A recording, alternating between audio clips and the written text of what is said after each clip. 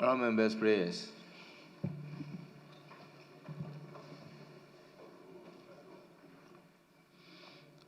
Almighty God, we humbly beseech thee to look with favor upon this Parliament of the Republic of Ghana. Grant that it may perform its high duty as in their sight. Give divine guidance to the President of the Republic. Endow members of Parliament and ministers of state with discernment and vision, integrity and courage, that through the labors of government, this land and people may be well and truly served, and their good purposes for the common human life be realized in our midst. O God, grant us a vision of our country, fair as it might be, a country of righteousness, where none shall wrong his neighbor, a country of plenty, where evil and poverty shall be done away with, a country of brotherhood, where all success shall be founded on service, and honor shall be given to the deserving, a country of peace, where government shall rest on the will of the people, and the love for the common good. Bless the effort of those who struggle to make this vision a living reality. Inspire and strengthen our people that they may give time, thought, and sacrifice to speed the day of the coming beauty of Ghana and Africa. Amen.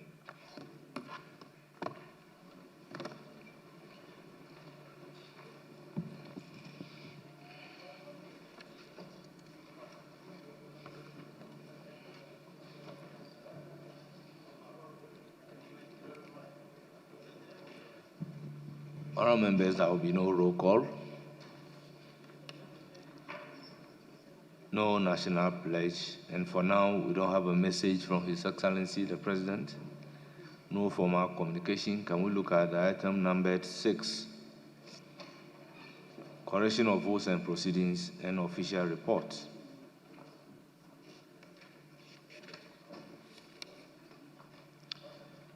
Vote and proceedings of Friday, 27th June 2025, under correction, page 1,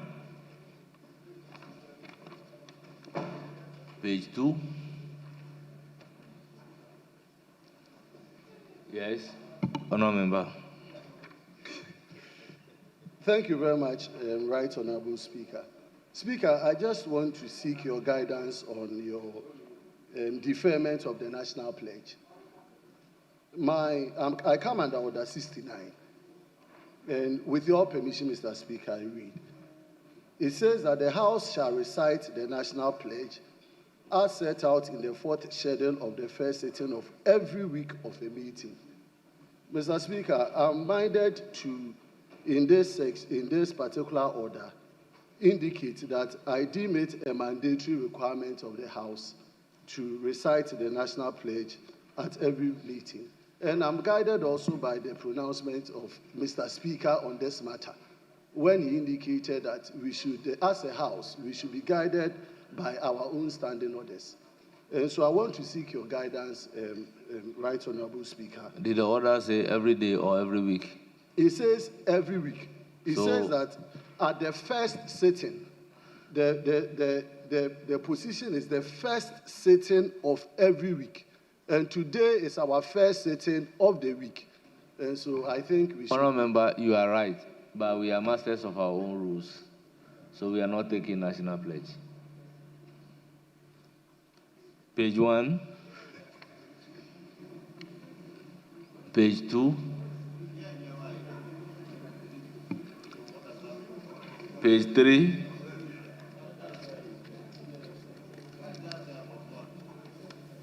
page 4,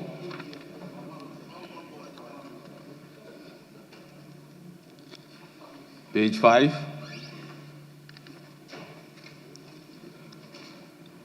page 6,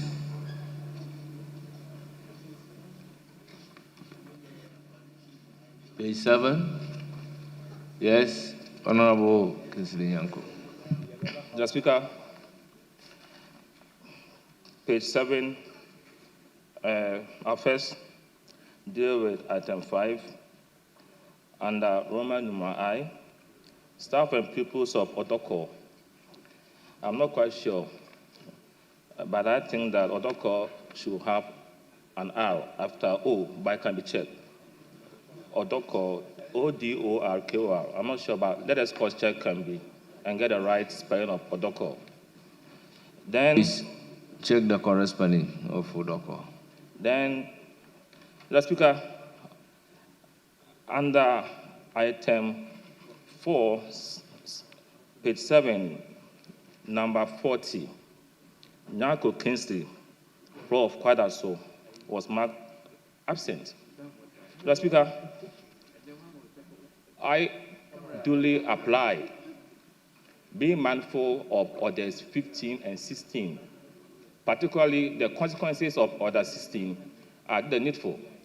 I applied for leave of absence, this is a copy, and I was on a parliamentary delegation to Côte d'Ivoire with Majority Chiefship and a couple of others. But sadly, myself, Roxanne Defiamapo, and Asamoah Vincent Opon have been marked absent. And I plead with you that our names be deleted and placed. Has the leave of absence been processed? Or you are holding the application for leave of absence? The application and the approval by my deputy minority chief. Yes, it means that it has not been processed. That is why. So liaise with the table office to sort that out.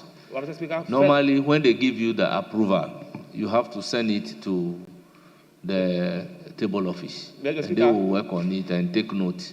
Mr. Speaker, fair. But I'm saying that we were on a parliamentary delegation, an official delegation from Parliament. So why should we mark absent? Number one, the needful was done. Granted that the leave of absence letter was not transmitted to the second deputy speaker. Honorable Kingsley Nyako, sometimes the fault is from us. You know, the whips, they will only recommend the leave of absence, but it must be approved by the speaker. So what you are holding is not the approval of the speaker, but the recommendation from the whip. So technically, the document that you are holding is not approval. You agree with me. That is why I'm advising that let us not belabor this point. Liaise with the clerk at table and let the needful be done. I'm guided, but... Yes. Speaker, you are right, and I will work closely with Prof to get the matter resolved. So myself, I have suffered these concerns a couple of times. And so it is best dealt with when you liaise with the table office. So let's go by the Speaker's counsel. And so I'll work closely with Prof to get the matter resolved. Thank you very much, Honorable Minority Chief Whip. Page 8.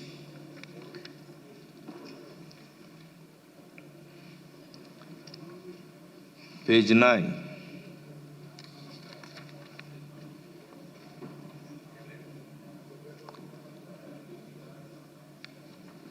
Page 10. Honorable members, in the absence of any further correction, the vote and proceedings of Friday, 27th June 2025 is hereby adopted as the true record of proceedings. Honorable members, official report of Friday, 20th June 2025 under correction. Any correction?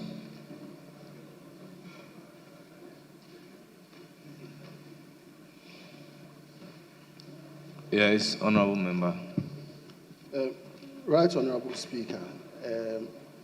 I stand not to be very repetitive of our non-receipt of these documents that come before the House for consideration. We don't have it served on us either electronically or hard copy, and so I wonder on the basis upon which we are going to do the review of these things. At my last submission, Mr. Speaker, I indicated that these official reports should at least get to us in reasonable time so that members can peruse and make the needed correction instead of running through it and getting approved. So, well, honorable member, you are right. I will want to stand it down.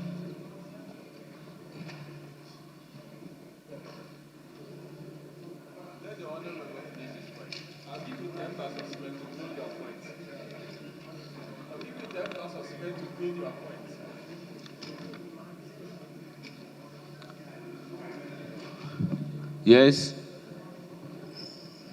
Majority Leader. We have an urgent question being item numbered 7. However, the minister responsible for health is also in the house to brief us on on COVID-19. Yes, so. Mr. Speaker, I think we can take the briefing from the minister. So if we can vary the order of business so that we can go to, I think, statements, so that the minister can make a statement on the situation of COVID-19 in the country. Then we can come back to urgent questions, item 7. Very well, most grateful.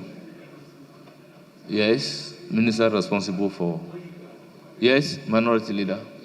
Is that you have to at least hear from us. Very well. No, I'm going to say that I support it.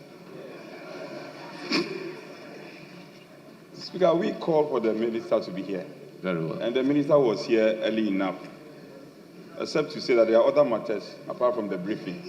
So he should liaise with leadership and deal with these matters. Having said that, Speaker, I support the application. Honorable Minister, you have the floor.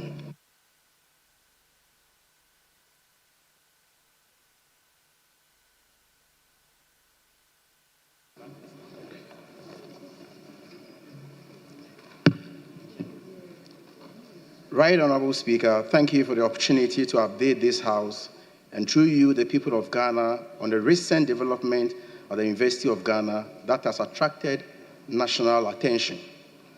The Speaker, while COVID-19 is no longer regarded as a global health emergency, it has not disappeared. Like many other viruses, we anticipate it to flare up occasionally, especially during certain seasons. In recent weeks, our National Disease Surveillance System detected an increase in cases at the University of Ghana. These cases have been traced to a familiar variant, the Omicron subvariant, which we have managed before. It spreads easily, but fortunately, it usually causes mild illness.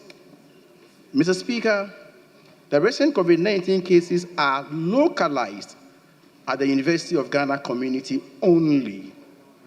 I'm proud to inform this House that the cases were detected through Ghana's influenza surveillance system and confirmed by the Noguchi Memorial Institute for Medical Research. This national network of sentinel sites operates across all 16 regions. While many countries have scaled down or even stopped routine COVID-19 testing, Ghana has continued to integrate COVID-19 monitoring into its broader surveillance of respiratory viruses. This foresight and commitment to preparedness allowed us to detect the current outbreak easily and respond swiftly.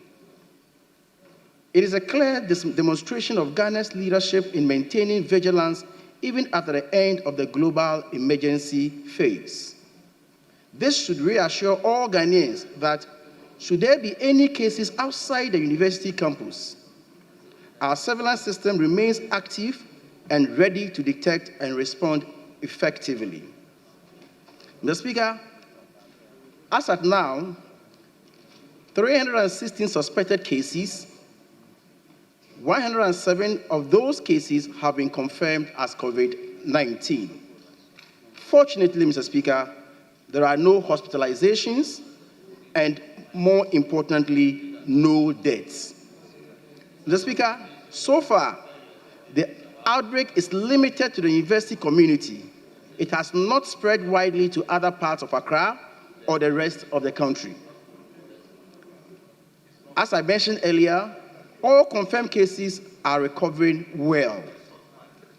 Mr. Speaker, after sending a team to investigate, we found a few key issues that fueled the spread. The biggest factor was the recent hall celebration held in the university. These events brought large crowds together with little use of face masks or distancing. Following our investigations, even after the university community became aware, we also noticed a drop in adherence to basic COVID-19 safety protocols and some challenges with contact tracing. Mr. Speaker, once the first signals came in, we moved quickly. Here's what we did.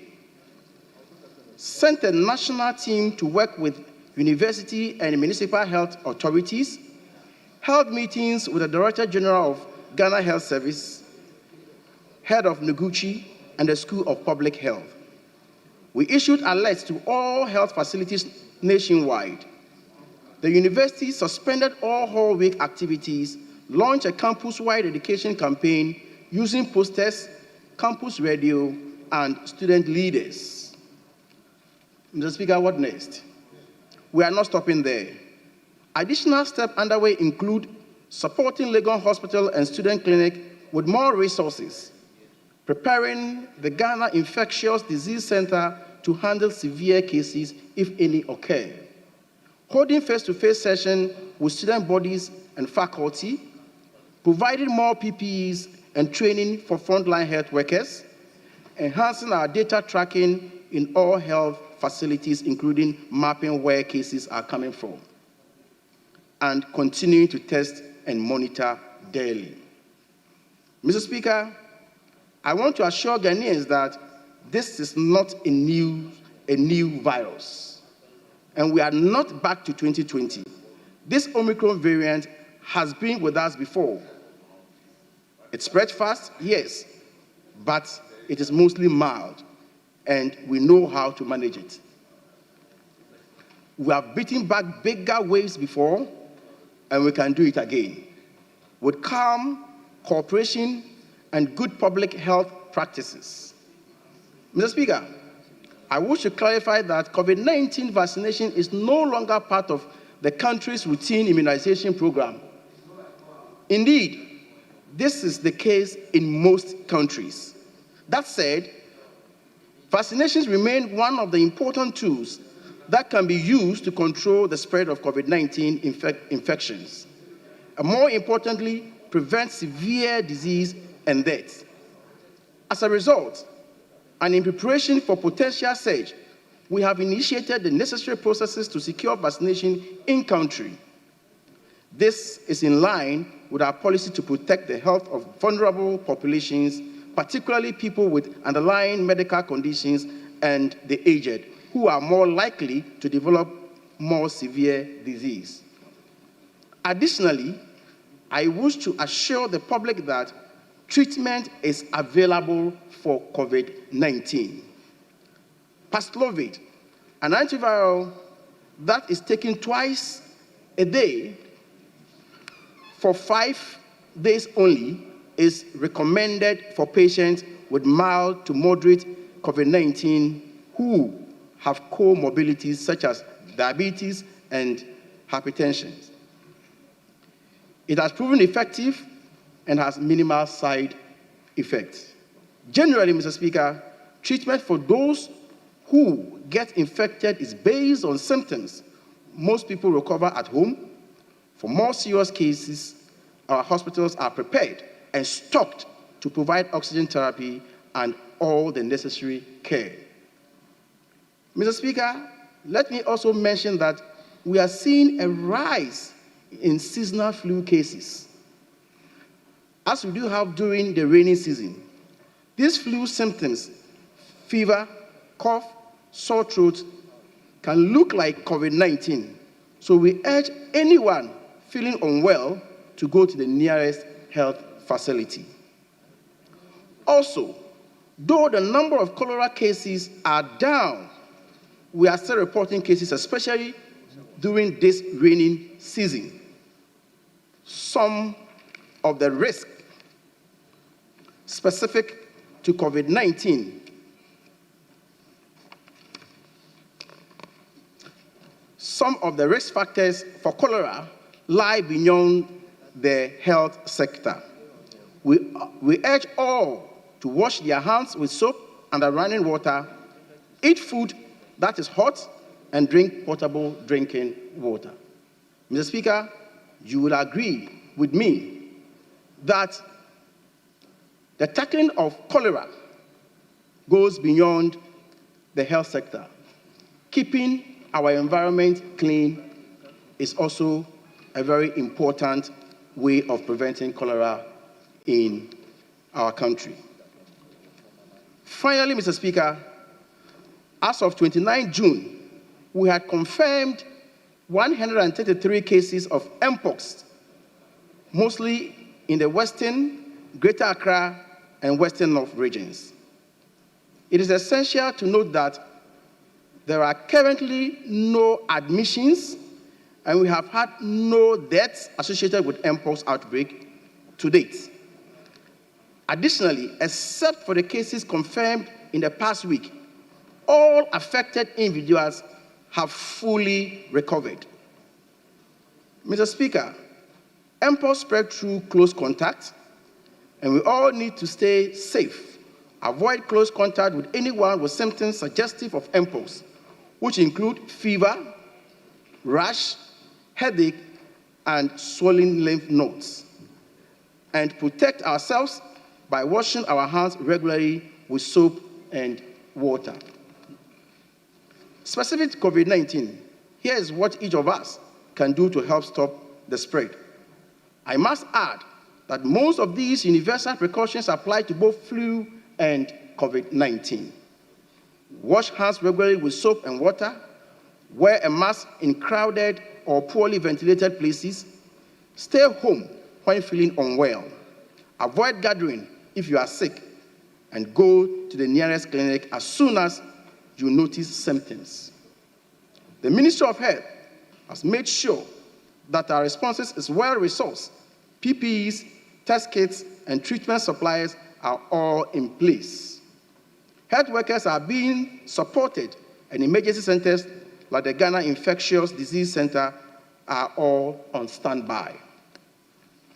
In conclusion, Mr. Speaker, this is a localized outbreak, and we are on top of it. There is no need for panic.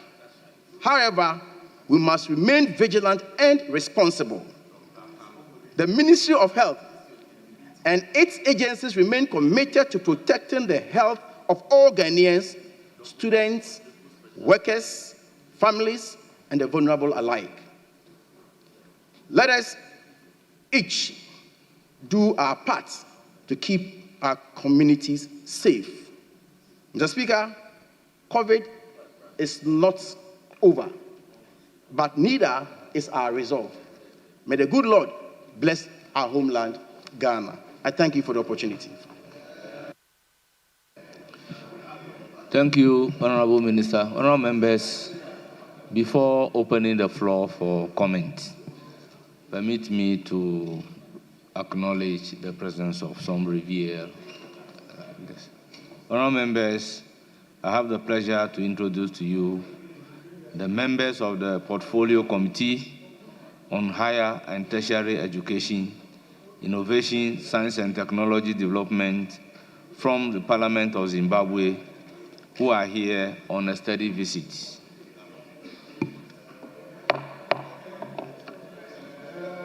The objectives of this visit is to gain insight into Ghana's best practices in advancing innovation and technology in higher and tertiary education. The delegation will examine policies, frameworks, and sustainable strategies supporting innovation hubs and industrial park.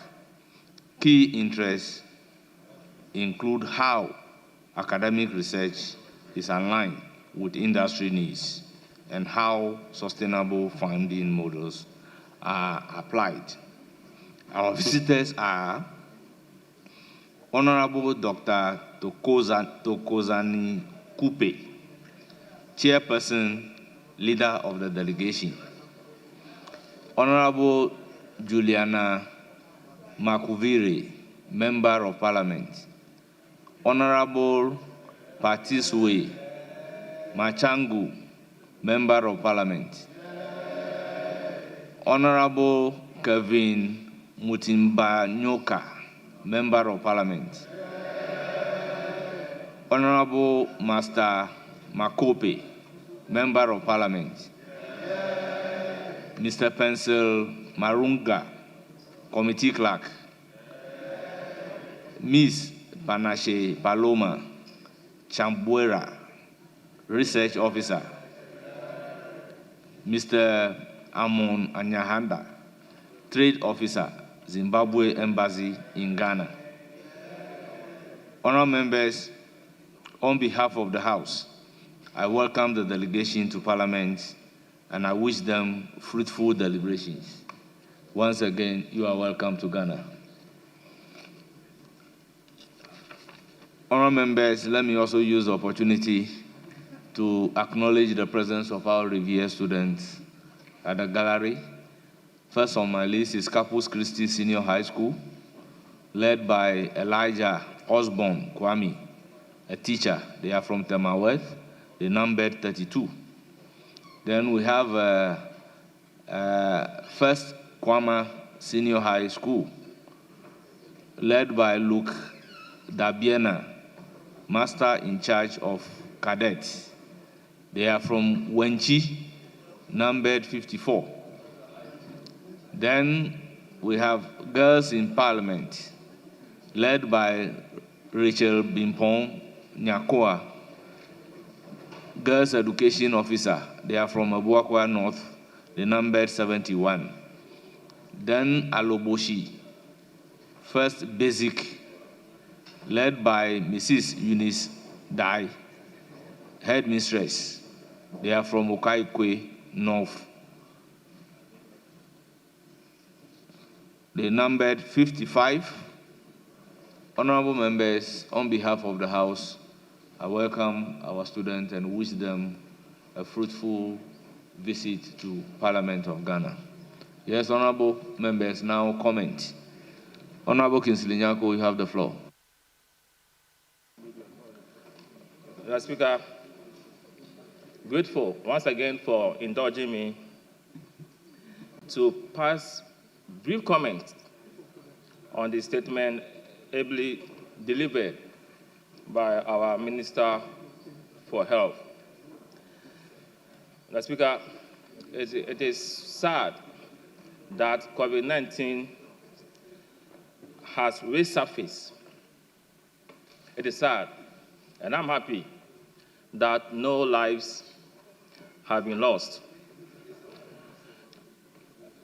The current government was in opposition when we were saying that there was the need to keep the COVID-19 levy because COVID-19, according to the World Health Organization, was still around. They said no. When they want power, they will remove the COVID-19 levy.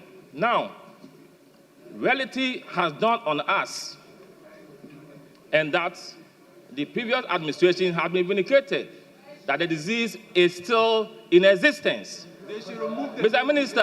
Minister, now, are you in a position to still keep it or remove it? Because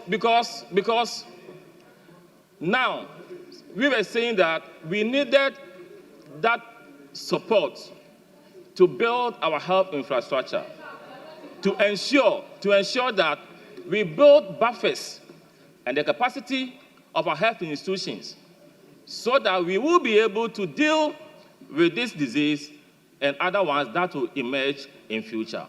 But you kick against it. My concern is that Ghanaians are waiting on you To remove the levy. to decide how you are going to deal with this matter. Are you going to remove it or you are going to maintain it? Please keep to your promise.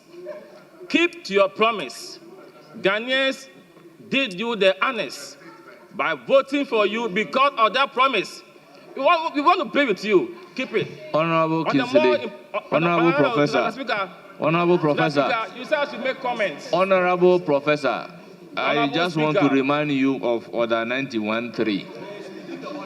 Mr. Speaker, my major concern, Mr. Speaker, is interventions that the ministry is putting in place to ensure that our children in our schools at all levels, especially those at the basic levels, what are the interventions to ensure that they are kept safe, Mr. Speaker? Because it's not enough to say that we should be calm. I'm going through, and some guys are going through, uneasy calm. Uneasy calm. So convince us, what are you putting in place to ensure that your child in that school, my child in that school, are all kept hale, healthy, and safe? On that score, Mr. Speaker, I want to thank you for indulging me once again. Thank you. Yes, Honorable Doctor. Thank you very much, Mr. Speaker, for the opportunity to contribute to the statement made by the Honorable Minister of Health. Mr. Speaker, I want to begin by commending our indefatigable Minister of Health and the ministry. Today, I believe every Ghanaian is assured and reassured and that we are safe, and this statement has calmed our nerves. The initial media reportage sparked a bit of fear and panic, and that is expected because of the devastating effect that COVID had.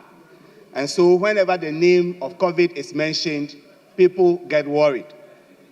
But our assurance today is coming from the fact that the minister has given us a comprehensive report that says that even though 316 suspected cases were reported and about 117 confirmed, there is no hospitalization. Secondly, the minister is making us aware that the health system is on top of the case. They are in total control. They know the specific variant that is causing this outbreak. The outbreak is below epidemic proportion. It has nothing for you to be worried about. It is no reason for anybody to be calling for maintenance or otherwise of a COVID levy. Rather, it gives us hope and confidence that there is no cause for alarm. The minister went beyond just COVID to also tell us the status of Mpox in the country and the fact that we do not have active cases, no hospitalization. I think that is also reassuring. I think the take-home word for every Ghanaian watching us today or following these proceedings is that our surveillance system is robust. And that should give all of us confidence that not only COVID, but should any other disease, infectious disease, get into this country by whatever means, it will be picked up. This situation has been detected and fully controlled. That should give us confidence. And I think that we are very grateful to the minister for responding promptly and for containing the situation at the University of Ghana to keep the rest of the country in peace, in calmness, and in perfect health. We are grateful. Thank you, Mr. Speaker. Yes, Honorable Dr. Samuel. Thank you, Mr. Speaker, for the opportunity, and thanks to the Honorable Minister for Health for the response and the update on COVID-19. Whilst our Honorable Member was just talking, he was appreciating the fact that COVID-19 hasn't led to any fatal death or any hospitalization. And so I would like to know from the Honorable Minister of Health, what are some of the lessons that have been learned from the previous, and I know it's a statement, that have been learned from the previous way we manage COVID-19, so that we as a country will be able to look forward to properly putting strategies in place for any outcome or any outbreak that may come. Because over the past 3 years that COVID-19 came up, there were some strategies that were put in place. And I want the Honorable Minister to give us some updates, some of the lessons that have been learned.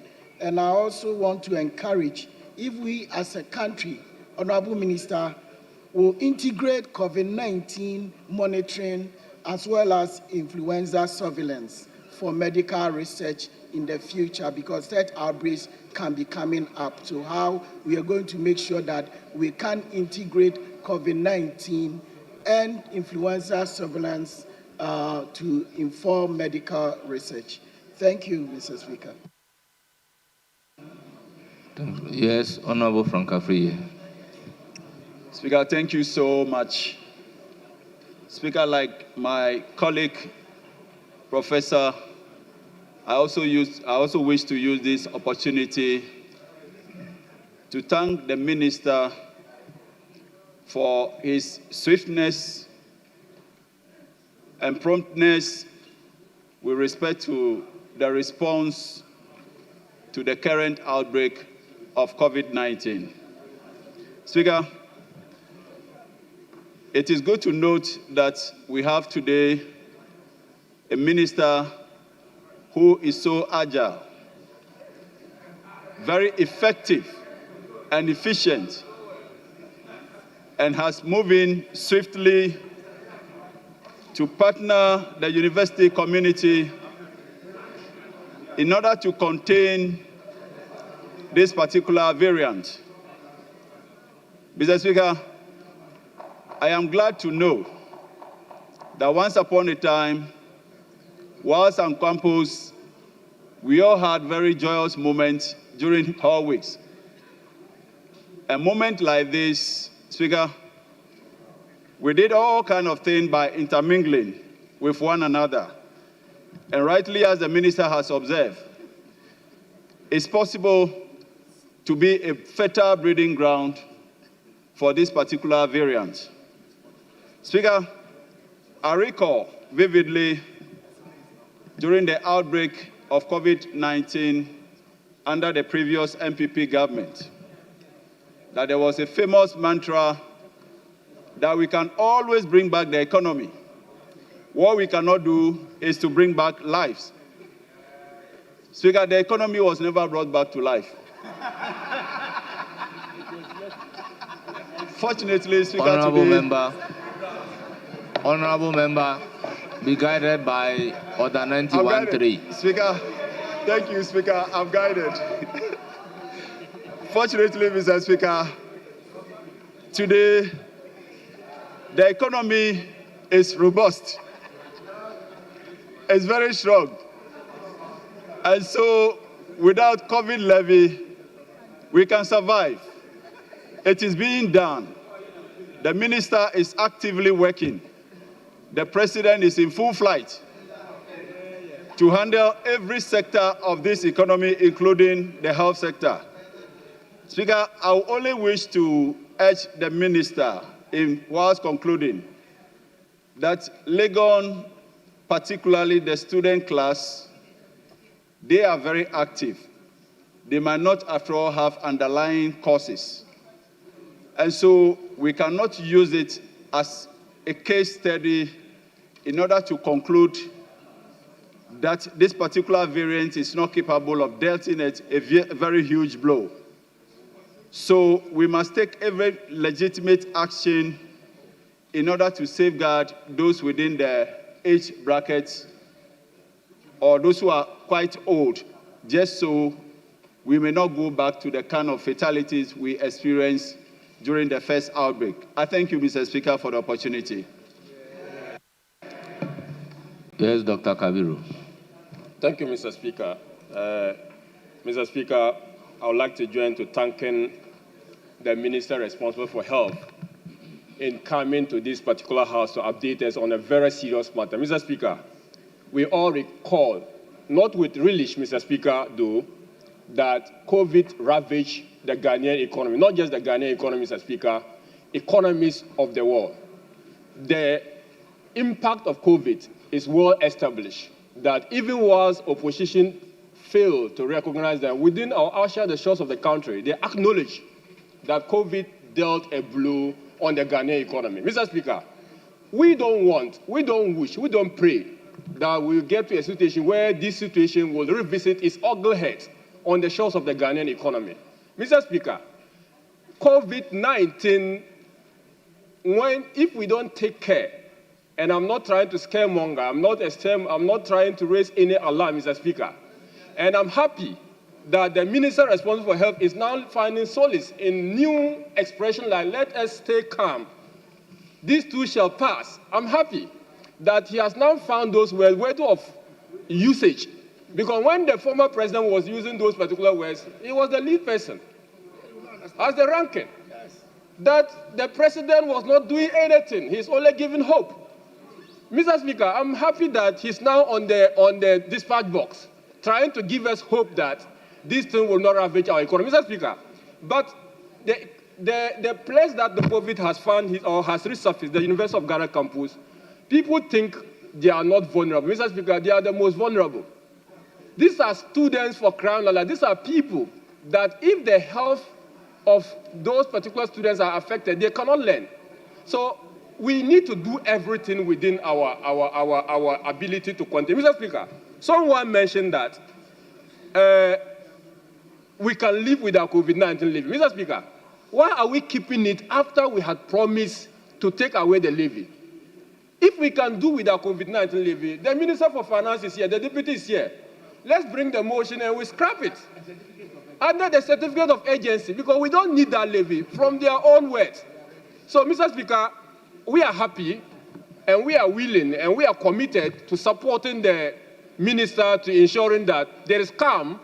We don't scare the Ghanaian people. We don't cause any panic and fear. But we believe that these two shall pass, Mr. Speaker. Thank you very much. Yes, Professor Grace Ayensu Dankwa. Did I get the name correct? Yes, please. You have the floor. Thank you, Mr. Speaker, and thank you for allowing me to make a comment on the Honourable Minister's statement.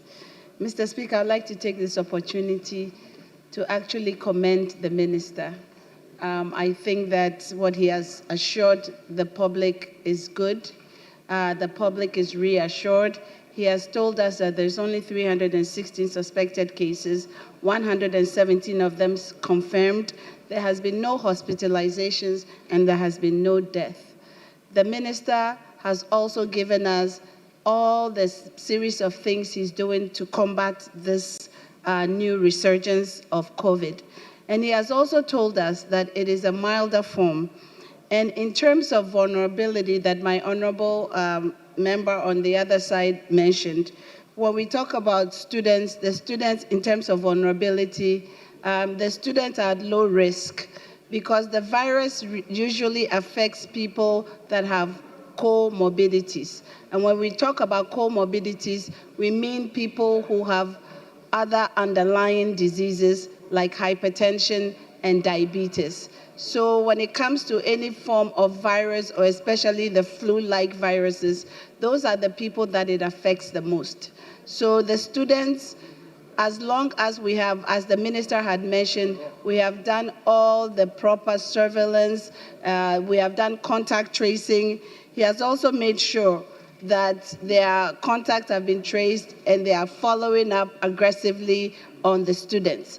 I truly believe that the students are safe, as the minister had mentioned, and we will continue to reassure the country.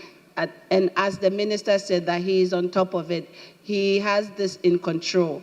What we have to do, the only thing I will add is that we have to do a public education in terms of educating the public to go back to social distancing and especially proper hand washing. And those who have respiratory type diseases must stay away from other family members, and also when they're going out to make sure that their faces or they have face masks. I think that that would be the bigger thing to reassure the country. So again, on this note, Mr. Speaker, I would like to really commend the Honorable Minister of Health for such a wonderful job, and I would call him the Rapid Response Minister. Thank you. Yes. Honorable Minority Chief Whip, you have the floor. Speaker, let me join colleagues to also thank the Minister for making time to be with us. And this is what we want. Speaker, this is what we want. When the business statement was presented, we made the call that following the signals, Speaker, you bear witness that the health minister should be here. This is just the beginning. Next, the BOG boss must be here. Next, the PRC executive must be here. This is governance. I'm not veering off. I will speak to the issues. Speaker, I think I want to thank my friend, the minister. In fact, he was early in the chamber, and when he saw me, he related that he was here to deal with the concern. So that is a matter that should not be taken lightly.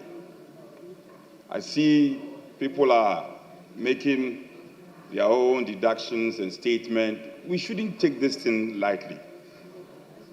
We can all appreciate the devastating effect of COVID. And the fact that we have not recorded fatality doesn't mean we should go and sleep. So I'm happy the minister has run us through the statistics. Over 300 suspected cases, over 100 confirmed cases. 100 cases confirmed cannot be a light matter, especially when it has to do with COVID. So it's a grave matter. I am a bit worried about some few observations. Minister, correct me if I'm wrong, but I am aware the University of Ghana issued a statement. And I thought that as grave as this matter is, that statement should have rather been issued by the Ghana Health Service.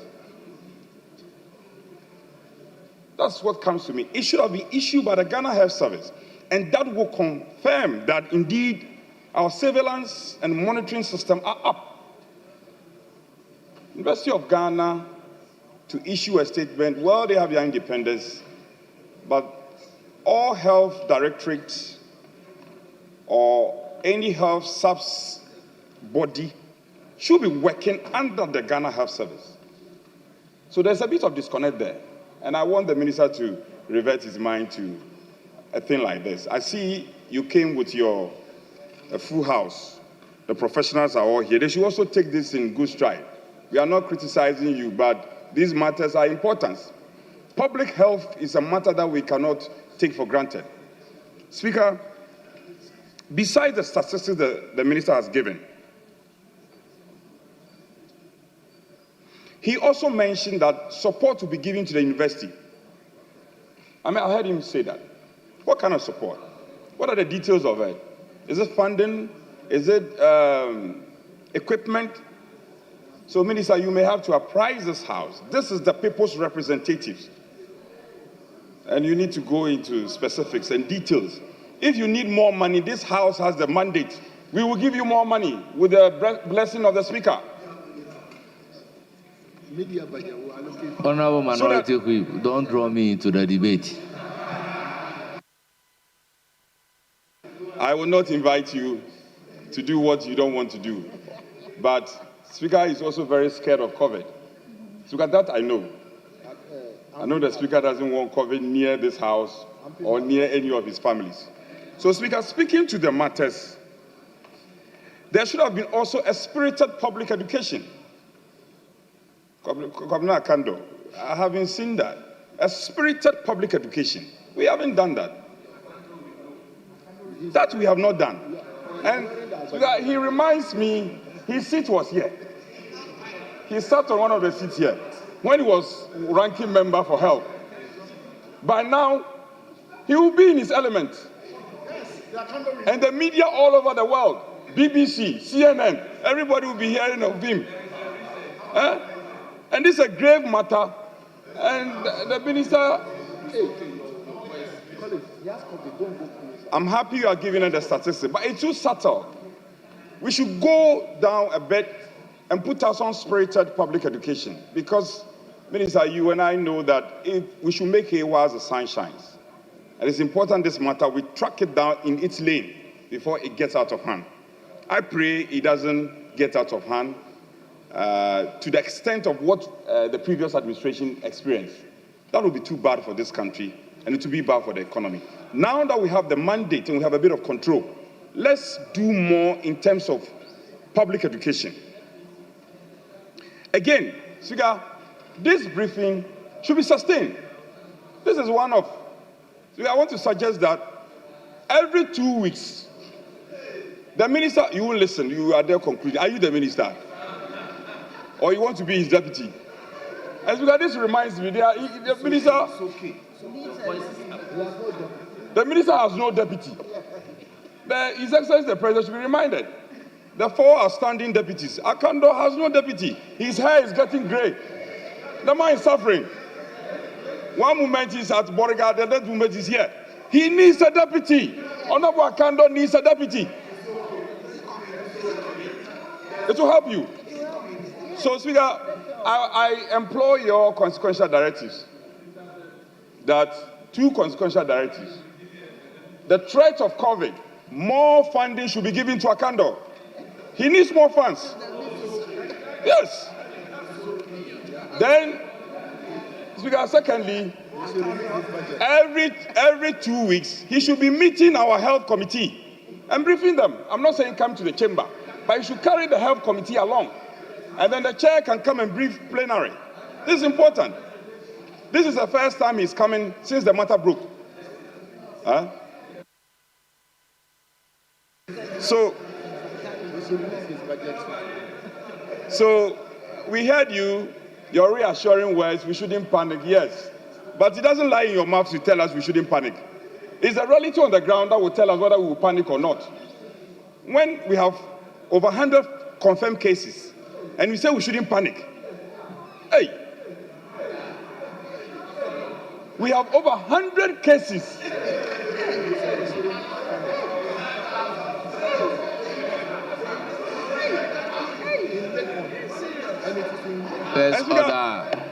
Speaker, well, you can say that we had thousands. Speaker, you see, they are not listening. Would you listen to me? Speaker, yes, we had thousands. But, so you should have a hindsight benefit. You should learn from what we went through. And don't say that you had 1,000 and we just have 100. So what? So we should go and sleep. No. Huh? So 100 confirmed cases are Legon alone. Speaker, look at you can do the extrapolation. So I am happy that the majority leader is here. Oftentimes when the majority leader, I've not said that you have had COVID. No, I haven't said that. Oftentimes when the majority leader presents his business statement, and we say that, oh, this minister must come to this house, majority leader will do his own thing, so file a question. You see, this one, it was our instance. I don't know if we had not made a call whether he would have come. He wouldn't have come. And now his hair is getting gray. The minister's hair is getting gray. A candle that I know, Speaker, when I was youth organizer, he was youth organizer in the Western region. He didn't have gray hair. He is suffering. You need a deputy. He needs a deputy. Speaker, so having said this, I want to commend my good friend for coming, but to caution that it cannot be one of, we must get the health committee to be inputted into this whole action to track down on COVID, and the minister should regularly carry the committee along so that at least Parliament will be apprised. So in the absence of he coming to plenary to give us a briefing, at least the Committee of Parliament should have been carried along. So I think this is, I pray your outfit to give this consequential directive, and particularly our own, the Exchequer, the Finance Minister. This is an emergency case, COVID. He must release, look at his face, I can't release more funding so that he will come atop the situation and be able to track down on this deadly ailment. Because having said this, I want to thank you for the space and also thank the majority leader who heeded to our call. But we are not done there. This is work in progress. The Bank of Ghana governor must come. The Bank BOG governor must come. And then PRC executive secretary must also come to committee of the whole and brief us properly. So I thank you for indulging me. I'm grateful. Yes, majority leadership. Yes, deputy Thank you, Mr. majority Speaker, whip. for the opportunity. I would like to take the opportunity to thank the minister for the quick response. Mr. Speaker, COVID has never left Ghana and has never left the whole world. It's at the corner. It's like when we had the first cholera outbreak, the whole world came down to support, and it has never vanished. But when it's time for it to come, it will come again. Mr. Speaker, the truth of the matter is, when we got the first malaria outbreak, people, even WHO came to support. Still, we have malaria in the system, which means you have to protect yourself from mosquito. So once COVID is around, when the weather is cold, respect the protocols. Respect the protocols and make sure that you protect yourself. And that's the fact. We shouldn't behave as if it is gone crowd that we won't see it again. Whatever the case, it is around. So let's still respect the protocols. When we are in public, we should have our hand sanitizers, washing of hands, and protecting our children, educating our children. We shouldn't leave it just like that for them to go and come, and then we'll be blaming minister for the outbreak. Mr. Speaker, all we need to do when it's time for hot weather, you will still experience some cold in that hot weather. And when it's cold weather, we should expect COVID too. So let us all work together as Ghanaians and make sure we protect ourselves from it. Your hand sanitizers, let it be with you. Shaking of hands, being in the public, and then do whatever it is and make sure you protect yourself. We thank God we have a minister who is very, very dynamic and very vibrant and respond to cases quickly. Because just last week you complained he's here. And you can see this is a government that is ready to solve problems and solve issues. Thank you, Mr. Speaker. Yes. Honorable Minister, any concluding remark?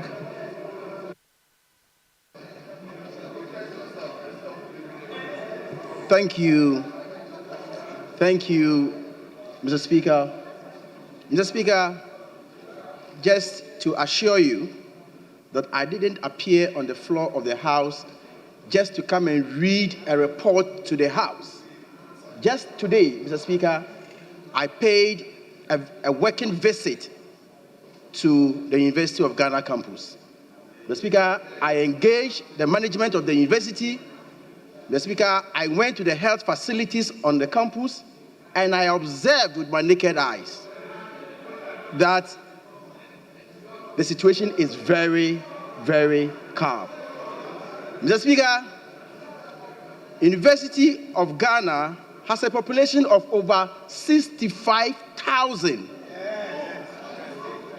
And if you calculate in terms of percentage, the confirmed cases or even the suspected cases is less than 2%, 0.2% of the total population. It's about 0.15%. Mr. Speaker, I have already told this House, and with permission, I will read how we detected this spike. And that should give everybody the assurance that the ministry is on top of the issues. Mr. Speaker, to allay your fear, the Omicron variant is not any new virus. We've dealt with it before. And it has treatment. Mr. Speaker, the issue of how will our school children be going to school and all that, Mr. Speaker, for your information, it's a localized issue. It has not even gone beyond the borders of the university. Mr. Speaker, for your information, the surveillance indicates clearly, Mr. Speaker, the surveillance indicates clearly that even the adjoining districts, the adjoining constituencies have not detected cases. And we are keeping our eyes close on the situation. And we will update the country as and when it's possible. Mr. Speaker, permit me to read, and I quoted in the statement, that I am proud to inform this House that the cases were detected through Ghana's influenza surveillance system and confirmed by the Noguchi Memorial Institute for Medical Research. This national network of sentinel sites operates across all the 16 regions. So, Mr. Speaker, I can assure you that we are closely monitoring the development, and as and when necessary, the Minority Chief Whip wanted to know the kind of support we are giving to the university. Mr. Speaker, we have determined to give the university whatever it takes to contain the virus without spilling out. And today, when I visited the campus, I sent PPEs, I sent hand sanitizers, and some of the requests they made that we didn't have, I have instructed the ministry to do the procurement to make sure that we contain the virus within the confines of the university. So be rest assured. I thank you, Mr. Speaker, for the opportunity. Honourable members, on behalf of the House, I thank the Minister for coming to brief the House about this very important issue. I intend not to make any consequential directive, but urge upon the Minister to take it as an advice and work appropriately to combat the situation. Yes, Majority Leader. Thank you very much. Mr. Speaker, we thank the Minister for attending upon the House to give us this briefing. I know that some friends on this side have whispered to me that even though the problem is a localized matter on the campus of University of Ghana, because of some relationships that they have on those campuses, they fear that the matter will be exported to their homes. Manage those relationships well. If you manage the relationships well, it will not create problems at home.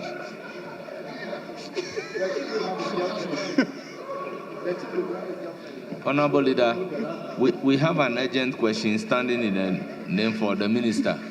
Mr. Speaker, once the minister is here, we take that urgent question.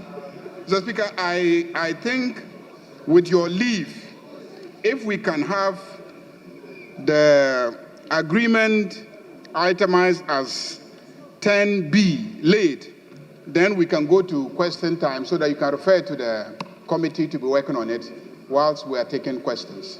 So with your indulgence, Mr. Speaker, if you can vary the order of business and take 10B. Very well. Minority leadership. Speaker, we will certainly have no option. But on a more serious note, we know those on this side who visit Legon at night. We know them. Especially the chief whip, we know them. Speaker, having said that, I have no objection.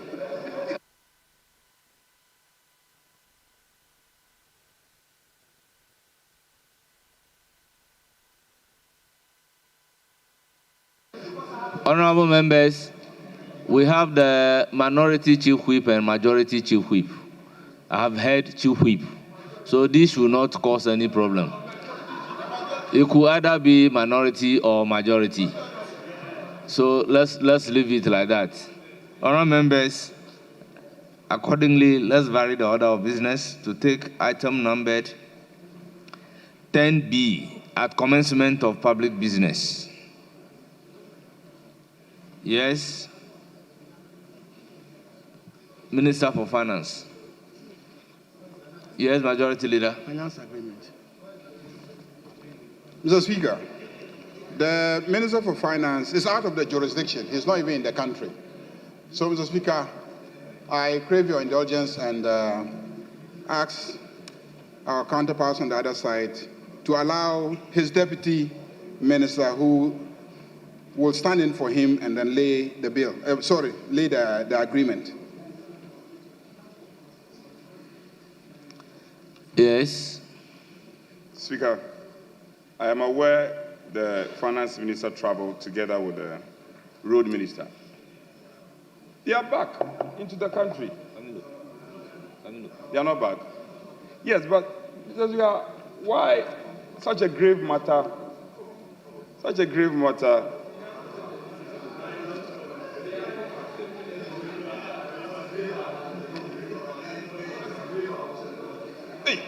IDA. IDA. 360 million. It's huge, oh. This one is huge. Okay, it's just the lay. I will not object.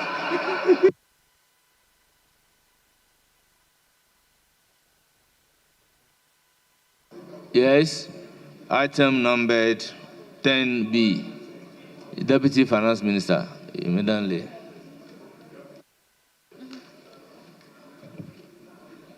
Finance agreement between the government of the Republic of Ghana, represented by the Minister of Finance, and the International Development Association, IDA, of the World Bank Group for an amount of $360 million United States dollars to finance the second Resilient Recovery Development Policy financing.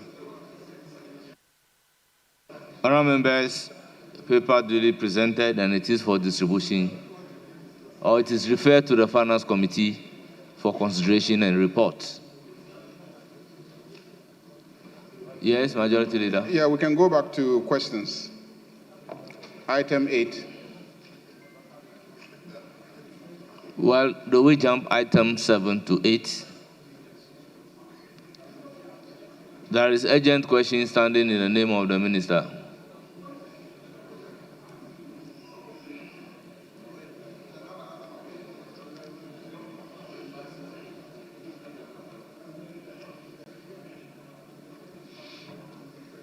Members, the Minister is here. Item numbered 7. Urgent questions. Standing in the name of Mumuni Mohammed Nuruddin, Member of Parliament for Narelugu Gambaga.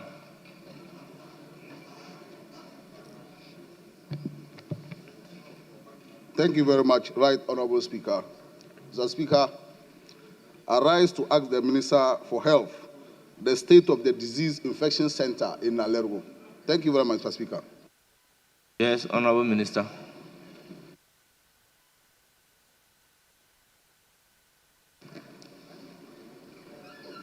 Thank you, Mr. Speaker. Mr. Speaker, I wish to thank the honorable member for this question regarding the status of Naregu Infectious Disease Center.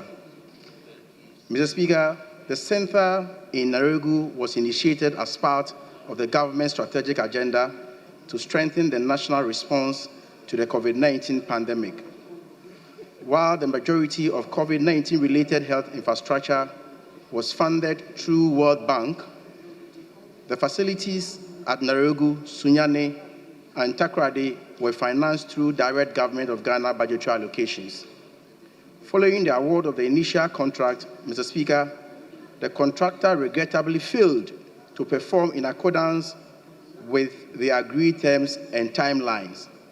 This necessitated the termination of the contract. At the time of termination, Mr. Speaker, the project was only at the substructure level. In line with the provisions of the Public Procurement Act, the Ministry engaged the Public Procurement Authority and obtained approval to proceed with the restricted tendering processes for the selection of a new contractor to continue the project. However, Mr. Speaker, despite the approval granted by the Public Procurement Authority, the procurement process could not be completed before the approval expired in February 2025. This delay was due to two fundamental reasons. One, post-termination technical due diligence had to be undertaken. This included a comprehensive reassessment of the works executed by the terminated contractor, realignment of the project scope, and necessary redesign adjustment to meet updated technical, safety, and functional requirements. These processes require coordination with the Ghana Health Service and the project's technical consultant and took time to complete. Two, in accordance with the clause 15.2.6 of the conditions of the contract, the ministry was required to address several closeout obligations with the terminated contractor. These included securing the site, recovering all contractors' documents, assessing the value of partially completed works as provided under clause 15.3, and resolving issues related to the handover of any goods and subcontracted works. These closeout processes were necessary to protect the interests of the employer and ensure proper documentation before engaging a new contractor. Mr. Speaker, I wish to assure this House that the Ministry has taken concrete steps to ensure the continuation of the project by including it in the 2025 capital investment budget. As part of the continuation effort, the Ministry is in the process of formally submitting a request to the Ministry of Finance for the issuance of a commencement certificate. This certificate will enable the Ministry to activate the procurement process and complete the project through a newly procured contractor. Mr. Speaker, we remain fully committed to the successful completion of the Naregu Infectious Disease Center and will take all the necessary administrative and financial steps to ensure that the project is completed and operationalized to serve the health needs of the people of Naregu and the surrounding regions. I thank you, Mr. Speaker. Yes, supplementary question. Thank you very much, Right Honorable Speaker. Mr. Speaker, I want to find out from the Minister, how soon should the people of Naregu expect the Ministry to re-award the project to a new contractor? Thank you very much.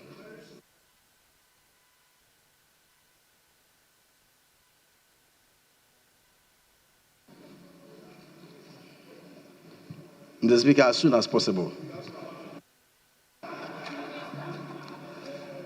Yes, any further supplementary? Mr. Speaker, thank you very much. I expect the soon to be very, very soon, so that the project will be completed very soon. Thank you very much, Mr. Speaker.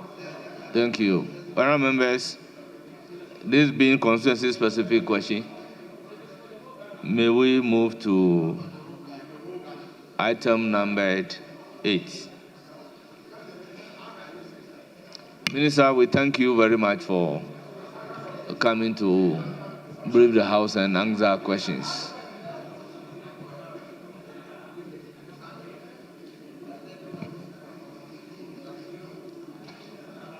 Item numbered 8. Questions. 226, standing in the name of Duke Williams, Ellen Kwame Amokwata Oforiata, Member of Parliament for Fantiakwa South. You have the floor. Thank you, Mr. Speaker. Mr. Speaker, I rise to ask the Minister for Fisheries and Aquaculture Development why artisanal fisheries are not subject to the closed season for the benefit of spawning and increase in fish stock. Yes, Honorable Minister.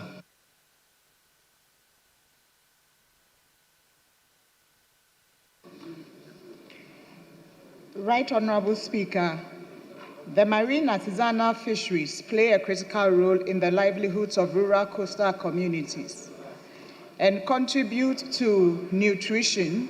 Nearly 60% of the country's protein requirements come from fish, and also contributes to food security as well as the local economy. The annual closed season for the marine fishing fleet was instituted as one of the fisheries conservation management strategies.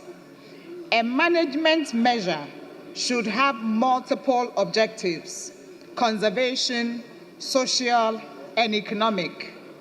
The marine artisanal canoe fleet has been exempted from observing this year's closed season in accordance with the current government policy direction that aims to balance the multiple objectives and the needs of rural fishing communities with the sustainability of fish stocks. It is worth noting that the exemption does not negate the responsibility of fishers to comply with other traditional and statutory management measures. Marine artisanal fishers are required to observe traditional fishing practices, such as fishing holidays on Tuesdays or any other day, and comply with rules against IUU fishing under the supervision of regional fisheries officers of the Fisheries Commission, landing beach enforcement committees, and the respective metropolitan, municipal, and district assemblies. The Fisheries Enforcement Unit will also play their role in monitoring and enforcement.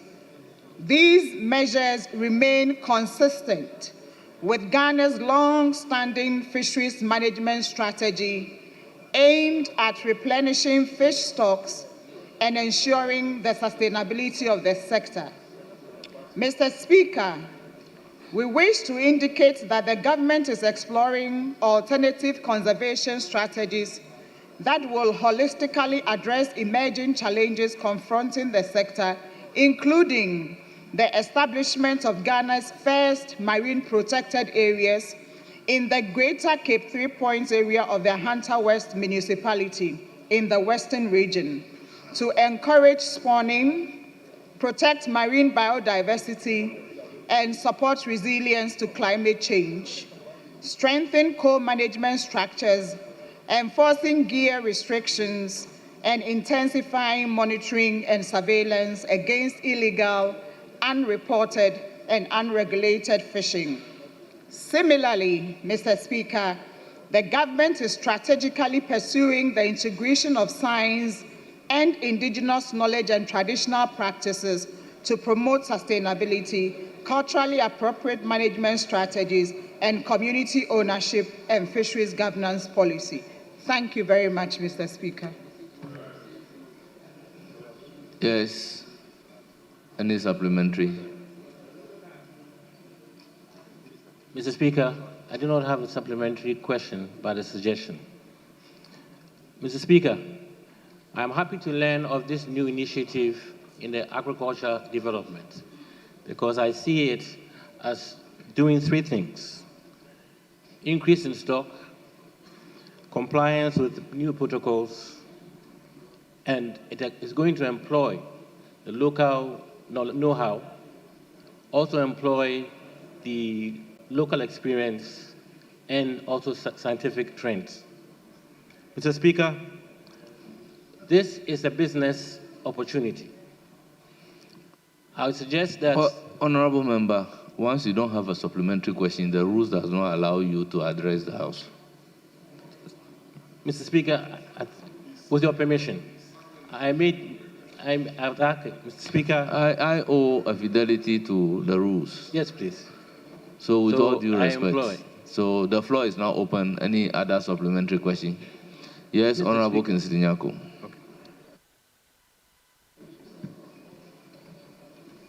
Mr. Speaker, thanks for the liberty to ask a supplementary question. Flowing from the second paragraph, if you indulge me, I'll read some few lines. We wish to indicate that the government is exploring alternative conservation strategies that will holistically address emerging challenges confronting the sector, including the rest follows. Mr. Speaker, these words are comforting. At least we are being told that plans are afoot for this to be done. However, I would like to know from the Minister, Mr. Speaker, when are we seeing the actual commencement and also the time frame within which we expect these good ideas to be consummated? Thank you, Mr. Speaker. Yes. Honourable Minister. Thank you very much, Mr. Speaker, and thank you for the supplementary question. It's a process, and a lot of research has already been done.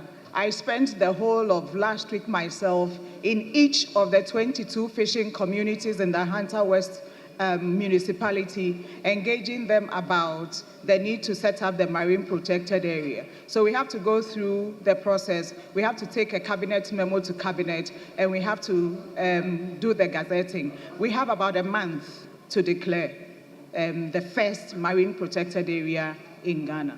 Thank you.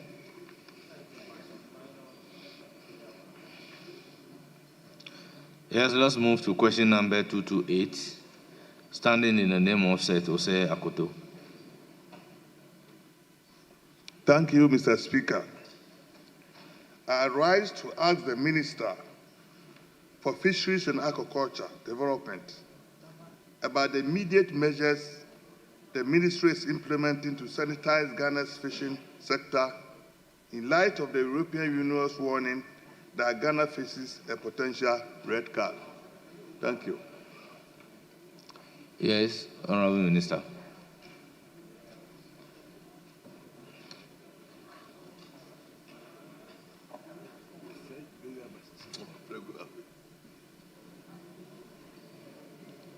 Thank you, Right Honourable Speaker. In 2021, Ghana was issued a yellow card by the European Union after being identified as a non-compliant third country in the fight against illegal fishing activities.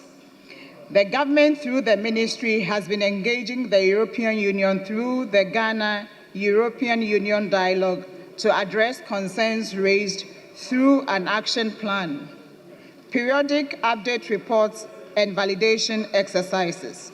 We are happy to report that Ghana has made significant progress in resolving issues of concerns primarily related to lapses in regulatory framework, fisheries enforcement, and traceability. I am pleased, Mr. Speaker, to report that following my assumption of office, I have had the opportunity to engage His Excellency, the Ambassador of the EU delegation to Ghana, as well as the Director General of the European Union Commission's Director General for Maritime Affairs and Fisheries, and have reiterated the commitment of the government to carry on with the pending actions towards the reversal of the ban. A review of pending actions indicates that the enactment of the Fisheries and Aquaculture Bill with accompanying regulations remains critical to enhance fisheries governance. The ministry has submitted the Fisheries and Aquaculture Bill 2025 to this August House, and this has been referred to the Parliamentary Select Committee on Agriculture, Food and Cocoa Affairs for their necessary attention.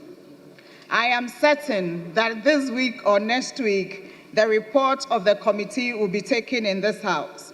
I therefore appeal to my colleague honorable members to prioritize the review and passage of the bill when presented, since it is almost the only card left for the yellow card to be lifted. Right, Honorable Speaker, the government has not reneged on its efforts to strengthen and combat illegal activities. It is recalled that the ministry in April 2025 suspended the licenses of 4 trawl vessels engaged in transshipment and other illegalities at sea, sending a clear message to operators on the unwavering commitment of the government to combat illegal fishing practices. Thank you for the opportunity to submit a response on behalf of the ministry. Thank you.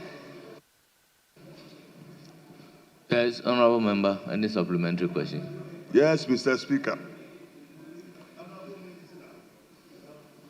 Honorable Minister, besides the enactment of the pending Fisheries and Aquaculture Bill, may I know whether there are some actions to reverse the ban? Thank you.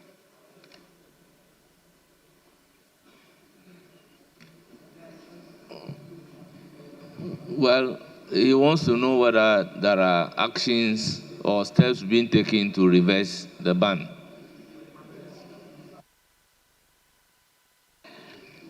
The final decision for the ban to be repealed lies with the EU. We have done everything they have said we should do.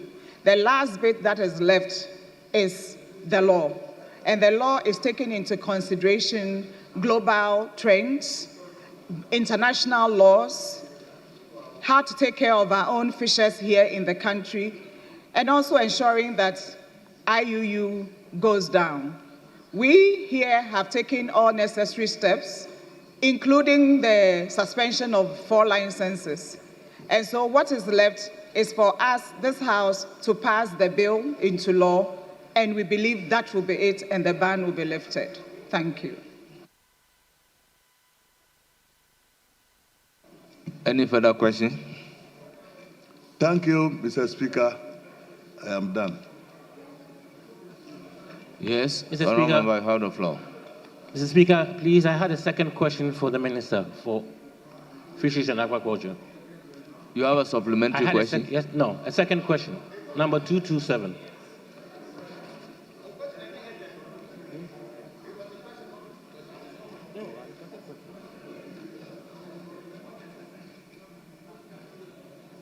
So, yes, so I skip question number 227. So, yes, you have the floor.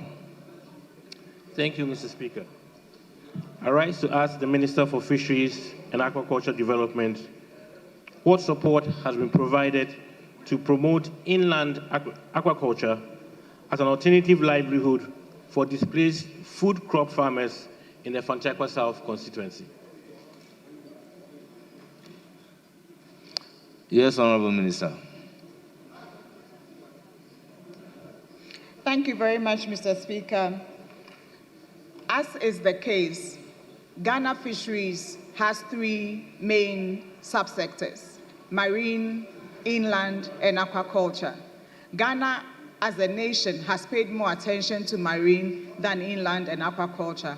It is our desire to focus more on inland and aquaculture going forward. The ministry plans to implement a new aquaculture initiative aimed at providing institutions and groups with targeted support to venture into aquaculture as a business. The situation in the Fanchakwa South constituency, where food crop farmers have been displaced, has just come to my attention through this question. At this point, they may please put in a request for support, and we'll go through the normal processes to provide support as other MPs have done same. It is noted that in 2024, 64 youth and women from Fantiakwa South benefited from the Aquaculture for Food and Jobs program, receiving 300 bags of fish feed and 50 tarpaulin tanks. I hope those businesses went on well, and we are willing to come and support further. Thank you, Mr. Speaker. Any further question?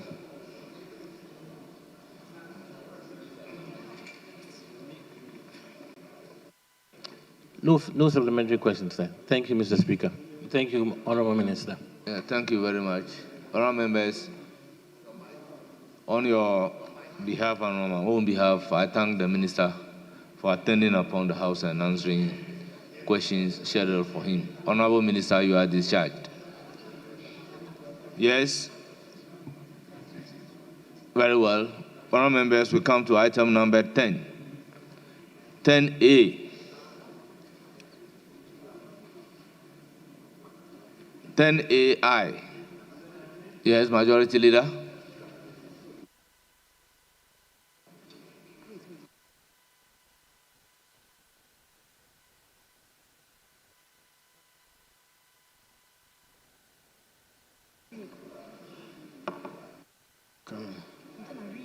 It's not coming. Report of leadership on the composition of the membership of the Pan-African Parliament. Honourable members, the report has been duly presented. It is for the distribution to honourable members. Item numbered 10AII. Report of the Auditor General on the public accounts of Ghana, public boards, corporations, and other statutory institutions for the period ended 31st December 2024. Honourable members, the report has been duly presented. It is referred to the Public Accounts Committee for consideration and report. Item numbered 10III.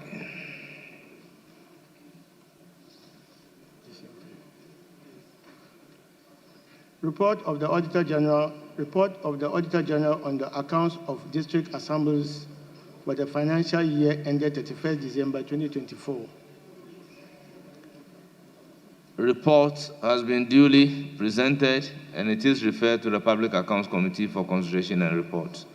Item numbered 10AIV.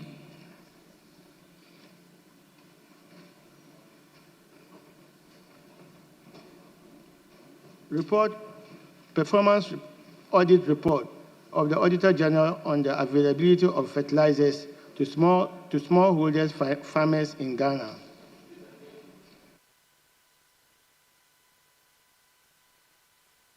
Honourable members, the report is duly presented and it is referred to the Public Accounts Committee for consideration and report. Item numbered 10AV.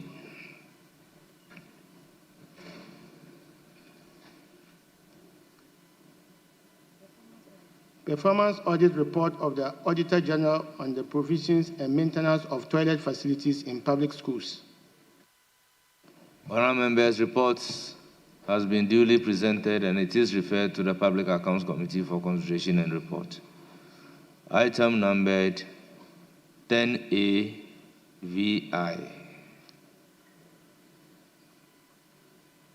Report of the Auditor General on the management and utilization of the District Assembly's Common Fund, DACF, and other statutory funds for the year ended 31st December 2024.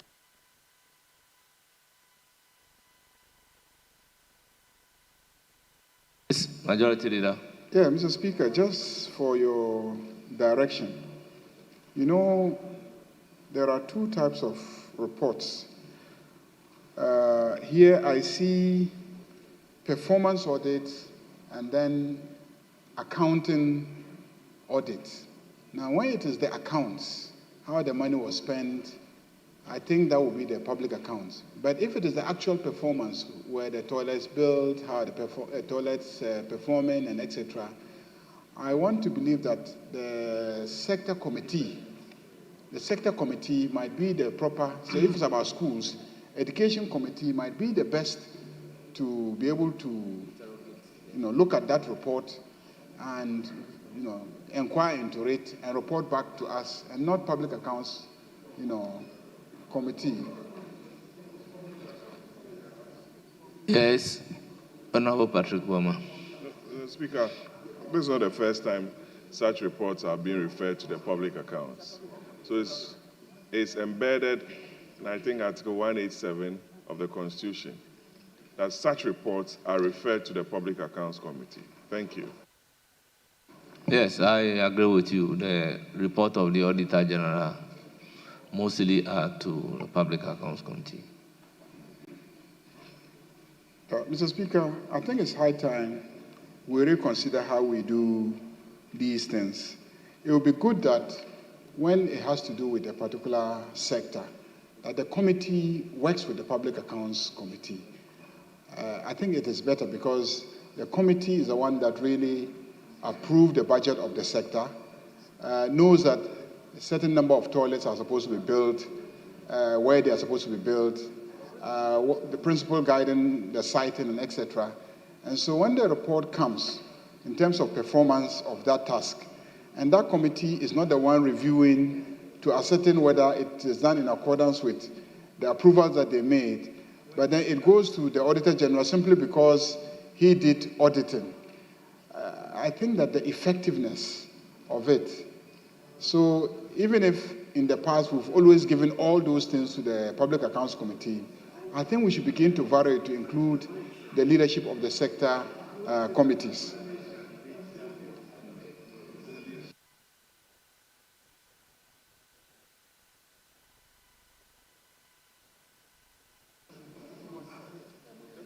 Honorable Nitiwul. Thank you, Mr. Speaker. Mr. Speaker, I just want to, I'm not disagreeing with you, leader, but I want for you to look at it from this angle as well. You know, the committee has oversight of the work of the ministry, and their job is to look at the resources that Parliament has given.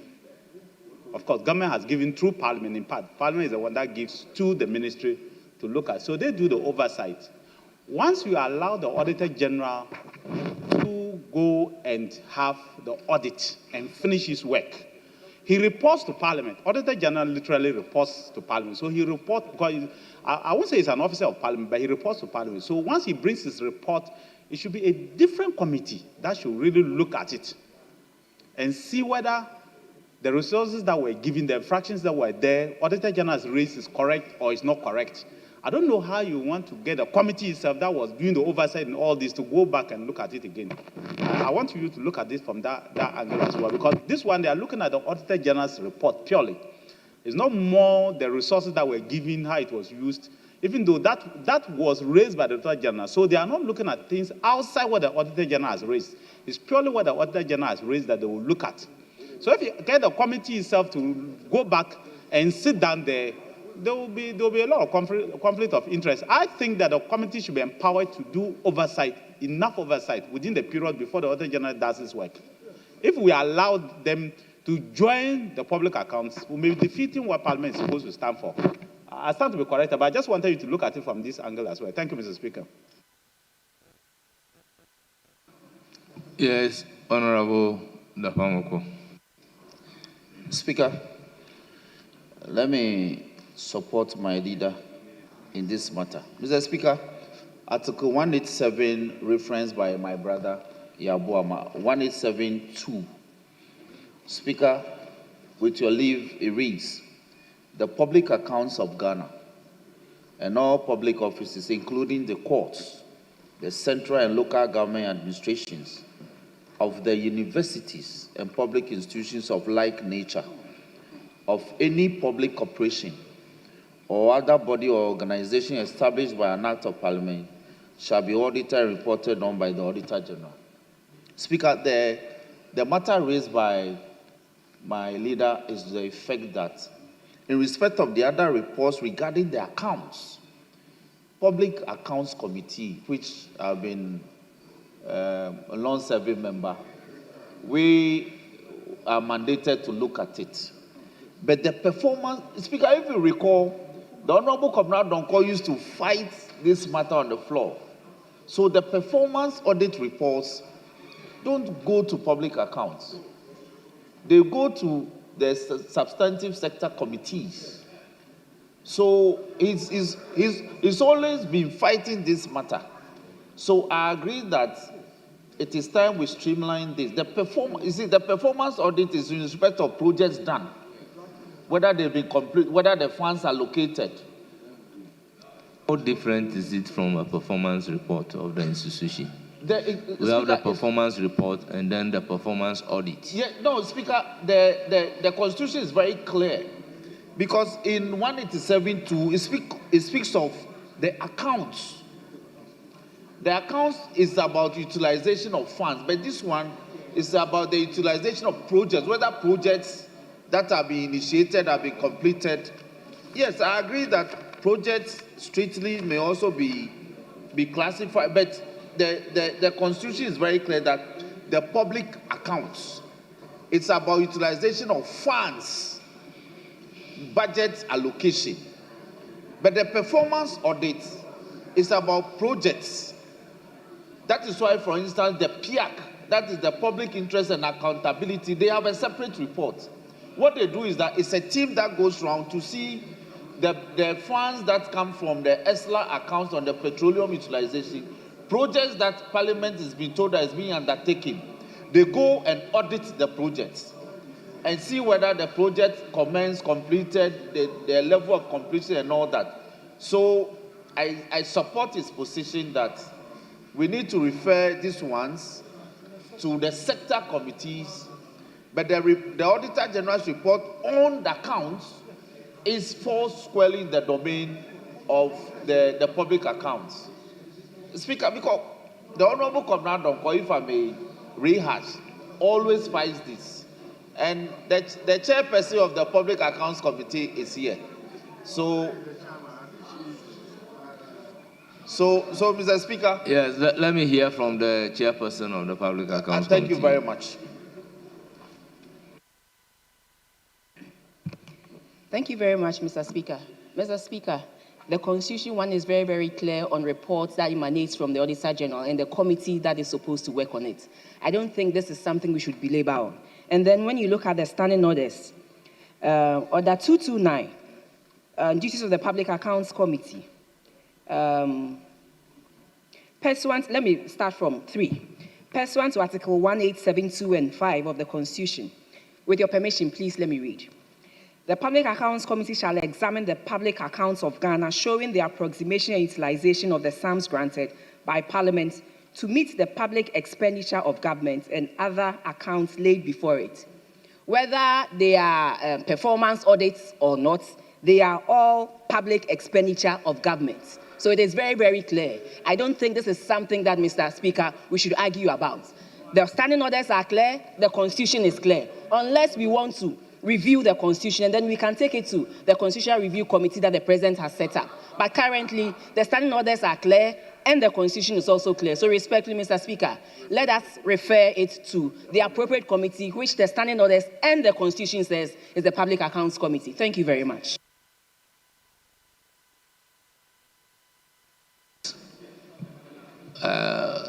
Deputy Whip before Majority Leader.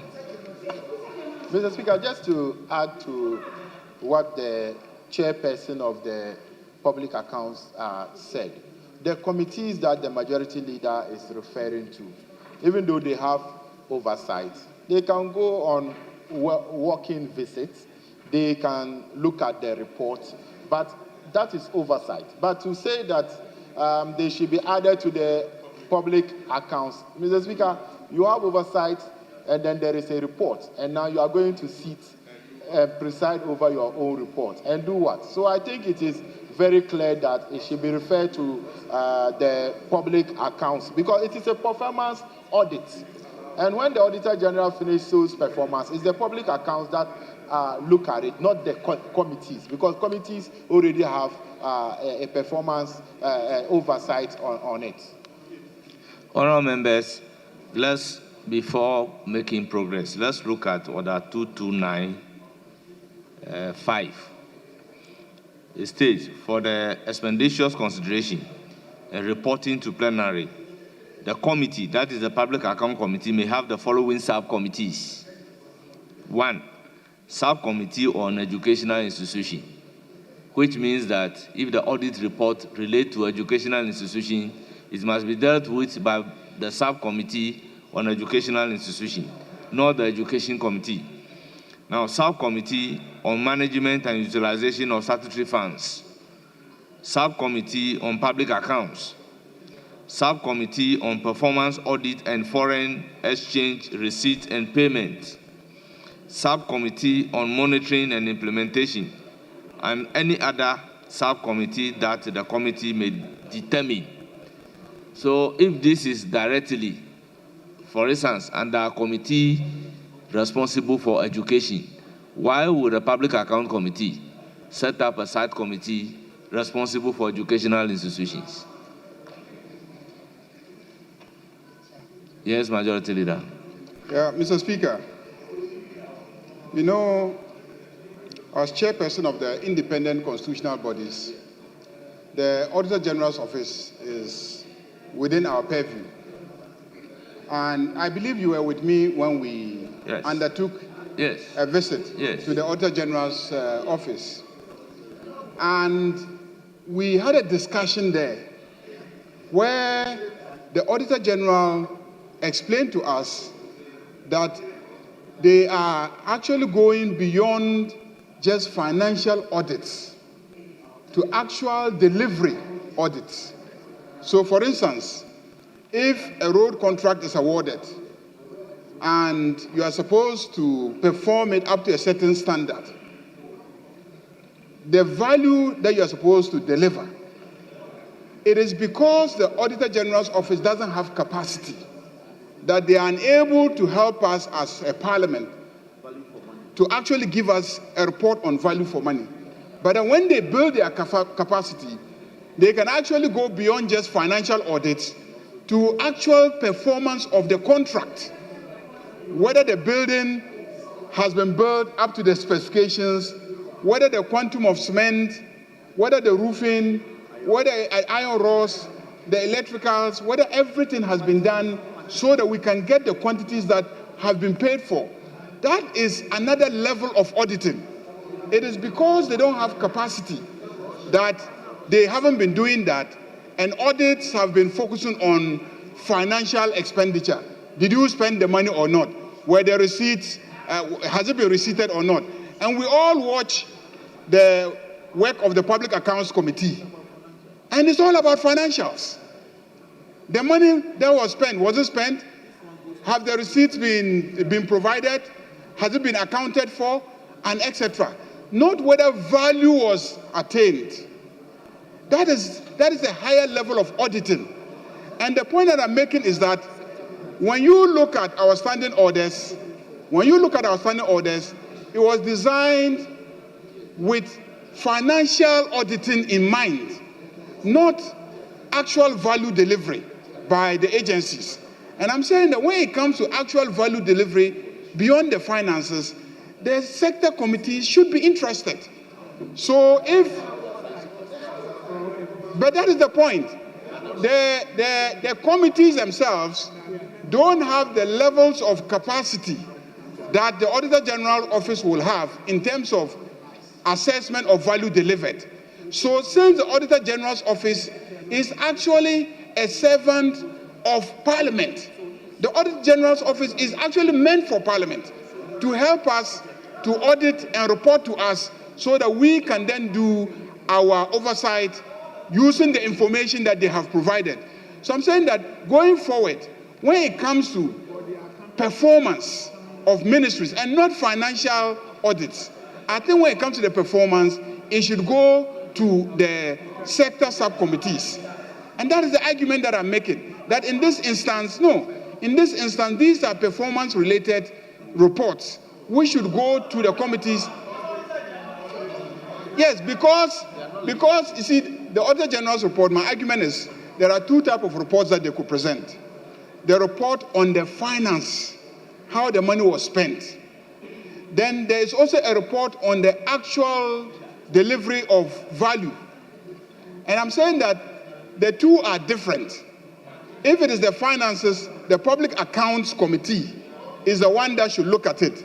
But if it is performance, I think that the sector committees should take it. Even if we don't want the sector committees to take it, I think the leadership of the sector committee should join the Public Accounts Committee so that they can see the extent to which actual delivery is taking place in their sectors. Otherwise, the Public Accounts Committee is sitting there. They were not involved in the debate. They were not involved in the analysis that went into the allocations to the various institutions. And so they don't get the kind of information that you get from an audit report to evaluate their own sectors. I hear you saying that they on their own should go to the field in pursuit of their oversight responsibility and find out whether the toilets were built and whether they were built up to standard and etc. That's what I hear you saying.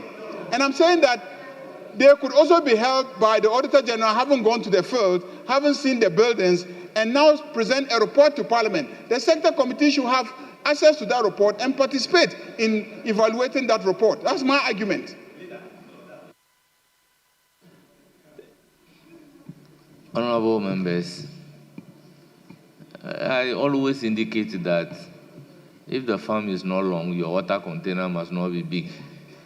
So this is not a matter that we should debate for a very long time. I am clear in my mind that the referral to the Public Account Committee is correct. So, Mr. Speaker, yes, thank you. Yes. But I just wanted to correct some impression. I didn't say that. I said that the ministries prepare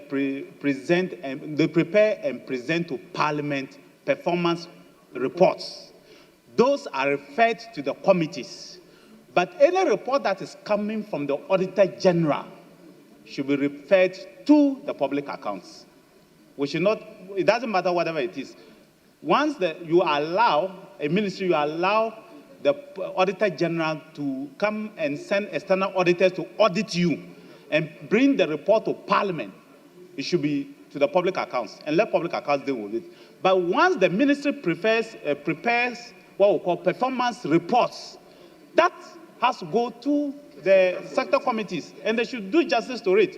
So whether they want to see the toilets or what, it should reflect in the performance reports. They want to see the roads constructed or whatever, it should reflect in the performance reports. So that one is, the Auditor General has, public accounts has nothing to do with performance audits. And every ministry has to bring its performance audit here and lay it. And once you lay it, and normally you should lay it, not the ministers. Last week, some were late. It is referred to the appropriate committee, and the committee to you justice to it. But once you allow the Auditor General to present his report, if you make a mistake and refer it to the committee again, it will not be in order. We'll be introducing something we've never done as a parliament. But Mr. Speaker, I think your ruling is in order. Thank you very much. Yes, Majority Leader. Mr. Speaker, let's read Order 2293. Order 2293, Mr. Speaker, just for the exercise that we are involved in. Order 2293 says, pursuant to Article 1872 and 5 of the Constitution, the Public Accounts Committee shall examine the public accounts, of Ghana, showing the appropriation and utilization of the amounts, money granted by Parliament to meet the public expenditures of the government and other accounts laid before Parliament. So accounts. Now you yourself, I listened to you. I don't know if you listened to yourself, but in your presentation you said that where it is a performance audit, it should go to the sector. No. This is, I heard him. He said it. No, Honorable Yarga. He said it. I paid attention. He said it. You can play the tape again. Mr. Speaker. Honorable Yarga, what he said is that if it is a performance report, yes, then the performance report will go to the sector committee. But if it is the audit performance report, then the audit performance report should go to the public account. So there is a distinction between performance report and audit performance reports. Mr. Speaker.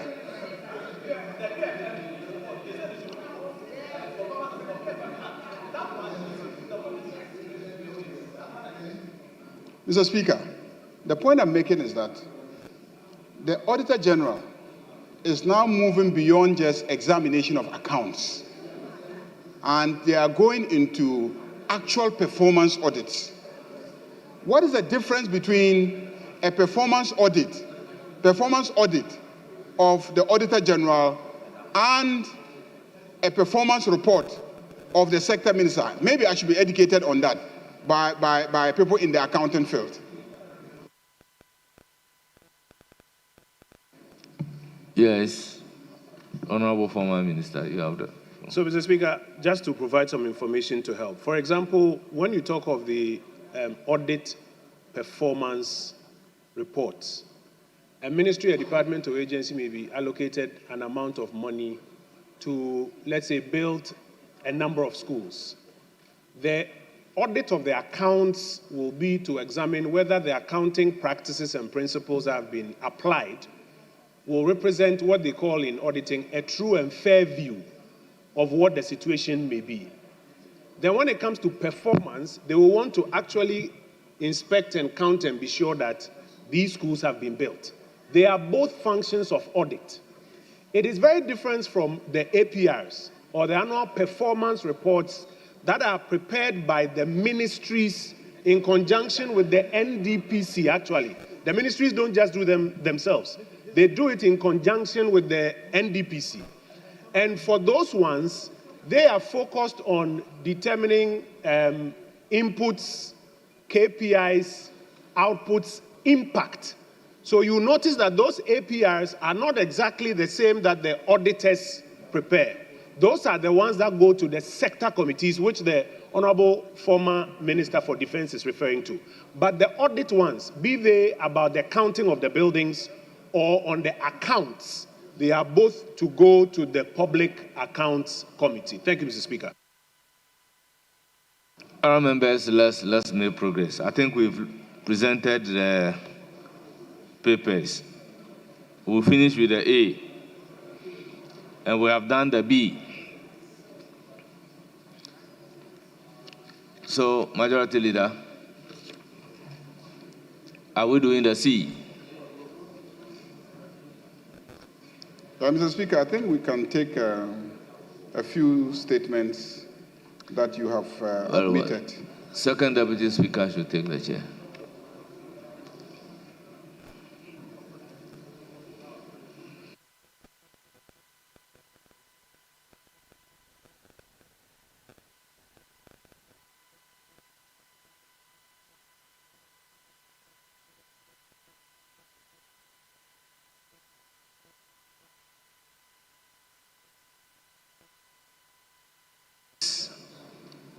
Minority Leader.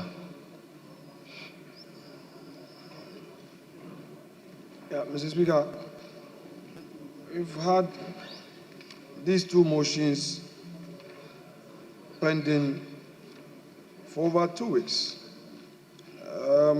Motion 16 and motion 15. Mr. Speaker, I don't know whether, as the second deputy takes the chair, we are going to continue with the debate on motion number 16. As for that of 15, it hasn't been moved at all. Well, regarding these two motions, I don't have a clear instructions from the Right Honorable Speaker. So maybe I'll have to confer Very well, with him. Mr. Speaker, but I pray that the clerk at table, will be minded by the urgency of these motions, as stated by Mr. Speaker himself, to draw attention, because mid-year review will soon come. This matter is a nagging matter. Honorable Leader, these are motions that he wants to take himself. So I believe appropriately he will do so. Mr. Speaker, I agree with you, but I'm saying that the clerk at table has a duty. This is not a matter really for you, though you've taken it upon yourself to pursue. But Mr. Speaker, it is your matter that we are appealing. And you are being very magnanimous by saying you remind Mr. Speaker. But it is the clerk at table who must remind Mr. Speaker to make time for this one. But Mr. Speaker, the motion 15, I don't think that one has any big problem at all. I don't know why our friends opposite are running away from this all-important motion. I don't know why they are running away, because the chief whip of the majority caucus seem not interested in this all-important motion that seeks to enrich the jurisprudence of this House. Mr. Speaker, this is a motion that you should take interest in. So I don't know why the avant-garde of government business appears not interested. Minority Leader, with all due respect, are you aware the Speaker will want to take those motions himself? Oh, Mr. Speaker, it is our duty as leaders to encourage that to happen. So I'm appealing to him. He has a duty. But my question is not answered. Are you aware? Mr. Speaker, the chief whip of government has a duty to work with the minority in approaching the Speaker. I'm a co-sponsor. Look at the motion. Look at the motion. Honorable members, let's make progress. The motion has joint applicants. Let's have progress. Well, Mr. Speaker, this is an important matter. Yes. It has delayed for over 2 weeks. So it's not a business of the House. I don't know why you guys are running away from these motions. You are running away from these motions. Honorable members, we have 2 statements. One standing in the name of Honorable Patricia Apiaje, and the other one standing in the name of Honorable Emmanuel Kwesi Bejra. Statement on the International Day of Parliamentarianism, standing in the name of Honorable Emmanuel Kwesi Bejra, Member of Parliament for Ho West and Chairman of the OGP caucus in Parliament. Okay, very well. Then we have another one standing in the name of Honorable Patricia Apiaje. That's a statement by Honorable Patricia Apiaje calling for national support for the Black Queens ahead of the CAF Women's African Cup of Nations. Honorable Patricia Apiaje, you have the floor.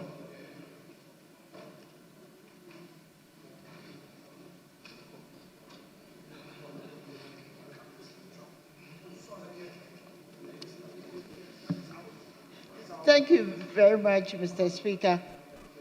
Mr. Speaker, I rise today to draw Parliament and the nation's attention to our Black Queens, Ghana's senior women's national football team, who are currently in Morocco preparing for the upcoming Confederation of African Football Women's African Cup of Nations. Ghana's Black Queens embodies not only sporting talent, but also they are national ambassadors who display resilience, ambition, and gender equity. Mr. Speaker, whereas the Black Stars, Ghana's men's senior team, have traditionally enjoyed abundant physical and financial support, the same cannot be said of our Black Queens. The Black Queens have consistently delivered outstanding performances often surpassing expectations, and have achieved remarkable milestones with meager resources in their international engagements. Mr. Speaker, it is important to emphasize that the Black Queens were the first senior national team to qualify Ghana for a FIFA World Cup when they earned their place at the 1999 FIFA Women's World Cup in the United States. Mr. Speaker, this historic achievement preceded Ghana's Black Stars World Cup qualification in 2006. In the Women's Africa Cup of Nations, the Black Queens have been runners-up 3 times in 1998, 2002, and 2006, and have qualified for the tournament 12 times since its inception in 1998. Over the past year, the Black Queens built significant momentum, scoring 34 goals and conceding only 2,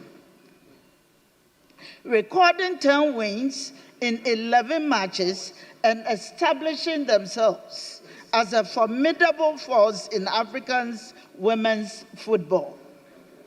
The team has recently demonstrated renewed focus and determination through preparatory friendly matches, securing a 3-1 victory over Malawi and a 4-2 win over Benin. These are not minor milestones. They are compelling evidence that when given the opportunity, our women excel beyond measure. These are not minor milestones. They are compelling evidence that when given the opportunity, our women excel beyond measure. Today, Mr. Speaker, we are privileged to live in an era where, for the first time in Ghana's history, the Vice President of the Republic is a woman. This is not just a symbolic milestone. It is an emphatic signal that women's empowerment is no longer an aspiration rhetoric, but a national commitment. In July 2024, the 8th Parliament passed the Affirmative Action Gender Equity Act, Act 1121, affirming our collective resolve to institutionalize gender equity across all spheres of public and private endeavor. The passage of this legislation means the empowerment of Ghanaian women must move from verbal commitments to visible action, and it must be demonstrated in every sector, including sports. Our Black Queens deserve the same level of national support, visibility, and investment that have traditionally been accorded to their male counterparts. This is not merely a matter of fairness, but a strategic imperative to inspire young girls across our country and strengthen Ghana's global reputation. Mr. Speaker, it will interest you to know that the United States women's national team is the most successful because of the strategic attention and investments made towards the team over the years by the country. Accordingly, Mr. Speaker, I wish to respectfully call on the Minister for Sports and Recreation to prioritize all necessary logistical, technical, financial, and motivational support to ensure the Black Queens represent Ghana with dignity and confidence. We also call on corporate organizations, development partners, and well-meaning Ghanaians to increase investments and financial support for the Black Queens. Also, we call on the media to raise awareness and whip up enthusiasm for the Black Queens campaign. Our commitments and citizens should rally behind the team and demonstrate visibly support across all platforms to encourage them to rise to the occasion. Right, Mr. Speaker? True empowerment is measured by the depth of our investments in women's potential and the seriousness with which we match our commitments with action. This is our moment to show that when we say our time is now, it is a time that includes our women. Let us rally behind the Black Queens and ensure they return not only as competitors, but as champions who had the full backing of a grateful nation, Ghana, for that matter. I thank you, Mr. Speaker, for this opportunity. Thank you very much. Yes. Honorable Member for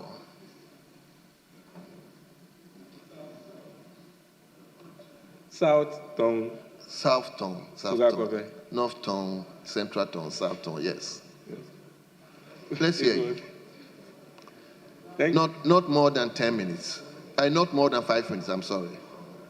Thank you, Mr. Speaker, for the opportunity to comment on the statement ably made by the second minority, deputy minority leader. I must say that it is very necessary we pay key attention to our women, especially in football. Of course, yes, it's said that what men do, women do better. But I dare to say it's not significant when it comes to football. I particularly pay attention to the women team, especially when they are playing. Not necessarily because they are doing better than the men on the field of play, but because it makes it more interesting to watch the women play. Sometimes you wonder whether they are women or they are men. And it makes it very interesting. No, I mean their approach to the game is not seen in a very feminine manner, but very combative. Yeah, so that's what I'm saying. So I want to say that the hue and cry we hear usually after the tournament of unpaid allowances, it's so loud, and sometimes you hear that they are lodged in hostels, and the threat is that until they are paid their bonuses, they will not leave the hostels. I believe that, like she said, we should give them more attention like we do to the men. The call for corporate organizations to come to our aid and support our women is very apt, because you see most of them drifting towards the Black Stars and the male-dominated teams. And so I believe that corporate Ghana should also come to the aid of the women and make sure they support them. On this note, I want to, Mr. Speaker, congratulate the team that is doing so well. And it's our prayer that when they get to the World Cup, they do better than they did in the last tournament. Let me pay glowing tributes to some few of them: Doris Bodua, Stella Nyamiche, Princess Mafu, Prisla Edubia, Evelyn Bedu, Grace Asantiwa Kompo, Kerry Makati, Afi Amenyeku, Azuma Bugri, and especially Blessing Shai Agbumaji, who comes from my community in Kotame, in the South Town constituency. Let me say that she's doing so well, and we pray that she continues to lift the banner and the name of South Town higher and higher. With these few words, Mr. Speaker, I thank you for the opportunity, and I thank the Deputy Leader for a good job done. Thank you so much.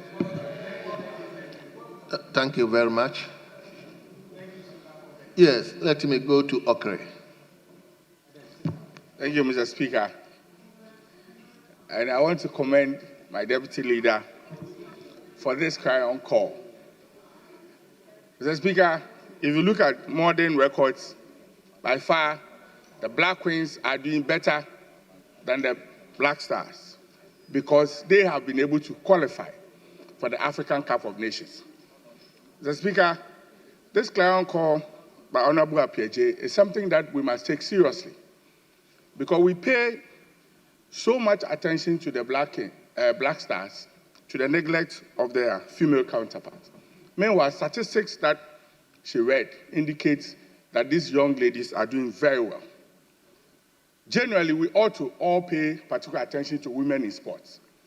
And so, using the Black Queens, we need the support. We don't see the usual euphoria that would have come if it was the male counterparts that were participating in this tournament. And so all of us, I think that the media also need to step up their game in promoting the Black Queens. And all of us must get involved because these young ladies are doing very well. And it is important that we don't just let these young ladies down. We also build successive teams and pay attention to these academies and these coach teams who are nurturing these young women in the various communities. I believe that when we pay special attention to our women in sports, we are going to be able to advance the cause of sports and football in this country, and not just the male counterparts.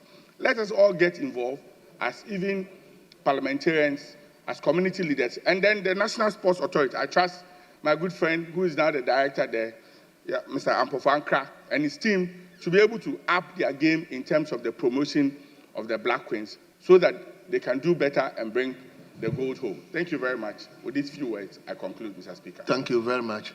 Leader, I'll come to you for concluding part. Beauty. Mr. Speaker, this is a statement coming from no less a person and a deputy minority leader. She is a woman.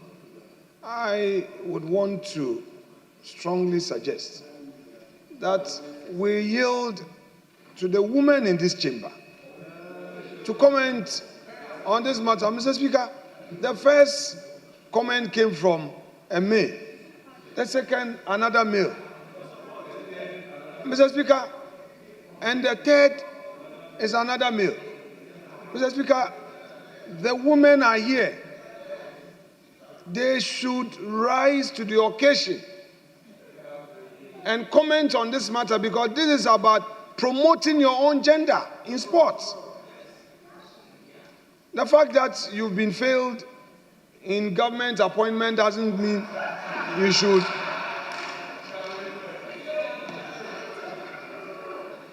Yes, Mr. Speaker, the president promised 30%. The president promised 30%. If you look at cabinet, only about 2 women are in cabinet. If you see all the CEO appointments, few are women. We have women in this chamber. We have women, even board chair. A lot of the women in this chamber have not been recognized. Salaga South. Leader. You know, Zanato Ajiman Rollins. Leader. Hajia. You know, we know all the women in this chamber. Mr. Speaker. Let me listen to your colleague. colleague. But Mr. Speaker, the point is that this. Your point is well made. No, Mr. Speaker, I need to conclude. This statement is coming from a female colossus. Madam Patricia Appiagyei, Mayor of Kumasi, Deputy Minister, Deputy Majority Leader, and now Deputy Minority Leader, has made a statement, and we don't want to give the chance to women to contribute. And it is clear that our women have been boxed into a tight corner. Even in government, we are seeing few women being considered. Leader. Look at the deputy ministerial appointment. Leader. Deputy communication, deputy transport. There is no woman, no deputy for foreign affairs. Leader. What is the government waiting for? Mr. Speaker, I will rest my case. This is not a time to debate. When Honorable Bejre's statement comes, that is where we are going to deal with this issue of gender equity. Because I've seen his statement, it is all about gender equity. So I will rest my case on this matter. Yes, Honorable Majority Chief Whip. Speaker, thank you for the... Mr. Speaker,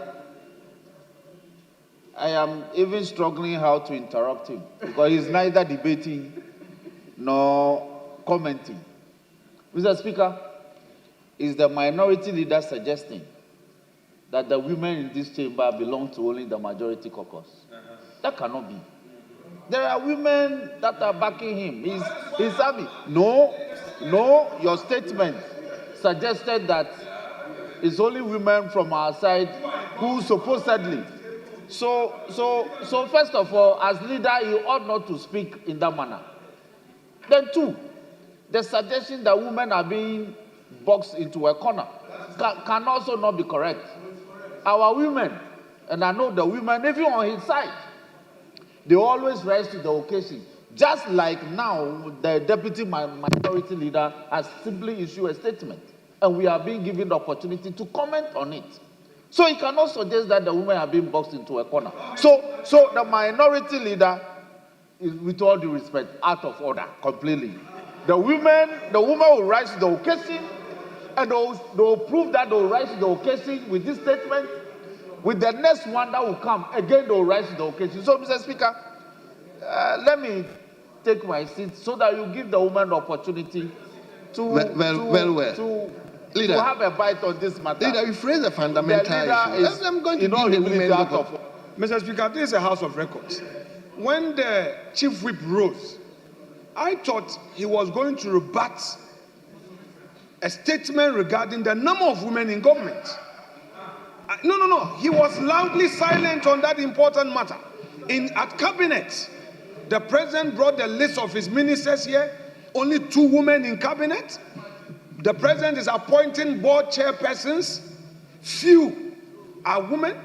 The deputy ministerial appointment. We have many women on your side. The president cannot cross and appoint from this side. You have many women, 40 women in your government, in this parliament. Just a few of them have made it to cabinet. Just 2. Mr. Speaker, this is a serious matter. This is a government that is not committed to gender equity. The government is not committed to gender equity. Look at even committees. How many women are in committee leadership on your side? Mr. Speaker, this is a serious matter. This is a serious matter. We cannot take it for granted. How many women are in government? CEO appointment, how many women? In the NDC government, how many? Women have been relegated to the background in this government. If you have evidence that you've appointed more women, rebut me. This is a House of Records. I rest my case, Mr. Speaker. Yes, let me... Mr. Speaker, Mr. Speaker, we have the first female vice president of the Republic of Ghana. It came from us. Mr. Speaker, for the records, we have a female deputy chief of staff. Mr. Speaker, we have female ministers of state. Mr. Speaker, we have females appointed as mayors and MMDCs. So, Mr. Speaker, per our practice and our rules, when you make a comment and you are being rebutted, the member need not to leave the chamber. But I see that the minority leader cannot take the punches. So he's absconded from the chamber. I pray that he returns. But Mr. Speaker, that said, may we return to the business that presently affronts us. So members can be given opportunity to make their comments on the statement. Minority leader, return to the chamber. My brother, now the discussion is that I should focus on the ladies. So just hold on. Let me first and foremost give to, I'll come to you, Honorable Member for Salaga West. Salaga South. Salaga South, yes. Thank you very much, Mr. Speaker. Thank you for the opportunity. Mr. Speaker, before I say anything regarding the statement, I just want this House to note that the men who stood up to speak for women just succeeded in disrupting the activities of the chamber. I'm sure if they had allowed due space, by now 3 or 4 women would have spoken to the very important statement made by the Deputy Minority Leader. So, Mr. Speaker, I'll urge you in the future, please allow us to fight our own fight. The men are just here doing politics and filibustering. We want to speak to the issues. Mr. Speaker, on the issue of the statement, thank you for the opportunity, and let me commend my senior, my mentor, and one of the most accomplished women politicians of this country. The Deputy Minority Leader has written her name in the history of this country. And so for her to stand up today to make this statement on behalf of the Black Queens is a testimony of her continued strive to put women issues on the forefront of the agenda of this country. And I commend her highly for the statement. Those of us at the back, we keep looking up to her. We watch her closely. We listen to her. We pay attention to everything that she does. And we try to emulate her. Mr. Speaker, the issue she's raised is a very, very important issue. And although she's raised it within the context of supporting and sponsoring effective sponsorship for the women football team, I also think that she's done so because she knows that the team, the Black Queen team, has promise and has prospects. And if we paid attention to them, they might probably be the Black team of Ghana that will deliver us a gold at the continental or world level. I want to assure the maker of the statement that we've imbibed, especially the data that she said. She just honed it home. And it's something that we all need to think about and look at how to address it. I'll suggest that maybe in the future, if it's not too late, because I think I saw that the tournament is starting on the 5th of July, if I'm right. If it's not too late, maybe the Women Caucus should have paid the team a visit in camp to reassure them, to relate and engage them, so that they know that we are keeping an eye on what they are doing. When we wait till they get to the tournament front and we speak on their behalf, it might not yield the same results as a local engagement here would have.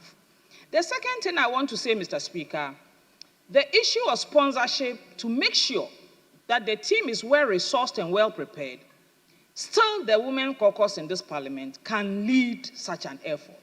The Women Caucus, we can become patrons of the female soccer team in this country, lead the effort with corporate Ghana to raise funds to support this team. We know the situation where it gets to sports ministry and either budgets have not been released or there's no enough money. Let's take the course. Let's walk the talk. Let's go out there to corporate Ghana and tell them that we need these women to perform and excel at the world level. And I'm sure we'll have financiers for them to enable them give off their best at tournament. Last but not least, Mr. Speaker, last year, Mr. Right Honorable Speaker organized the tournament for the Parliamentary Week celebration. And some of us were, I think I was supposed to be the goalkeeper. By the time I got there, someone had worn my jersey. So I became the number 9. I nearly scored a goal, Mr. Speaker. So I'm speaking to my auntie, Honorable Patricia Piaget. Some of us who want to go to Morocco to cheer the team up. Let's put it together. Let's work on that and get the women out there to go and cheer the Black Queens in Morocco. Thank you very much, Mr. Speaker, for the opportunity. Let me go to, nobody's here. Let me go to the Gender Minister. Thank you very much, Mr. Speaker. And let me also take the opportunity to thank the Honorable Deputy Minority Leader for the statement made in support of the Black Queens. Today, as we sit, before I go into the details of it, I just want to thank the minority leader for his concern for women's empowerment. However, I just want to also add that the issues around women's empowerment, in fact, if we have equity or equality, we wouldn't even be seated here having to pass laws and policies being approved for us to, get more women into leadership positions. But because we don't have, that is why we are all making efforts. That is why we are all making efforts to get more women into leadership positions. What I would say is that today, as we speak, His Excellency has promised and pledged. There's every indication that he's working towards that pledge. For the first time, in fact, it's taken us over 60 years after independence for us to have the first female vice president. And for us to say that Her Excellency, it's one of the achievements of this country. We are hoping that as time goes on, we'll have more and more women in leadership positions. We applaud you for supporting us.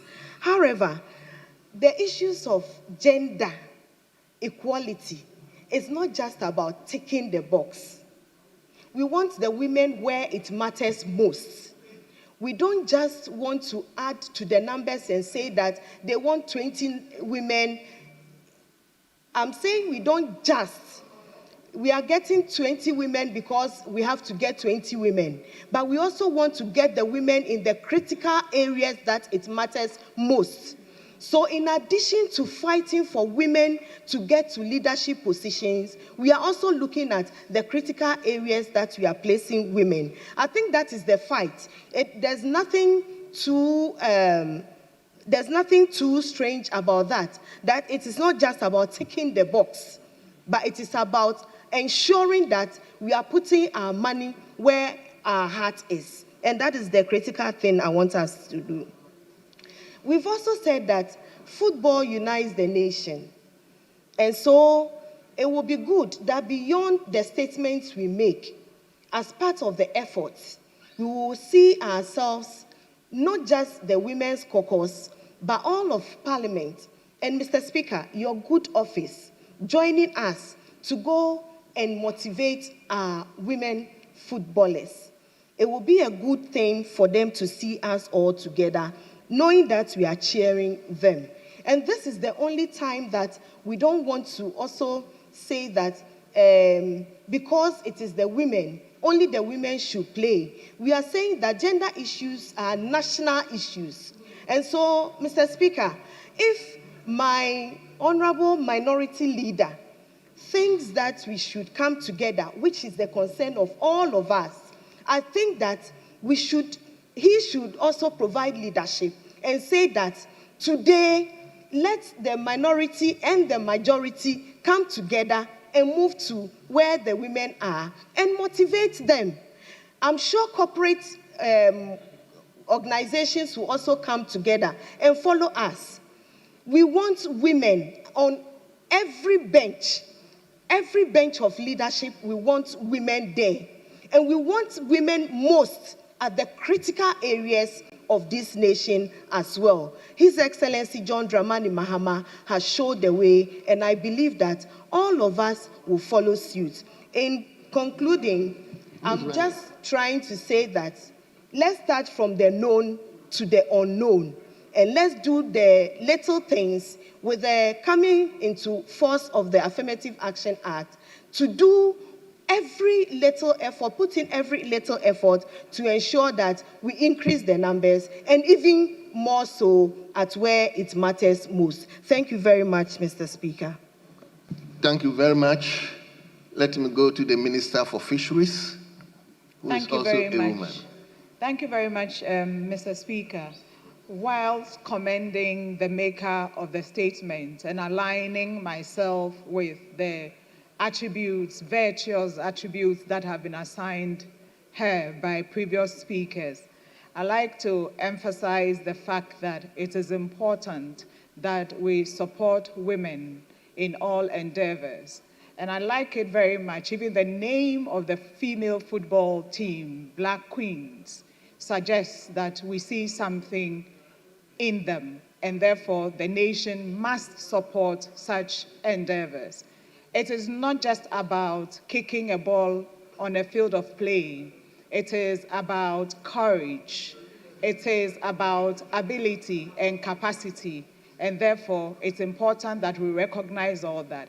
May I put on record as well that the women on this side, to the extent that one speaks in support of womanhood, we appreciate the comments of the minority leader. But we also want to state that we don't need anybody to speak for us. We are strong women. We are women of valor. We went through the electoral process just like any man in this hall, and we can stand up for ourselves and speak for ourselves. The other thing is that I sit in cabinet, and when I look around, I see more than 2 women in cabinet. I also want us to put on record that there's been a lot of women appointed, and of course, there is room for more. So when the point is made, it is appreciated, but it is not to be put in a state as if nothing has been done or just little has been done. Of course, as women advocates, women activists, we want more. We want to see more of us in the spaces that matter. When we talk about gender, it is not about woman or man. It is about the relationships between men and women, and especially around discourses and decisions that share resources between these genders. And so when we talk about that, it's important that we look at what is being allocated to deal with women's issues versus what is being allocated to deal with men's issues. I stand, Mr. Speaker, to support the maker of the statement, and looking at it broadly, it should not only focus on women in sports, but it should focus on women along the different strata. Women are not a homogeneous group. We are different groups of women, and so we should look at support for women across the different strata so that together we move this economy, we move this country, because it is doable. Thank you, Mr. Speaker, for the opportunity. Thank you very much. Let him come to leadership. Okay, let me listen to Honorable Gloria Wusu first. Then I come to leadership.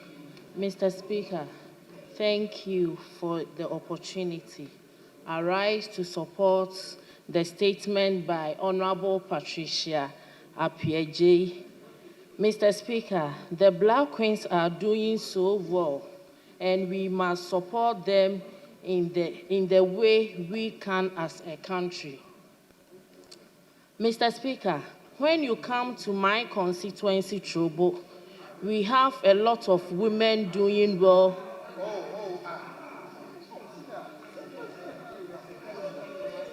Honorable Gloria, address me. Mr. Speaker, when you come to Trobo constituency, we have a lot of women doing well in sports. And I will urge the Sports Minister and Ghana Football Association to support women in sports because they get a little support. Thank you, Mr. Speaker. Thank you very much. Yes, I'll give the opportunity to another woman. No, Adam, no, today is not your time. Yes, Honorable Member for Nsita. Thank you, Mr. Speaker, for this opportunity. Mr. Speaker, I would like to comment on the Minority Deputy Leader, Honorable Patricia Appiagyei. Mr. Speaker, I would like to, we need to motivate the women or the Black Queens so that they can do more. The government needs to support them financially, encourage them, and Ghanaian women especially needs to motivate them and remember them in prayers so that they will have more ego to work for Mother Ghana. I thank you, Mr. Speaker, for this great Thank opportunity. you. Now, the last lady, Honorable Member for Tiwa East.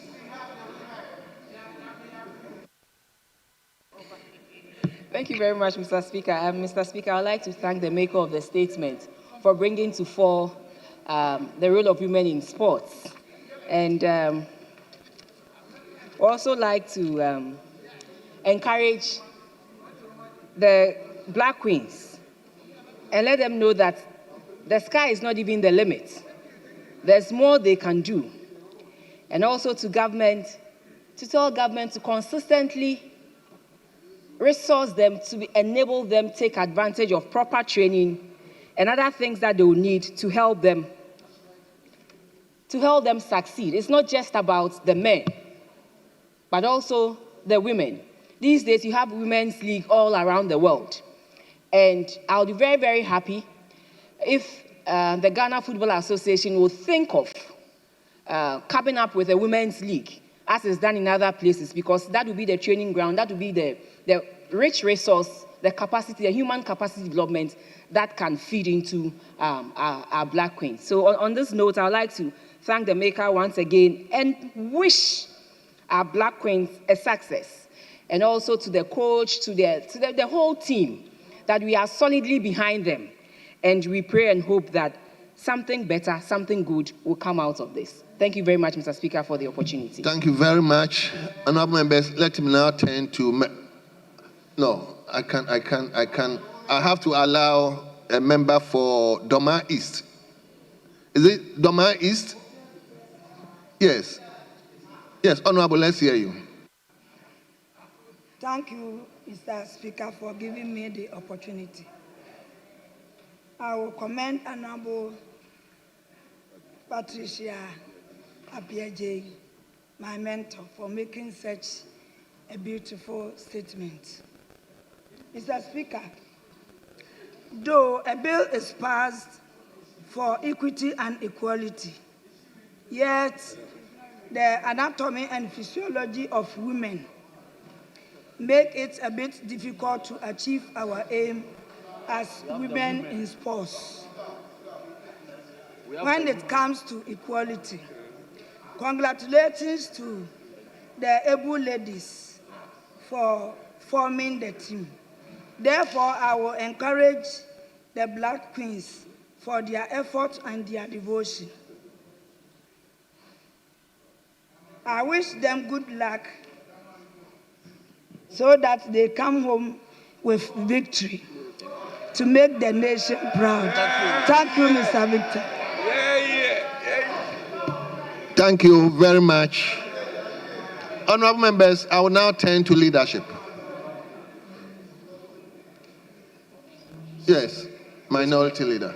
Mr. Speaker, let me thank Honorable Patricia Appiaje for bringing to the fore this very important statement. Mr. Speaker, women need support, be it in academia or in the area of sports or in the area of governance. They need to be supported, they need to be recognized, they need to be offered equal opportunities. It is through offering them such equal opportunities that you can evaluate their capacity to do the work, and you can then know what talent they have. So, Speaker, if you look at our Constitution, for instance, Article 78, and I would want to have your leave to read and do so aloud. 78.1. It says, ministers of state shall be appointed by the president with the prior approval of parliament from among members of parliament or persons qualified to be elected as members of parliament, except that the majority of ministers of state shall be appointed from among members of parliament. So, Speaker, I'm adding my voice to the earlier submission by my respected colleague, who is also the Minister for Gender. In her submissions earlier, she underscored the fact that women are required in critical areas and not just to add to the numbers. Mr. Speaker, I find this extremely curious and very rich.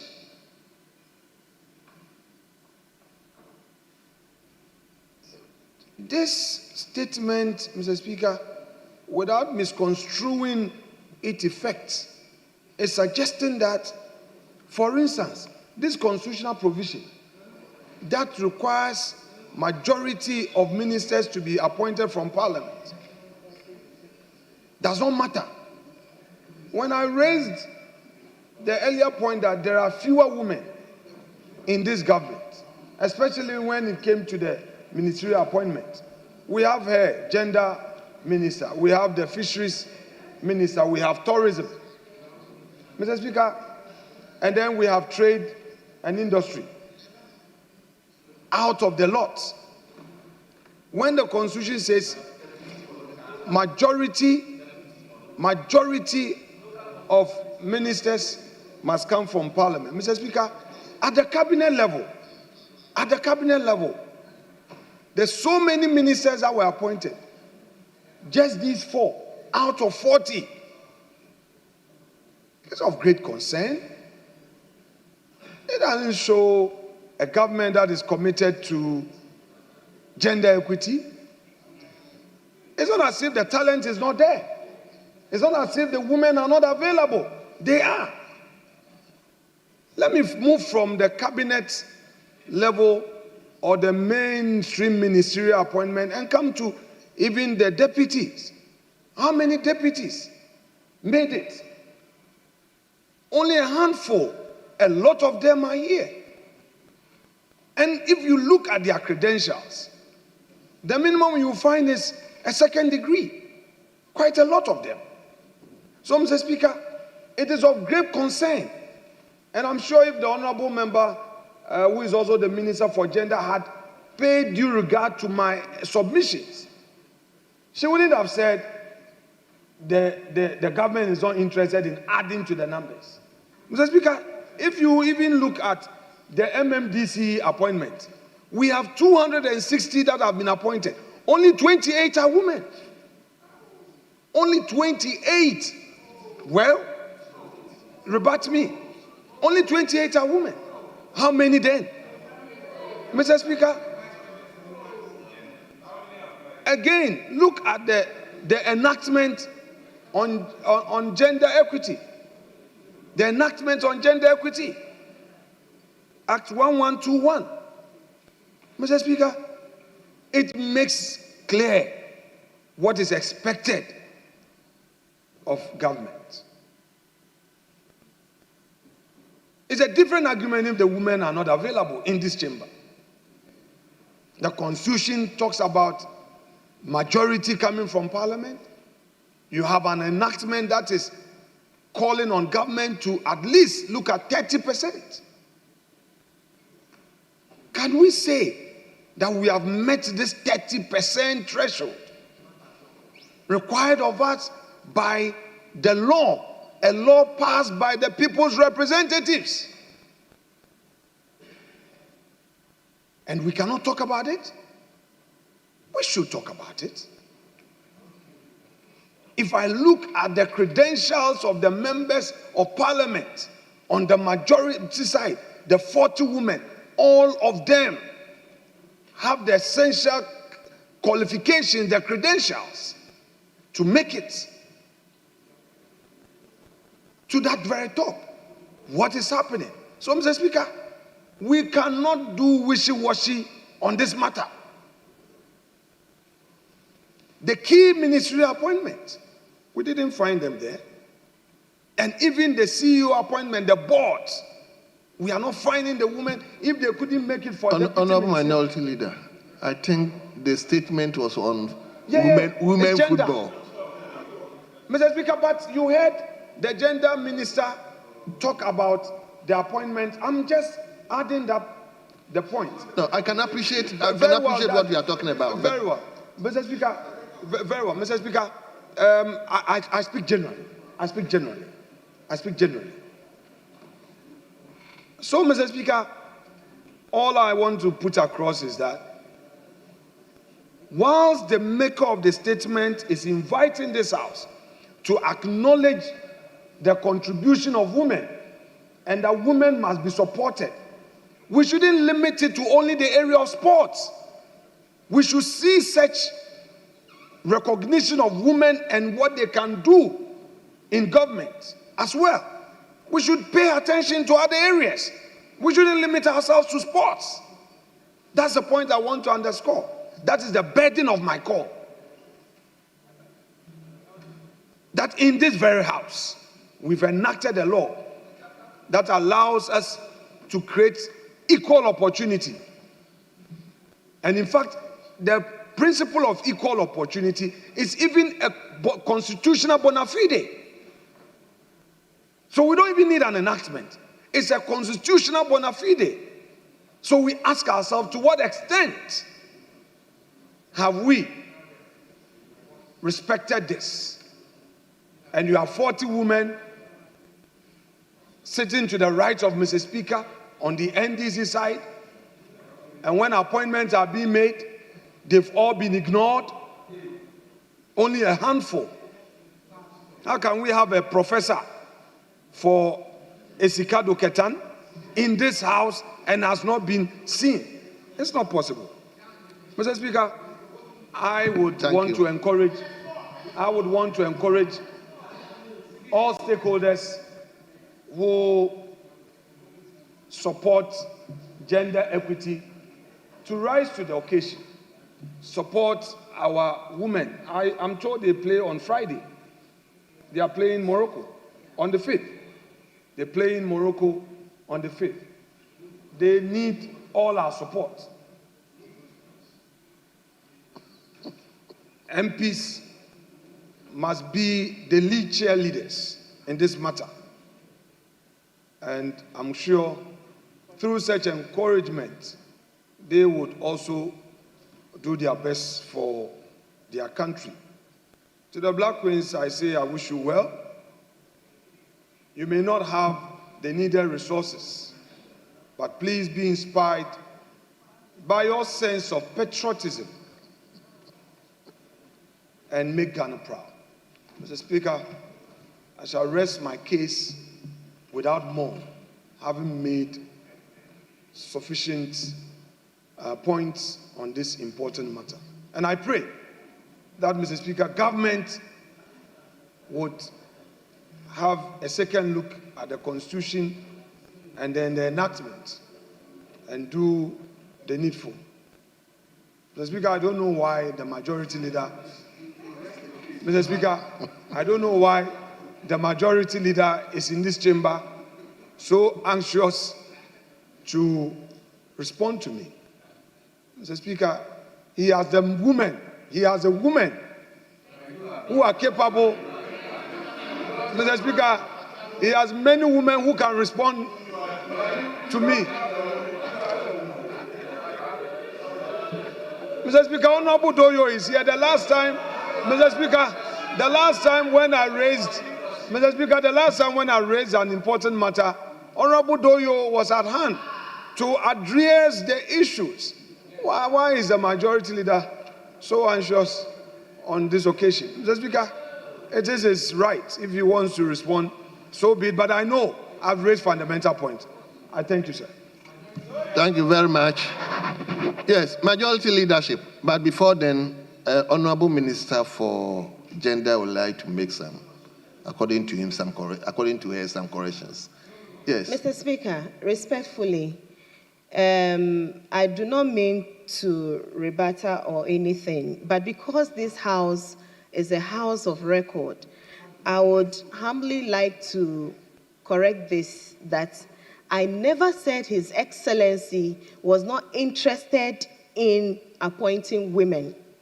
I said, and I gave examples that beyond just taking the number that I have appointed this number of women, it is also looking at critical areas that we place these women that are appointed.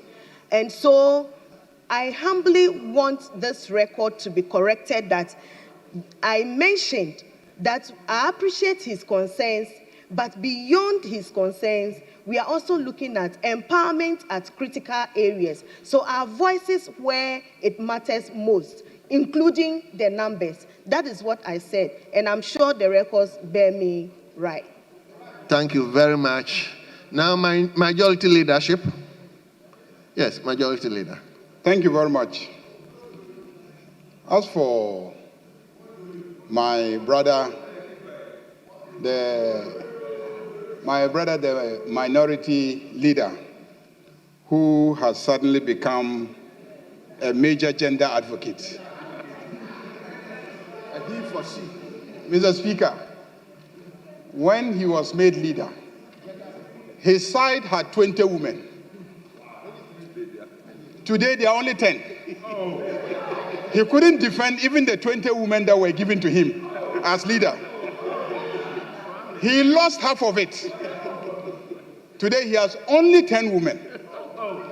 And he's the one who is pontificating about gender and about women and being protected and being appointed, when you couldn't even defend the 20 that was given to you. As a majority leader and a leader of government business, with a government in power, you had all the women and you couldn't defend them. All the resources. You lost half of the women. Today you are here telling us about the need to defend women and to ensure that women are protected in office and appointed to offices. My late president said, do you fear them? Do you fear them? Fix the problem in your house. Protect the women in your house before you come and do advocacy for the women on this side. Mr. Speaker, on that note, let me also join them to encourage our women. I was the Minister for Sports at one point, and I know that the struggle for women to be given fair treatment so that they can realize their full potential in the area of football has been a long-drawn one, but they are making a lot of progress. I recall a year that we were participating in the World Cup, I think in Canada, and I flew into the US and connected to Canada, drove straight to the airport just to be there for our women national team for the opening match. And immediately we finished the match, I drove back to the airport, took a flight, and came back to Ghana. So I went to Canada, and I was in Canada for just barely 4 hours, just to support our women, because they were complaining that when they are playing, we don't show support. So I think over the years, they've enjoyed quite some support. I think also that there has been some reforms in terms of the bonuses to bring them to a reasonable level. What is needed is for us to continue to encourage and support them. I am part of a team that is working very closely with the Minister for Youth and Sports to engage in some fundraising to support football.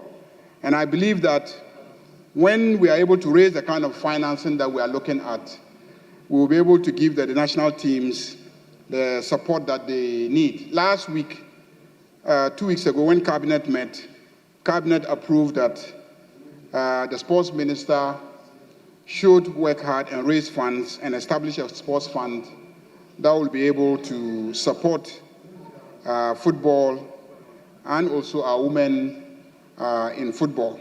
Now, I just want to address a few issues that the minority leader raised. I don't have the exact figures, but I know that the number that he mentioned in relation to MMDC is not accurate.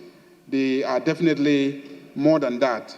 We will check the figures and communicate to this House.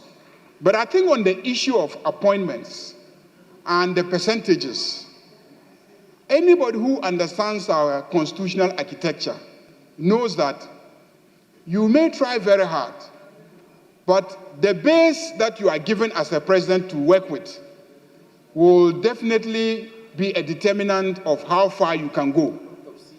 For instance, when you say that you must have 30% ministers. Now, if you are drawing your ministers largely from your parliamentary team, and your constituencies don't elect the number of women that you require into the parliamentary team, it becomes a constraint. It becomes a constraint to be able to meet that requirement. So we'll continue to work hard. I think that let's focus on the political parties.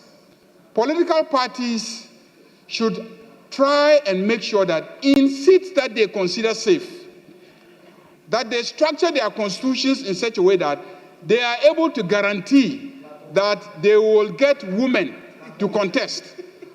I will not describe Boku Central as a safe seat. You know, there is a seat that has moved from NDC to MPP, from NDC to MPP. And so go to Ashanti region, where the MPP has very safe seats. Go to the Volta region, where NDC has very safe seats. In those areas, for instance, Winneba, which is a safe seat of the NPP, Winneba, which is a safe seat of the NPP, we can guarantee that a woman should be the candidate of the NPP, and she will win and come here. If we put a female as the candidate for a Futu Winneba, she will definitely win.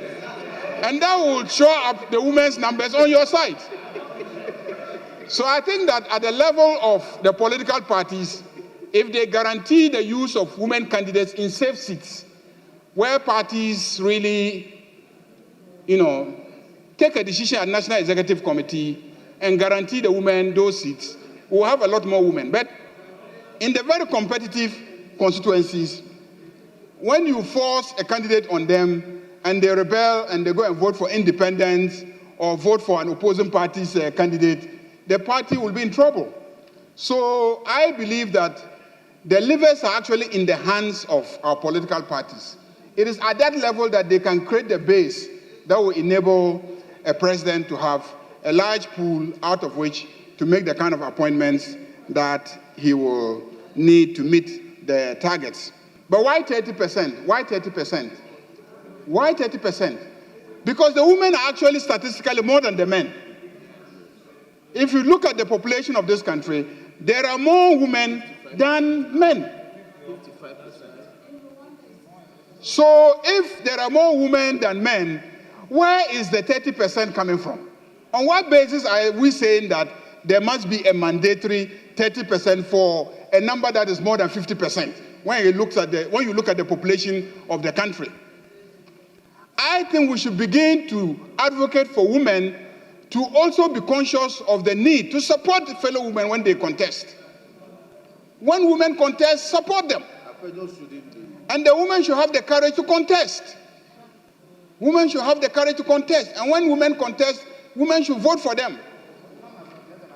Yes, minority leader. That is why next time a woman should contest the minority leader.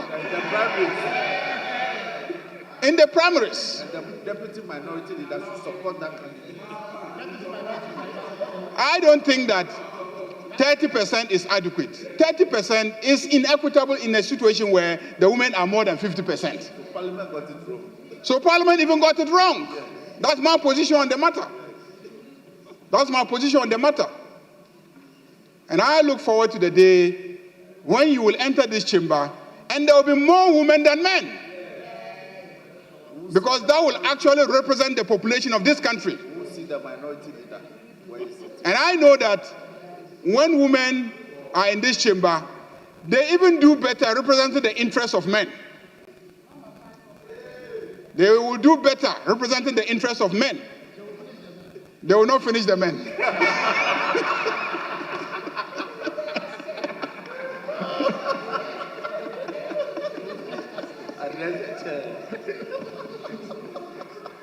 Mr. Speaker, I don't think there's a basis for being afraid.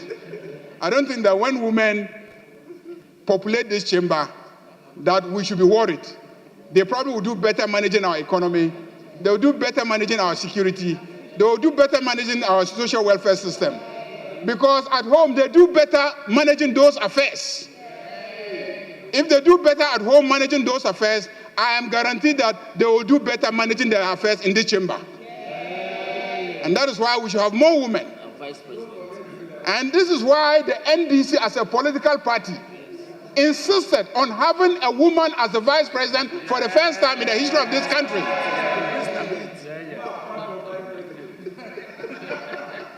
Mr. Speaker, I challenge the MPP that in the next election, I dare them to also put up a woman as a vice presidential candidate. And I know that Mama Pat is a strong candidate from the Ashanti region, started as a mayor, a member of parliament, a deputy minister, and now a deputy leader.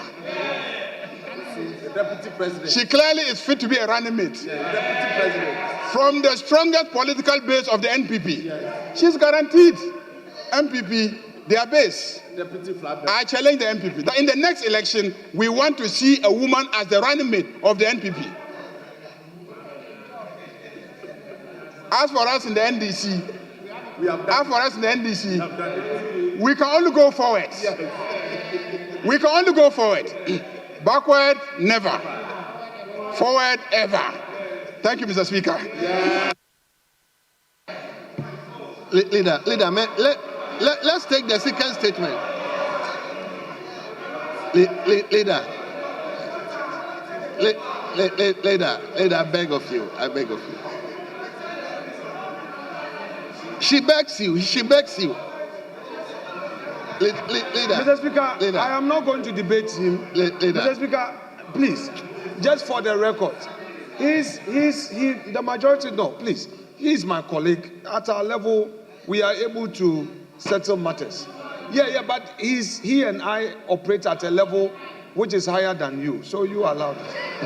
Mr. Speaker, my respected colleague, the majority leader, said I provided a figure which was not accurate. Meanwhile, he himself was not ready with what he considered accurate. I would prefer that the aspect of a submission to the fact that what I said was not accurate be stepped down. If he brings any figure which is higher than 28, I'm ready to concede. Meanwhile, meanwhile, he says that they have a vice president, which is true, it's a fact. But we'll put a woman as Chief Justice and they are removing her.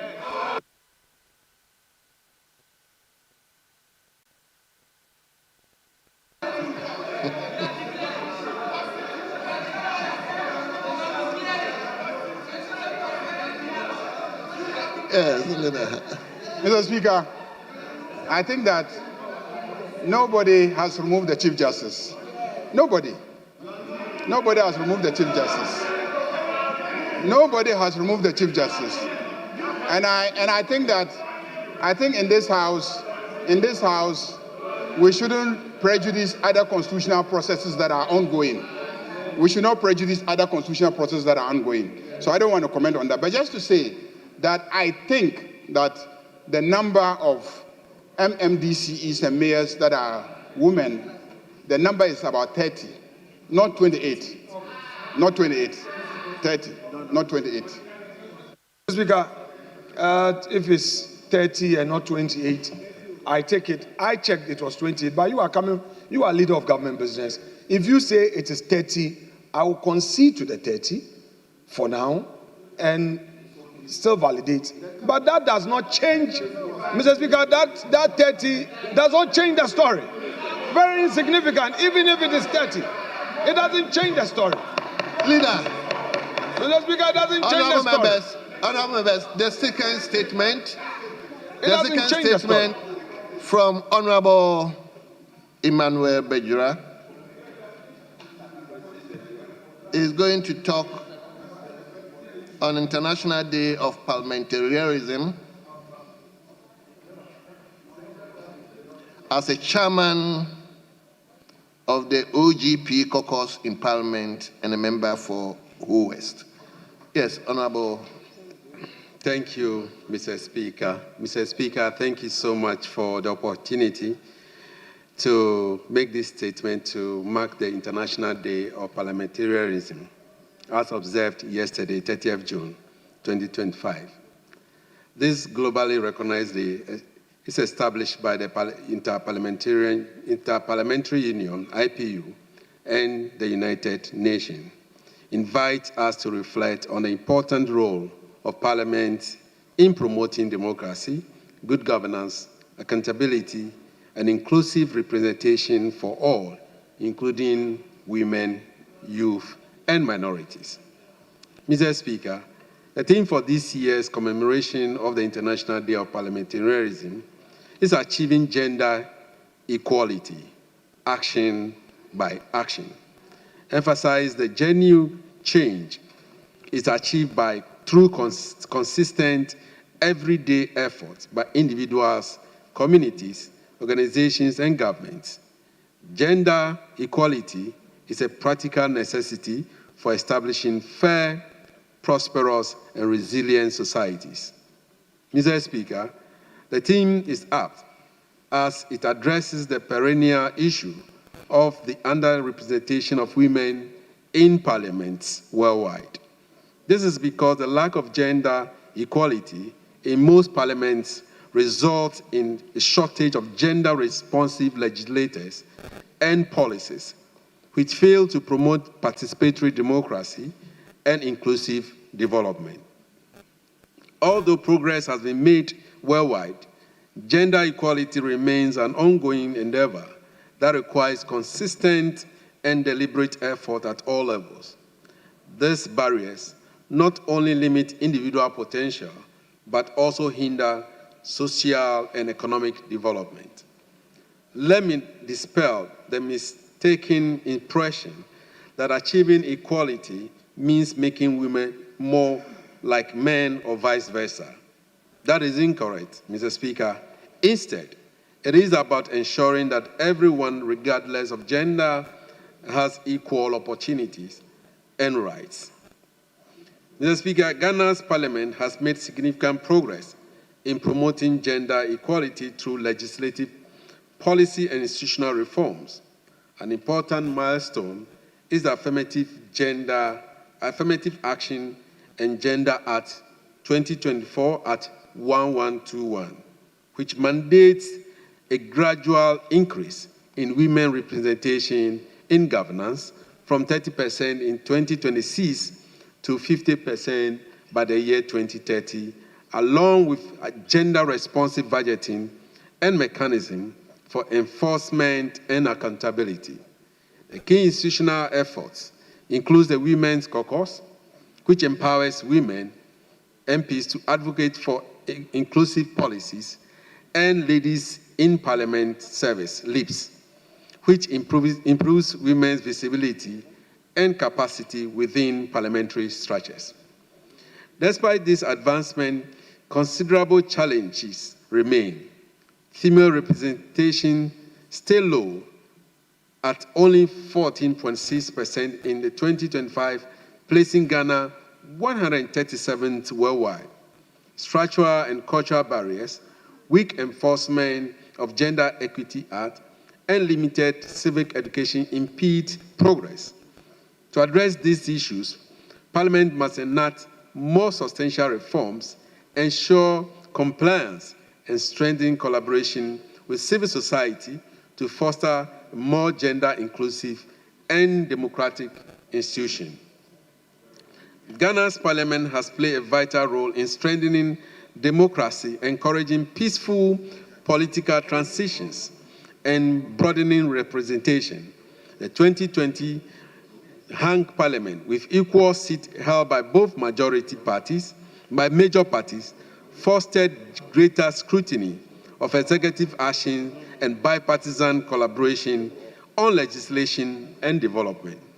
Parliament has also gained international recognition for its democratic resilience and modernization efforts, including the adoption of new standing orders in 2024.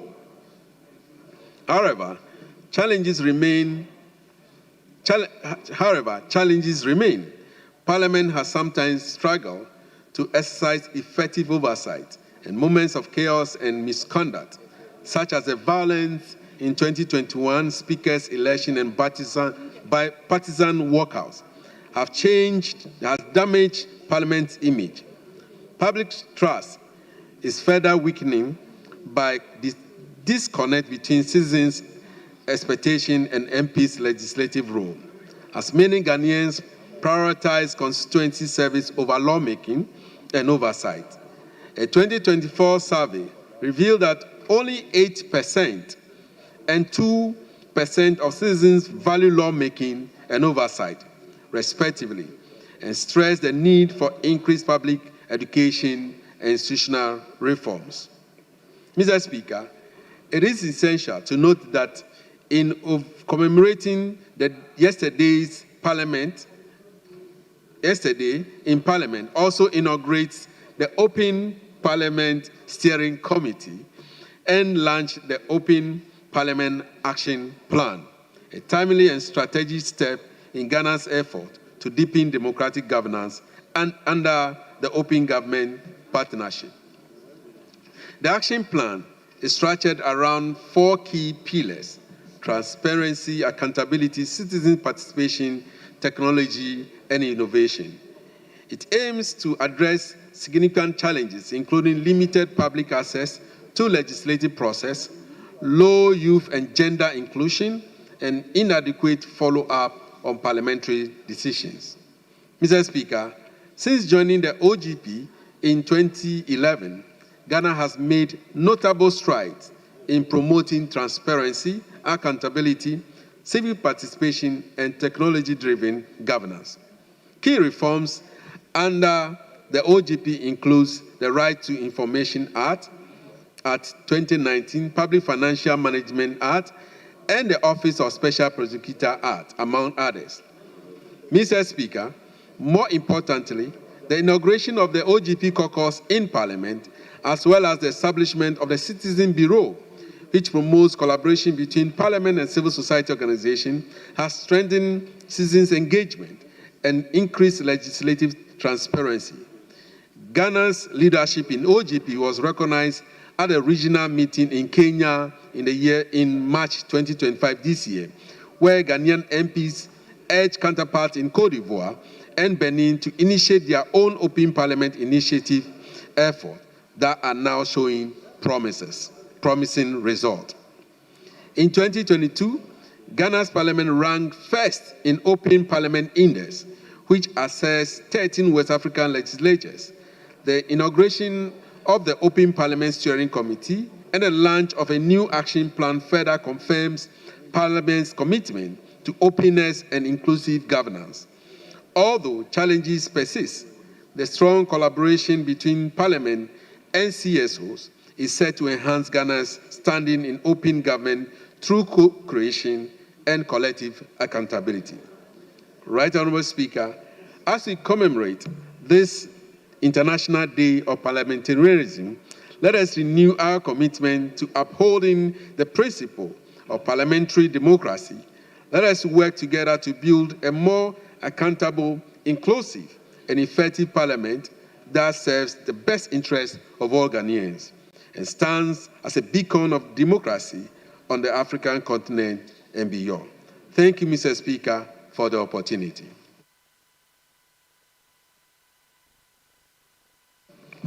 Very well. Yes. Speaker, by way of a guide, if we may take 3-3.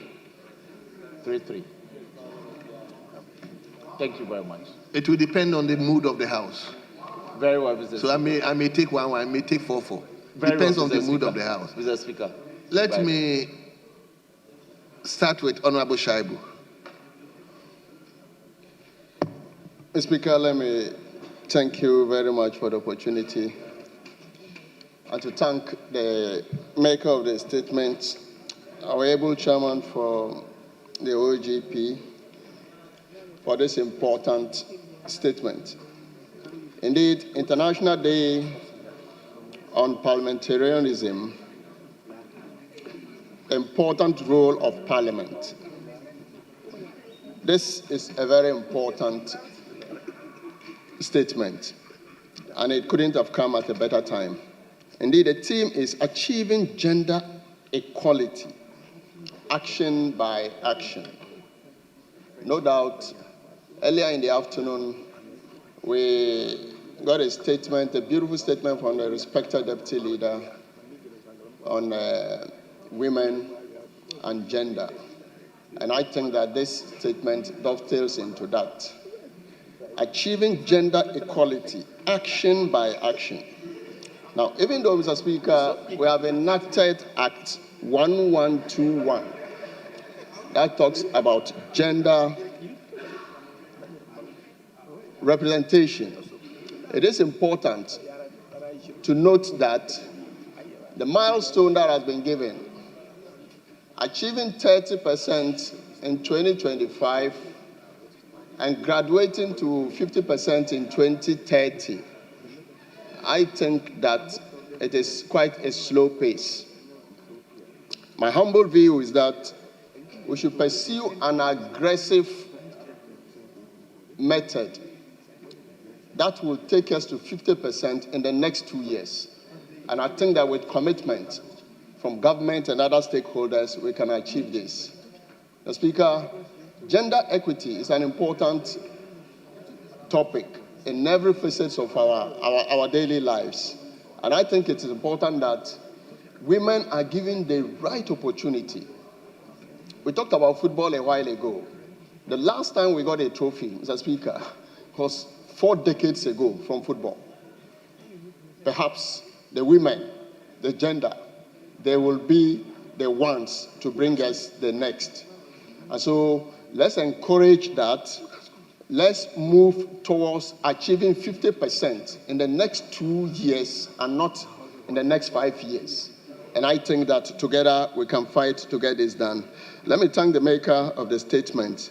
Indeed, if you look at our current female representation, Mr. Speaker, 14.6% is woefully troubling. 14.6%. And I don't fault the makers when they say we are looking at achieving 30%, because the current status is 14.6. And I think that as a nation, we should work towards getting this done as quickly as possible. 2030 is far too long to achieve a 50%. I thank you very much, Mr. Speaker, for the opportunity. Thank you very much. Yes.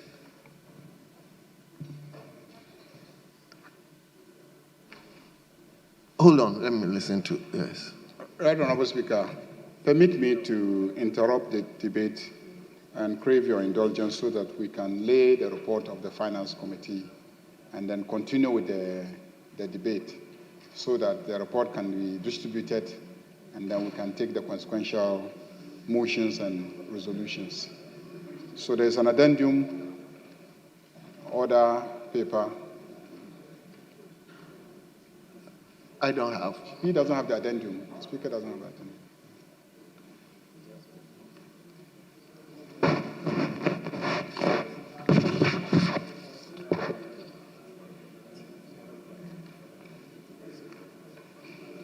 So,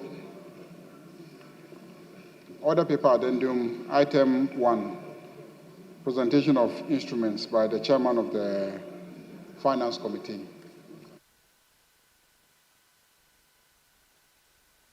Yes, minority leadership. Mr. Speaker, the majority leader wants to show us his powers today because the way he's interrupting debate to lay papers, I don't know where it is coming from. But Mr. Speaker, even though we don't have difficulty in laying the report, but majority leader shouldn't be interrupting debates at this time to be laying papers. But we have no objection to it. And you should make sure that we have the report available. We haven't seen copies. You could see that you were struggling to even get the order paper addendum and for him to learn. This is, he has been doing that. He will arrest and lay bills and other things. So, Mr. Speaker, you should make sure that we have copies, enough copies. While we don't have difficulty, he can go ahead and lay it. Thank you, Mr. Speaker. Very well. So, who is doing that honest? The deputy, the chairman. Yes, Chairman. Report of the Finance Committee on the financing agreement between the Government of the Republic of Ghana, represented by the Ministry of Finance, and the International Development Association, IDA, of the World Bank Group for an amount of $360 million United States dollars to finance the second Resilient Recovery Development Policy financing. Honorable members, the report has been duly presented. It is recommended that the report is distributed to honorable members. So we go back to the statement. Honorable Member for Kre, you may go on with your comment. Thank you, Mr. Speaker, for this opportunity. And I want to congratulate the maker of the statement. And I think it has come at the right time. We are privileged to be elected by various constituents to be part of this 9th Parliament. And I believe that this 9th Parliament has a rare opportune time to cause rare change. Mr. Speaker, this year, my emphasis on the theme is action by action in terms of achieving gender equality. Mr. Speaker, over so many years, we've all been paying some services to the fact that, and appreciating the fact that we need gender equality. The 8th Parliament did well by passing the Affirmative Act and Gender Equality Act. There's a lot of achievements in terms of establishing the Private Members Bill and Private Members Motion Committee. These are all avenues that will go to deepen the parliamentary oversight and parliamentary policy making. Mr. Speaker, it's important to note that whilst Parliament make policies, the government of the day is tasked to implement those policies. However, we have so many gender-sensitive issues. We have indicated that this year and over 4 years, we intend to put 10 billion cedis into a big push.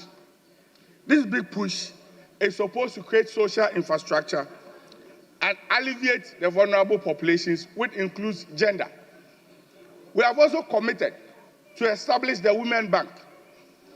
All these policies are supposed to alleviate and upgrade the capacities of women and push them to an equality status.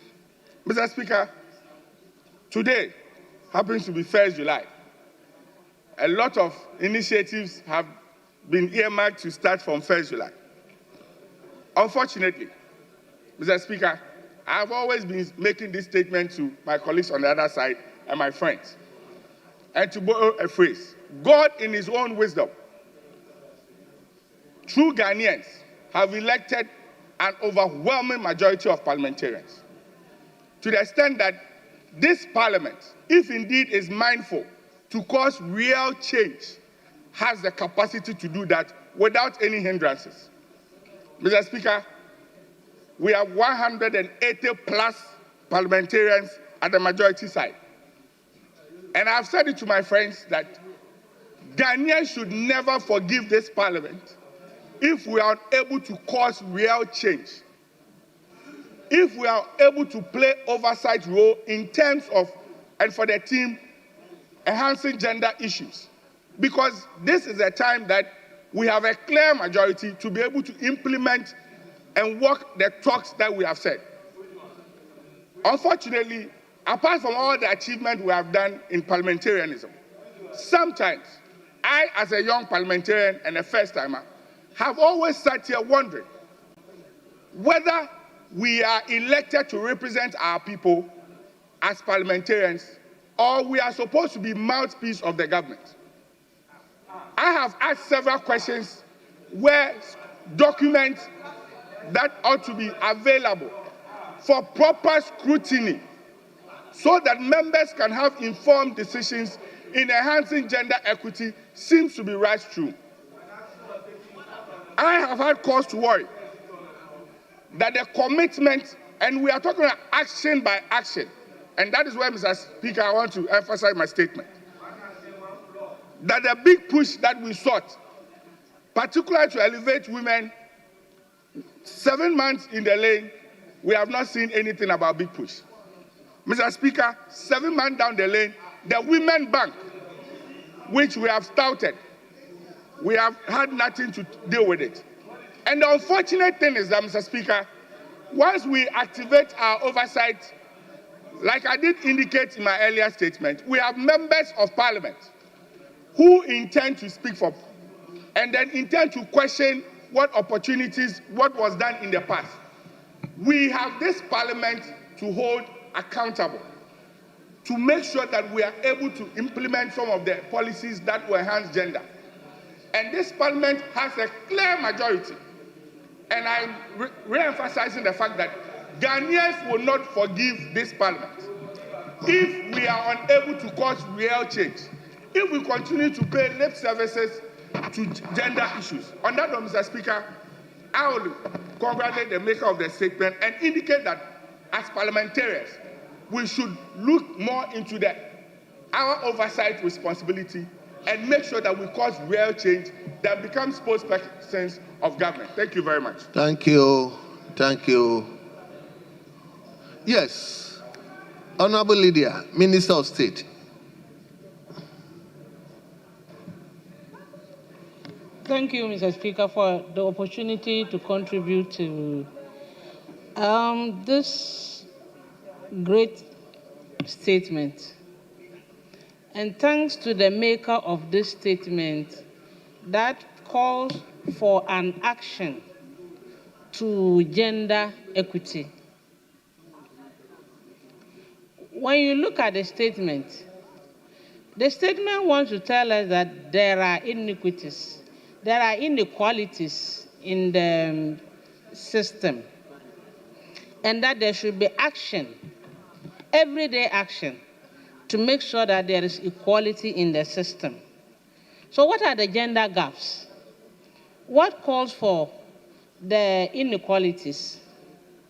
One, there are cultural barriers that makes it impossible for women to come into the system. Because in our homes, they will tell you, oh, you are a woman. You are not supposed to do this. Women are not supposed to do that. Culturally, they have already put you at a point that you don't know what to do. Again, we have difficulties in gender mainstreaming. When it comes to gender issues, when you just mention gender, people think that you are talking about the female gender. But that is not the issue. We are the same, and we should work hand in hand. And that at this point, we are expecting the male gender to support the female gender, to build our capacity, build our composure, build our system in such a way that when you want to do something, you don't have a problem. Again, there are legislative gaps.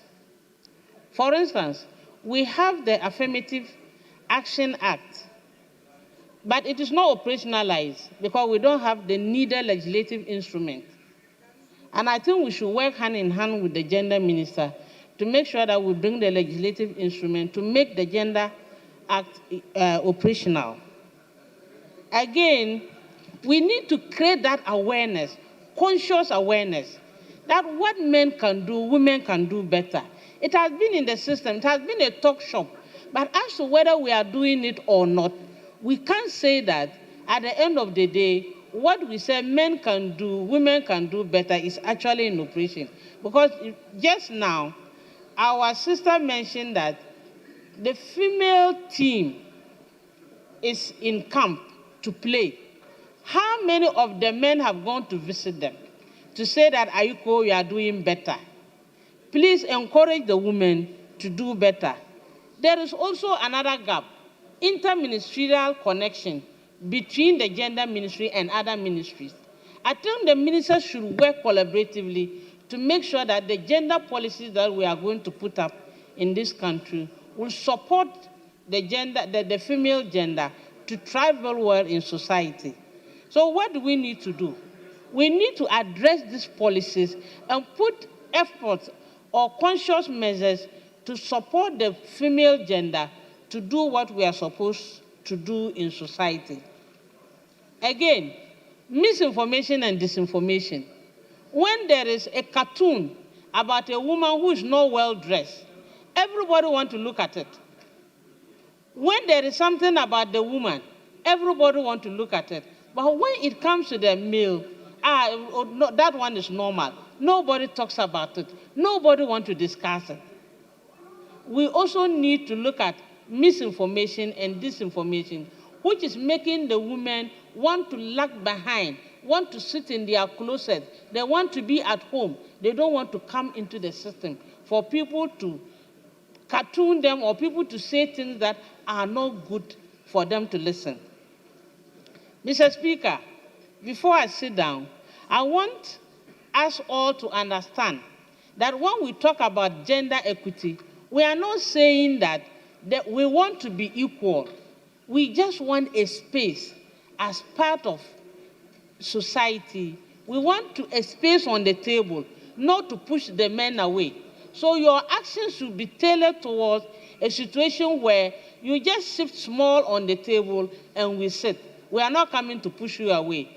In this part of our world, let us understand that women are supporting men, and we need that 30% in all the organizations to help you to do your work and do it better. Right, Honorable Speaker, thank you very much for giving me the opportunity. Thank you very much, Honorable Minister. Yes, Honorable Member for Kwadaso, Professor Nyako. Mr. Speaker, thank you for the opportunity to add my voice to the statement on the International Day of Parliamentarianism by the Honorable Member for Whole West and Chairman of the Open Government Partnership, Honorable Emmanuel Kwesi Bedra. Mr. Speaker, the theme for this year's celebration is achieving gender equality, action by action. Mr. Speaker, I think that even though we are doing our best to encourage and also to ensure that we get most of our women in government positions or to get them into mainstream politics and other sensitive positions in society, we can do more about that. Looking at our current ratio, male to female ratio, we are talking about 14.6%, which is even lesser than what we recorded during the 8th Parliament. It is worrying, but I also think that as we are progressing or making progress in society, we should have intentional policies and programs that will encourage our female in this society to appreciate and put themselves a bit more forward, to occupy positions within our governance framework. As we speak, the numbers, even aside the legislature, is discouraging when you go to other sectors of our society. But I believe that more can be done about that. But Speaker, beyond that, Parliament occupies a very unique, critical, and central position in our democracy. Without Parliament, democracy doesn't stand. And if you have a weak Parliament, it means that you have a very fragile democracy. That is why it behooves us all to ensure that we do our best to strengthen our legislature, to strengthen our parliament. If you're able to do that in terms of effective oversight, promoting transparency, accountability, inclusivity, and above all, exhibiting the highest forms of tolerance, I believe that we will be able to make huge strides. Mr. Speaker, democracy without tolerance will not get us nowhere, because as individuals, we will have divergent opinions and views, and we must respect that. I should be able to respect the divergent opinions and views from my colleagues on the other side. No matter how I disagree with them, I must respect them. I can only counter with superior debate or argument. That is what we have to do. Otherwise, we find ourselves in a position that will be discomforting. When something happens to our democracy, the first institution that will fall is Parliament. It also means that as members of Parliament, we must exhibit the highest standards of behavior. Society must see us to be credible, persons of integrity, persons that they can trust. Mr. Speaker, dishonesty must not be part of us as members of Parliament, because the moment it happens, society is looking at you and they cannot trust you. That is wrong. Mr. Speaker, let me conclude by commending the chairperson of the OGP caucus, Honorable Bejura. He's worked so hard. When it comes to helping our democracy through Parliament, Honorable Bejura has done well. And I think that I must use this platform to commend you. But I believe that you can do more. As humans, we are not complete, we are not perfect, we can make mistakes. And Speaker, I also believe that we must always, at all material points, look at the strength in others. As for weaknesses, we all have them. We need to overlook people's weaknesses, help them to maybe improve on them, but their strength, we must rely on their strength. We must encourage them on their strength. That is how we can be better in society. Speaker, on that score, I want to wish us the very best, and I'm hoping that all of us here will be able to make our parliament a meaningful one, our democracy a more enduring one, that will live from generation to generation. Speaker, over 30 years of parliamentary democracy in Africa is no joke. It's a huge achievement, but we must do our best to safeguard it.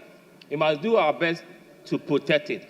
We shouldn't go back into the third Republican era or second or first. We must continue on this path and make it better. And that will make this country the envy of the world. Thank you very much for the opportunity, Mr. Speaker. Thank you very much. Honorable members, can I come to leadership?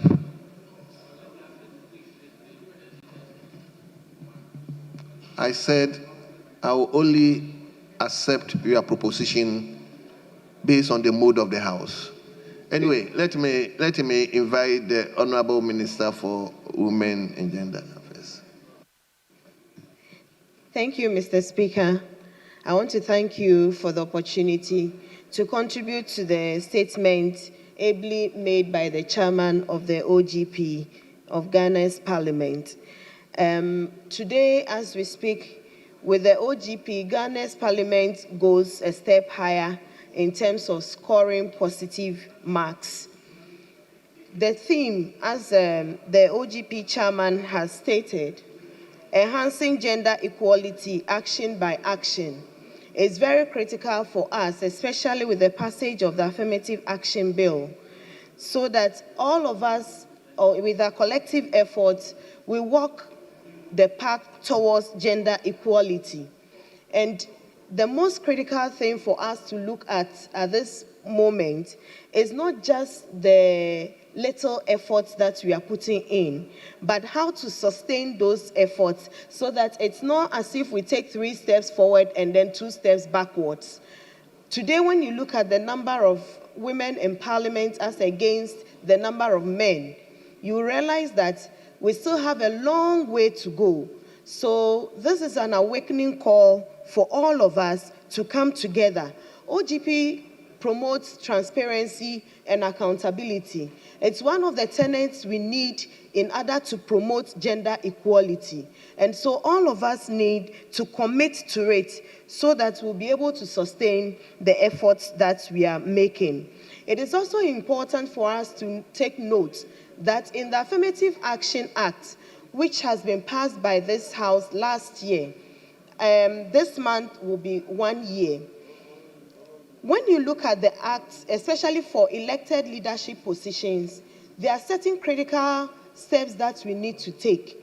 And these steps, if we lose sight of the timelines, it will be difficult for us to measure ourselves to say that next year, 2026, we'll be able to achieve 30%.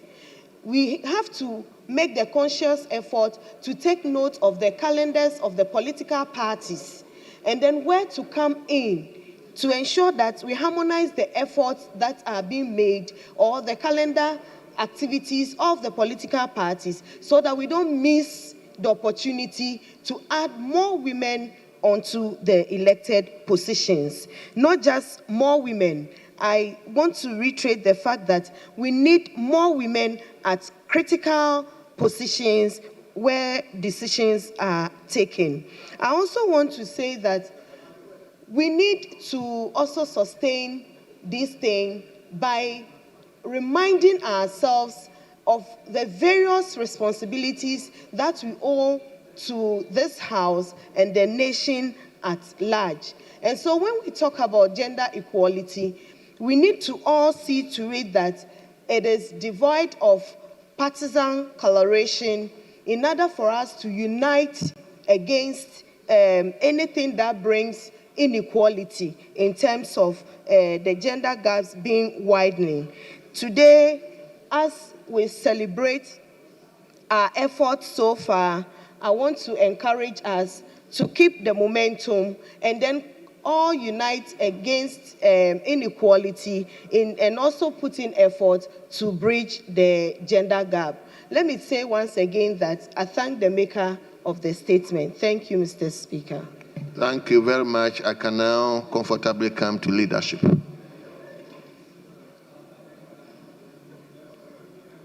Mr. Speaker, I think it would be fair. We have one of our colleagues. Mr. Speaker, after taking one from the majority side, I think it would be fair. We have one of our colleagues over there who want to also have a bite before you come to leadership. Mr. Speaker. Yes, Honorable Member for Fear. Thank you very much, Right Honorable Speaker. Mr. Speaker, before I go to comment, Mr. Speaker, if I may get your attention, before I comment on the statement, you know, leader of government business moved a motion, and then you asked that it should be distributed to members. That is the financing agreement. We have not moved a motion. We laid a paper. Yes, the paper that was laid. Yes. I'm guided. But you asked that the paper be distributed to members. I just want to let you know that we've still not received any papers yet. Well. Thank you. I think, fine. Hold on. Chairman of Finance Committee. Mr. Speaker, I think we were talking about or commenting on the statement. So if my colleague here is raising any other issue, let's conclude on the statement because we supported the laying of the paper. So we can conclude on the statement. I thought he had a bite on the statement.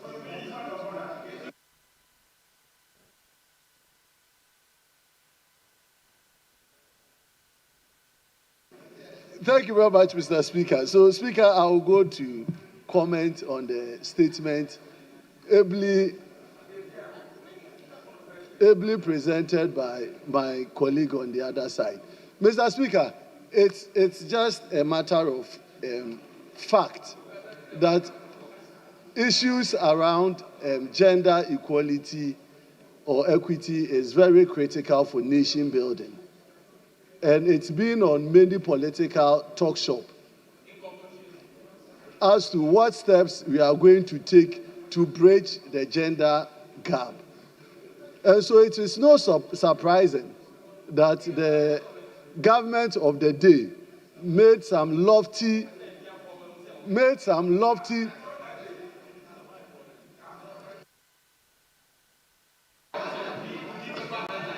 Honorable, I have given him the floor. Yes, Speaker. Speaker, just a guide. The honorable member should avert his mind to the statements in question. Then he can address the comments cannot be enlarged. It must be in context. Address the chair if you have an issue. So, Mr. Speaker, the honorable member must be guided in respect of his comments. You say, you know something? Today, I want the House to be very conducive. So I don't want any. So my brother, Mr. Speaker, he's warming up into the statement, so he should be allowed to. Yes. Mr. Speaker, but of course be guided. No, of course I'm guided. But Mr. Speaker, I think my colleagues on the other side, I saw the majority chief whip indicating that we need to close this session and go to another. So, Mr. Speaker, I will permit the House to continue with the next steps, and then we'll take it from there. Thank you. Honorable Walanyo, have you finished? Very well, thank you. Now let me come to leadership.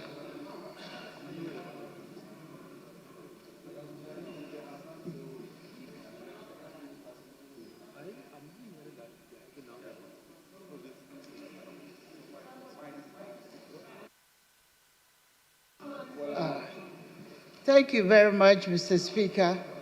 And I want to thank the maker of the statement, Honorable Bejra, for taking us through the critical need of ensuring that we achieve gender equity, action by action. I cannot agree more with my Honorable Lamisi for the fact that in order to achieve gender equity, we need to identify the critical factors that affect the achievement of this gender equity. It is important. When we say action by action, it means that we cannot just overlook anything that is constituting to the challenge of achieving that kind of equity. So it is important that a Ministry of Gender and Social Protection, who is the oversight ministry ensuring the implementation of the Affirmative Action Plan, has a critical responsibility to ensure that whatever has to be done to facilitate the implementation of the Affirmative Action Act is done at a much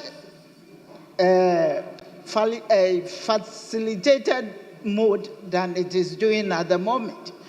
I know that the minister got up and indicated a number of steps that has to be taken.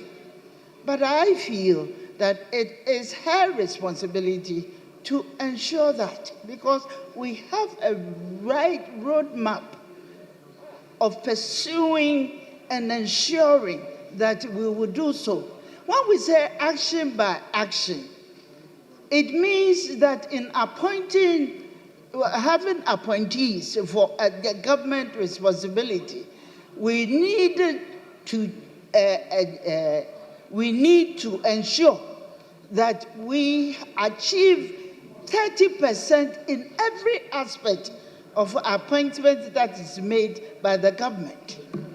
It is also important that we establish the systems that are the various mechanisms that we are going to use to assess the achievement of that 30%. It also means that we need to make a conscious effort. The reason why we require a number of women in Parliament or trying to achieve gender equity or equality is to ensure that we cannot overlook the responsibility of Parliament of ensuring that if we can't make sure that we achieve our constitutional mandate, we cannot overlook our engagement with the civil society, our engagement with the Queen Mothers, our engagement with the strategy of people that we need to engage. Mr. Speaker, I would like to even mention that as we speak now, even as women caucus of this Parliament, because of our numbers, when we want to ensure that the implementation of the Affirmative Action Act is done so appropriately, what we have adopted to do is to even engage our Queen Mothers, because our numbers are few, to ensure its implementation. So it is very important that whatever action must be taken to ensure gender equity must be done so with the supervision of the right sector ministry to achieve that. With these few words, Mr. Speaker, I thank you for my contribution. Thank you very much. Yes, majority leadership. Speaker, Honorable Minority Leader has indicated to me that he will comment on it. Yes, Speaker, that is why I want to plead with you to take a very senior member of this House, who is also very active in these matters, Ajia Ladi, to also comment. Then leadership can conclude. Very well. Yes, thank you. Honorable Member for Proceedings.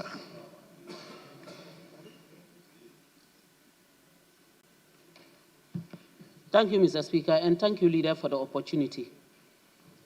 Let me thank the maker of the statement, Honorable Bajira, for the statement that has been made. We are very grateful. Mr. Speaker, I believe that the theme for which he has put across couldn't have come at a better time than now. Fortunately, on our part, this Parliament passed the Affirmative Action Equity Bill 2011-21, 1121. The issue of equity has become law. And once it has become law, since 2024, what we need next is action to ensure that it is implemented. Once there is equity, I believe that gradually we will be able to get the equality that we are looking at. Mr. Speaker, there is a lot of action that needs to be taken to enable us implement the equity bill. I believe that the Equity Action Act, Mr. Speaker, in this very chamber, we will understand and know that this is a law. But how many people out there, even those who are supposed to support us, let's even start from the unit committee level, where leadership in politics starts at our local level.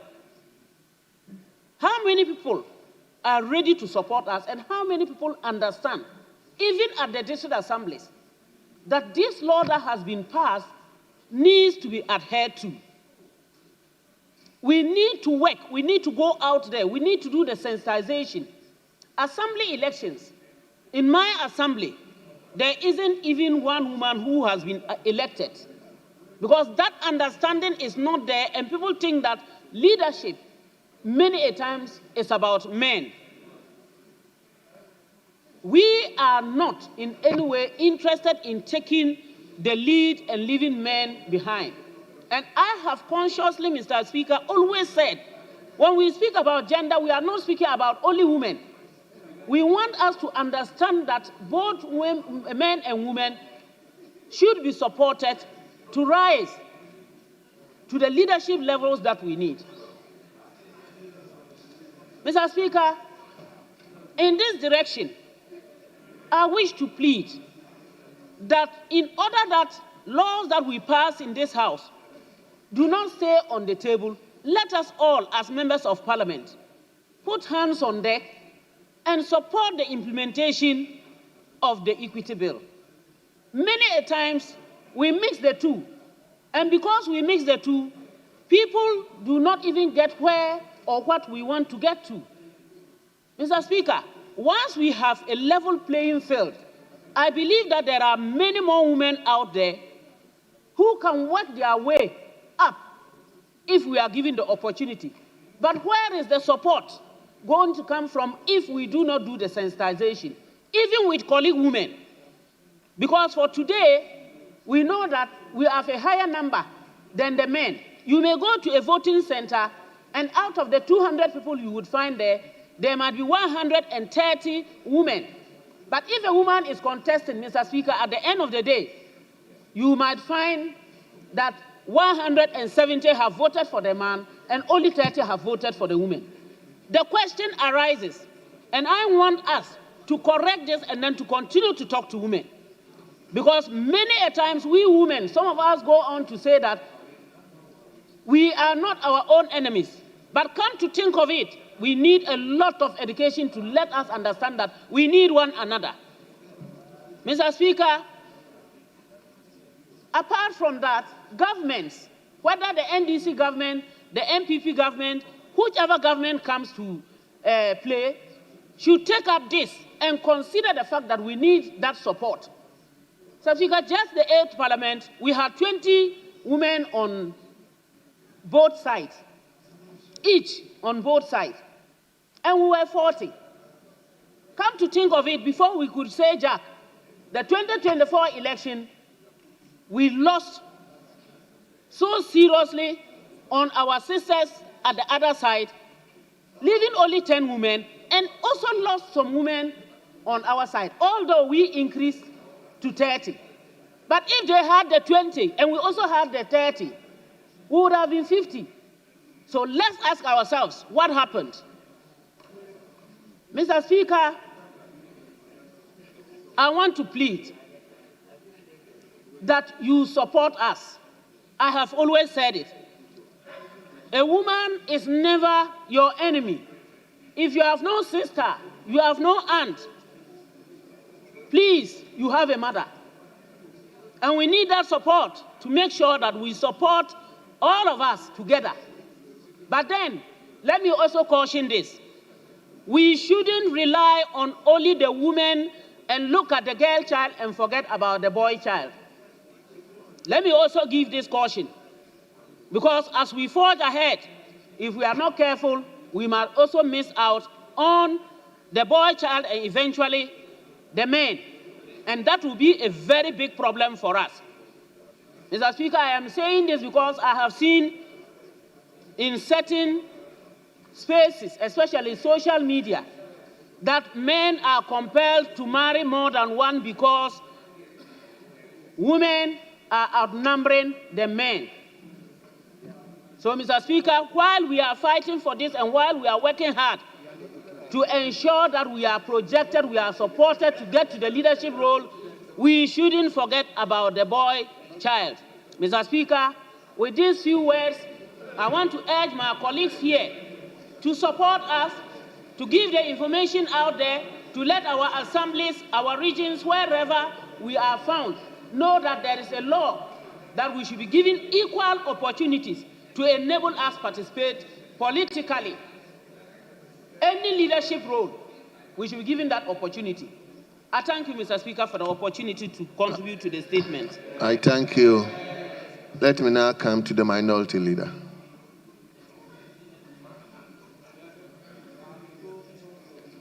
It's okay, no comment. Majority leader. Well. So, honorable members, are we taking another statement? I have another statement to take. So, if the reports are not ready, then I can take the statement. Yes, yes. We should take the one that stands in the name of the Honorable Ida. So let me call Honorable Member for Ayesiano constituency, Honorable Ida Ajua Asiedu, to give a statement on sand winning. Yes, Honorable Member, you have the floor now. Right Honorable Speaker, I am most grateful for the opportunity given me to deliver a statement on the floor of this August House on dangers posed by sand winning in Ghana. Mr. Speaker, sand winning, also known as sand mining, involves the extraction of sand from the earth for construction and other purposes. This activity, which is often carried out in river channels, floodplains, along the slopes of highlands, and on coastlands, produces sand used as raw material for construction of roads, bridges, houses, factories, schools, markets, offices, and glassware. Mr. Speaker, sand is arguably the most mined substance worldwide due to its extensive use in the construction industry. According to the United Nations Program, about 50 billion tons of sand is extracted from lakes, riverbeds, coastlines, and deltas each year. Mr. Speaker, the versatility of sand and the rapidly increased human population have occasioned an upsurge in demands for construction-grade sand, leading to the multiplicity of players, including illegal ones, becoming engaged in the sand mining industry. In Ghana, Mr. Speaker, sand winning is regulated by law. The Minerals and Mining Act 703 provides the legal framework for sand mining. Miners are to procure licenses to legalize their operations. However, it is a known fact that many sand miners use unapproved means to extract material in a way that threatens the sustainability of the product and the environment from which it is extracted. Sand winning activities are scattered across the length and breadth of the country, from the coast to our northern borders.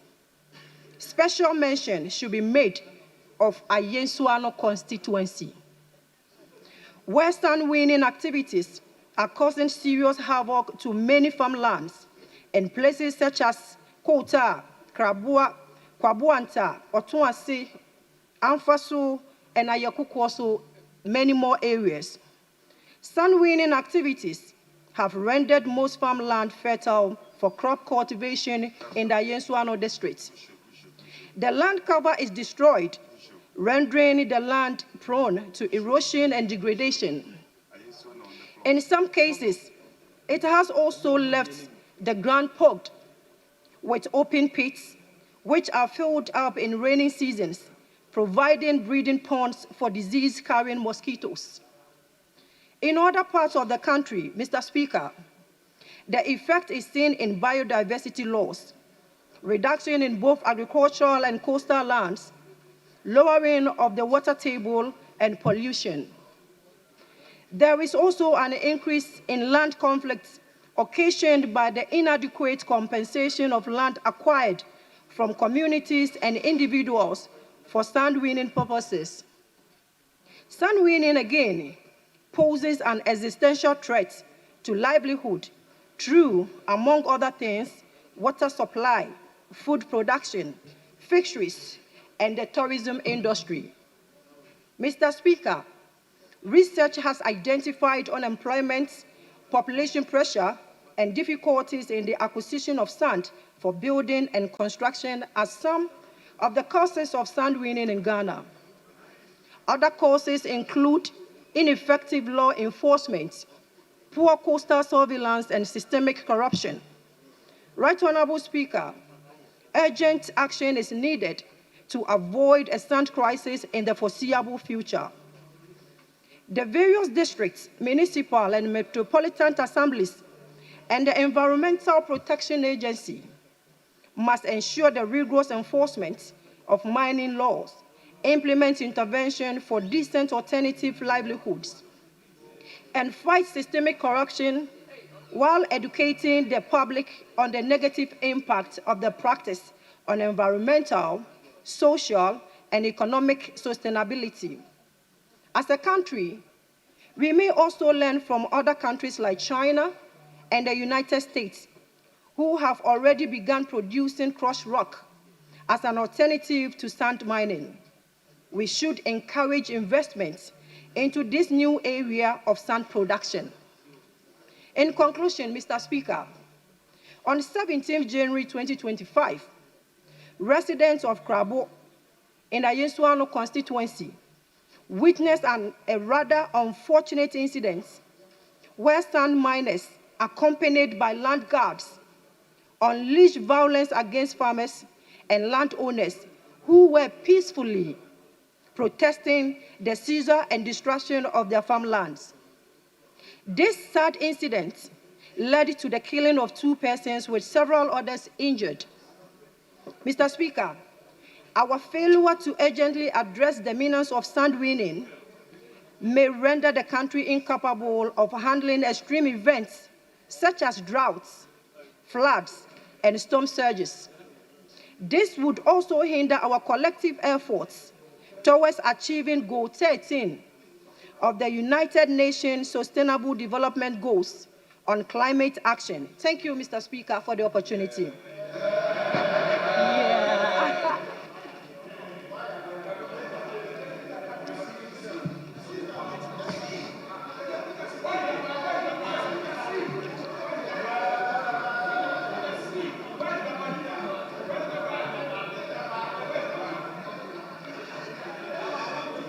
Yes. Let me first and foremost identify my brother Ade.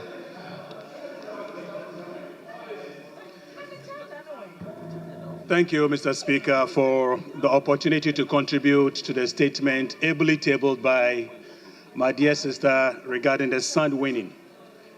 Mr. Speaker, this subject is really important. So important to the extent that my constituency has suffered the damage of this sand winning. Mr. Speaker, yes, we know population has outgrown some of our developmental projects and thereby causing unemployment in the country. So some youth resort to this kind of business for construction. But Mr. Speaker, the area that really touches on the soul of this country is this activity, sand mining, sometimes is geared towards Galamsey River bodies. Mr. Speaker, if you come to Infantman constituency, where we depend solely from this Oche River, because of the Galamsey activities, people try to win sand from the river lines, create a lot of potholes, big gargantuan potholes. So before the rain falls and water comes to where we gather and treat water in Fantiman, it has to fill all the potholes before we gather them. A couple of months ago, Mr. Speaker, I would interest this House to know that for almost 2 weeks, I was buying water, almost 2,000 cedis per truck, just to make sure I provide enough water for hospitals and schools. Because Galamsey activities, it's not just to construct blocks. We have sand mining winners that will try and divert the river bodies where the flow of water is, cause a lot of havocs to our riverfronts. Mr. Speaker, I want to sound invitation to agencies like Environmental Protection Agency to look at that aspect of controlling those who fetch sand from our riverfront. I also call on all of us here, our behaviors. Looking at making profit out of sand winning is going to cause a lot of trouble for our future. Recently, Mr. Speaker, we had young kids going to fetch water by the river body because of this dugout pits. You see our innocent children just fetching water or fall into this dugout pit, losing vulnerable souls. Mr. Speaker, calling on those of us here as members of Parliament to all come together and support this dream of 24-hour economy. It is the only way that we can redivert the attention of this youth instead of going to classroom to get valuable jobs to do. And I'm happy that in the recent allocation of this Common Fund, a lot of funds are made towards constructions of schools, which will pull our kids from the riverfront from mining this sand into classrooms. On this note, Mr. Speaker, I'm calling on all the agencies, the regulatory bodies in the country, that if we are serious about protecting the future of our river bodies, we should look at bringing people back to classrooms, the youth, and also encourage them to stay in class, and punishing going very hard at those who are encouraging these illegal activities in the country. Mr. Speaker, with these few words, I appreciate the opportunity to contribute to this statement ably made by my sister. Thank you. Thank you very much. Let me give the opportunity to Honorable Member for Bimbilla. Thank you, Mr. Speaker. Mr. Speaker, first of all, let me congratulate my colleague for making this very important statement. When I heard her speak, the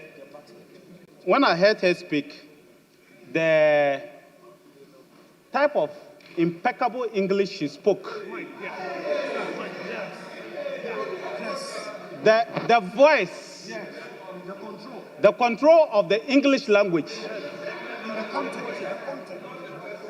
the voice, you see, she was reading, and then I could see that when there was a need for high pitch, she would do it.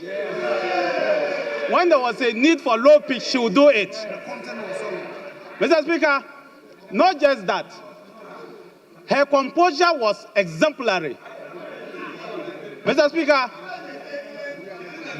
the content itself was so rich, was so appetizing, and it was so devouring that I was like, is this a first timer? Yeah. I was imagining that this is a fifth timer. Yeah. So in my head, I was tempted to tell Mr. Speaker to give her a standing ovation. Yeah.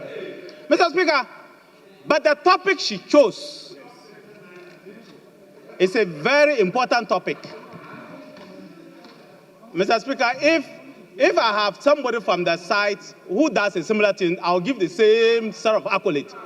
Just do a similar statement, and I will say the same thing. Mr. Speaker, I had the occasion to, as Defense Minister then, to come and speak on sand winning when the military had to go and burn some tipper trucks and some excavators in a part of the country. I don't want to talk about it. But, Mr. Speaker, it is an activity that if we don't regulate, if we give ourselves the next 5 years, it will be the same thing as Galamsey. The reason is that our people and all of us need to build houses. And so they may need the sand to build the houses. But the difficulty is that we have just not regulated it and allowed it to be anybody's game. So somebody finds sand somewhere. It doesn't matter whether it's by the river, by the stream, by a water body, they just go and put excavator there and pollute the water and take the sand. There's no regulation, there's nothing. You just see the rural chief or the area king or the area chief, and you are good to go. But Mr. Speaker, it is as dangerous and as serious in our water pollution as Galamsey. And it is unfortunate that in many places, it's difficult to get good drinking water unless you take water from the soil. And there are some places you dig a borehole, you cannot get water. Can you imagine people have to walk tens of kilometers to get just drinking water to drink? There are, in many places, because it's regulated, sand winning is actually used to distill rivers and clean the river up because it is regulated. And so if we regulate it properly, Mr. Speaker, we will not have the situation we have in the Galamsey field. But if we don't regulate it, Mr. Speaker, we are going to end up like what has happened to the Galamsey, where it has become very lucrative and people are making a lot of money and it's difficult to stop it. So I want to congratulate her for the fact that she's realized the goodness and the danger of sand winning. There are good things with sand winning and there are bad things with sand winning. Let's just tackle the bad part of sand winning and encourage and improve the good aspect of sand winning.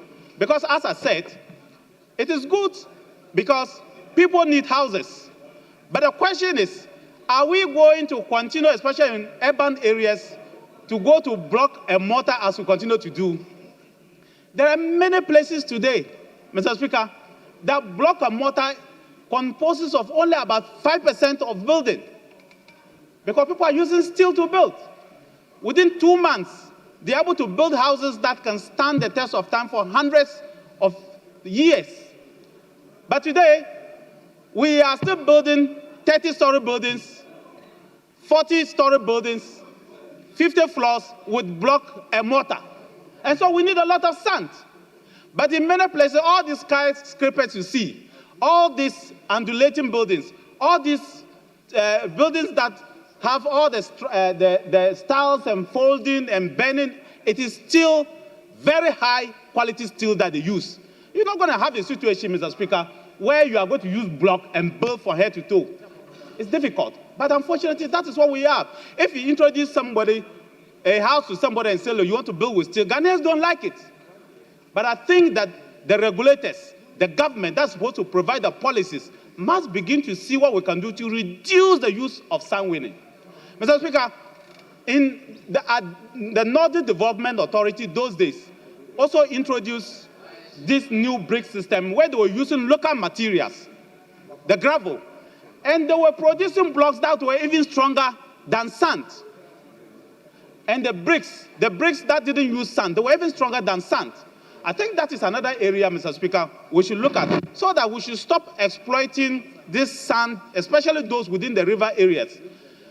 I would say that areas such as water treatment plants, we should have a policy of some 2 or 3 kilometers of no-go area for such areas, so that at least people can get good drinking water to drink. If we don't have a policy like that, we're going to have a problem. So I would suggest that, yes, it's good to win sand, but we should win sand with regulations. We should win sand with policy. We should win sand in a very responsible manner. If we don't do that, Mr. Speaker, we are going to have a situation whereby we'll have the problems that we are currently having in the Galamsey field. Mr. Speaker, Ghana used to have a huge forest reserve. We have virtually finished everything. And if it's not raining, people don't understand why it is not raining. People don't appreciate that rain is linked to the forest cover you have and also the seed that you have. It is all linked together because those trees will have to produce carbon monoxide. Oh, Mr. Speaker, I've been told that there are many admirers of our lady who made a statement, not admirers in trying to woo her, but admirers in the way she made the statement. And they want to contribute to the statement. So, Mr. Speaker, I will not want to take too much time because the statement is just for 1 hour. So I will not want to take too much time, too much of your time. I will end here by congratulating my colleague from Ayesuano and telling the people of Ayesuano that they have a very good MP. They have given us a good material. I want them to know that they have given us a very quality material. What I heard, I want her to speak more. Because if a first-timer can speak like this, a first-timer can be composed like this, if a first-timer can put this type of statement together and stand up and read the way she did and speak the way she spoke, I tell you, the sky can only be her limit. And I pray that she stays here for about 4 or 5 times like me. Mr. Speaker, she stays here about 4 or 5 times. She comes 4 or 5 times like me to pull herself up because she is a very good material. Thank you, Mr. Speaker. Thank you very much. I'll take one more. One more. Now we are talking about Sam Winning, the Deputy Minister for Lands and Natural Resources.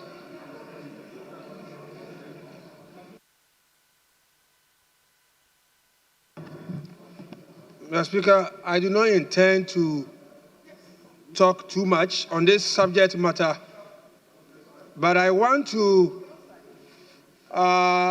thank the maker of the statement for bringing this very important issue for discussing. Mr. Speaker, we are talking about the extraction of sand in its natural state for the purposes of building and construction. Mr. Speaker, the activities of human activities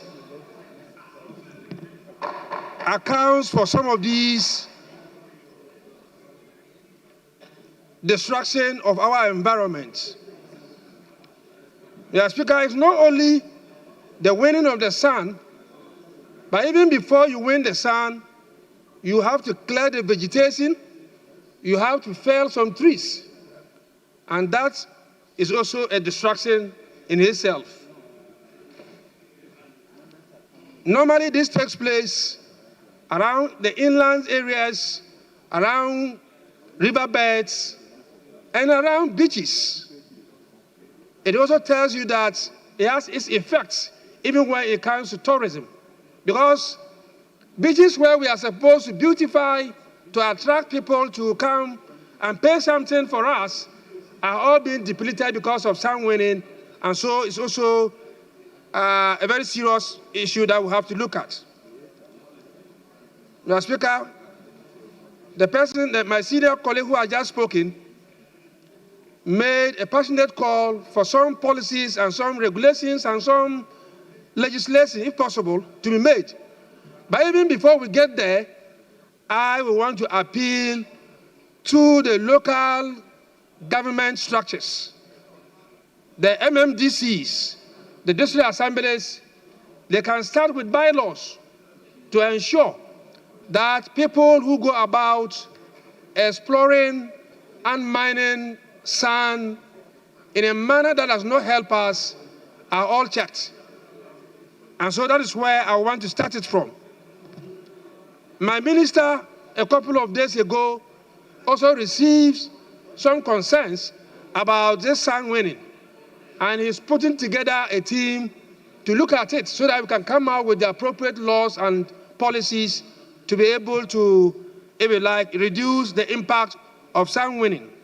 And so once again, let me thank the maker of the statement and to assure her that it's already on the table for discussion, and that at the appropriate time, we will invite her and invite those who have interest in this subject matter so that we are able to put together some policy guidelines to guide us in this direction. Thank you. And let me encourage you that it's not only about statement reading that will keep you here for the number of months years that they are proposing. You need to do more than that. And to do more than that means that you must be able to distinguish between what is politics and what is not politics when it comes to the work of this parliament. For instance, if you are passing a legislation, if we are passing a loan, you shouldn't just listen to your side and go with them when you do not believe in what they are asking you to do. Thank you. Yes, Honorable. I'm now turning to leadership. Speaker, I heard my colleagues on both sides commending our good friend and a member from Ayensuano, a proud Easterner.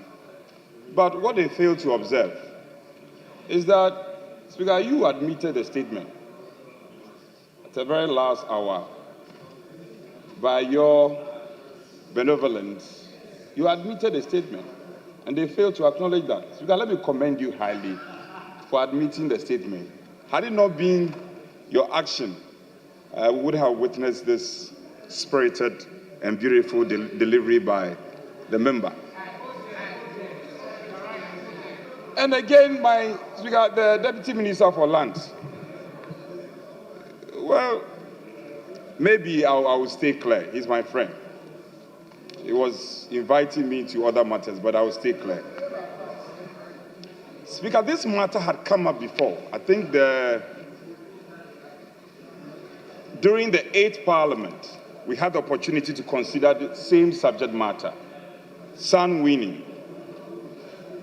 Ultimately, Parliament constituted an ad hoc committee, which I was privileged to chair. We have traveled the length and breadth of this country and came out with a report. So it was very surprising that sand winning was even taking place in the Volta Lake.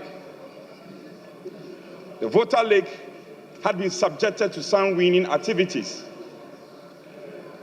In the eastern region and other farming communities, sand winning was being engaged in irresponsibly. I heard my senior colleague, the Honorable Niti, will say that it's not being regulated. We have all the regulatory legal regime, the Minerals Commission, the EPA, the MMDCs, who are empowered to regulate these activities. The enforcement of the existing regulation is a challenge, and the coordination between the EPA, the Minerals Commission, and the MMDCs has been the concern of the day. I hope we can deal with these matters. EPA hasn't got branches all over the country because of the limitations, the resource limitations they are confronted with. So the challenge cannot be left at the doorstep of the EPA alone. It cannot be left at the doorstep of the EPA alone, because they don't have the wherewithal in terms of resources to be able to prosecute on these requirements. There should be a coordinated activities between the Ministry of Lands and Forestry, the EPA, the Minerals Commissions, and the Ministry for Local Government, because the MMDCAs come in wake. Speaker, we have lamented enough about this challenge. I think it's time we take an action as a House. And Speaker, you have said that you are not too enthused about consequential directives. I would have suggested that we take some action on these matters because of the attendant effect of food security. Food security. They are scooping away arable lands in droves. Water bodies, sand winning is taking up a place within water bodies. And the food security concerns can't just be wished away. Amidst all the legal regimes, this are happening in droves, and it's high time we pull the brakes. The EPA, as I said, Speaker, cannot do it all by itself. I wish Parliament can have a role, and the Committee on Agriculture and Cocoa Affairs and other relevant committees can come in to follow up on this matter to its logical conclusion. A beautiful statement read in a very beautiful way, but a beautiful Member of Parliament. Speaker, I did some rhyming. At back at secondary school, Bishop Herman. A beautiful statement delivered by a beautiful Member of Parliament for a constituency called Ayensuano constituency, which is a beautiful constituency in the very beautiful region, Eastern region. Speaker, I pray your consequential directives on this matter. It is, yes, the leader of the House has given a certain twist to all the outstanding matters which should be dealt with. We can't leave this matter to die naturally. The conversation should go on and on until it is dealt with. Speaker, apparently I share border with the Member of Parliament, and the respected minority leader has a special interest in that constituency. And the Honorable Osani has volunteered that he will be making a special visit to that constituency. And we will be joined by the majority leader who has been giving unfettered access to our side. How? So I'm speaking in parables. So, Speaker, we'll commend the member who has delivered a very good statement, and I hope that we can, this matter can be continued to its logical conclusion. Speaker, I thank you for indulging me. I'm grateful. Thank you very much. Majority leadership. Okay. Yes, minority leader. Yeah, Mr. Speaker. I've seen the chief whip of the majority bench standing there. What he's doing is that he's whipping his members. There are no surprises. Whatever you want to do, we'll support you to do it. So don't be too busy. Stop sweating. See, you are standing there. You are afraid of your own shadow. In your boo-boo, whipping your members to come in around this time. We've seen the ministers coming in. The education minister has already come. We'll see the rest. He's busy calling them to come. They want to populate this place. But let them come. And we would now question you. You see, you said you won't take a loan. Now you are taking loan. You said no loan. Mr. Speaker, this is just by the way. I was going to ask you to... Mr. Speaker, very well. Mr. Speaker, this is another moment for me to say a few words to encourage our first timers. Mr. Speaker, we have a parliament with very determined first timers. I am happy that they are demonstrating courage to make their name for the records. I listened and I said, is she a first timer really?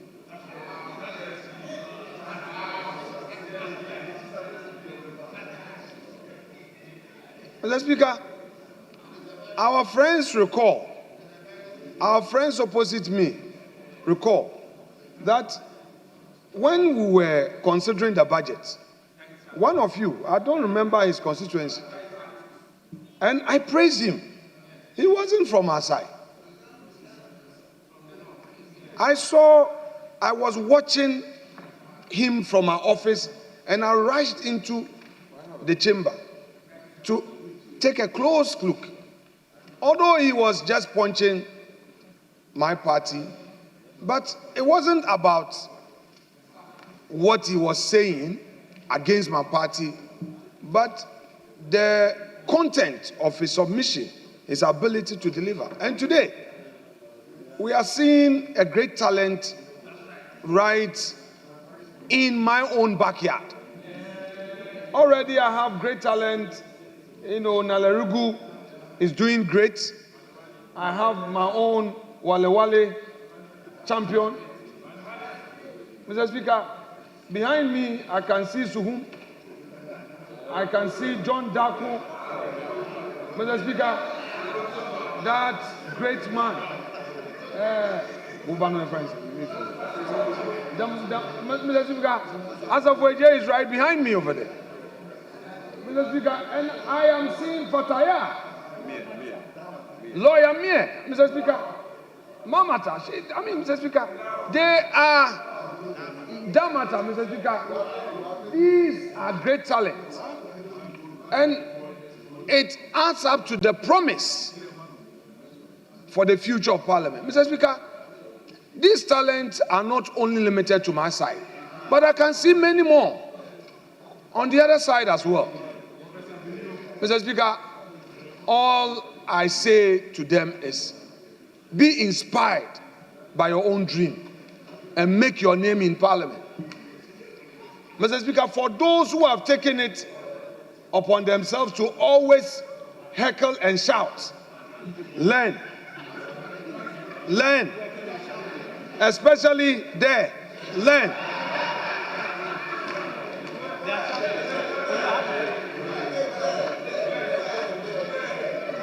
Mr. Speaker, they have to learn from the industry of Our Lady from Ayinswano.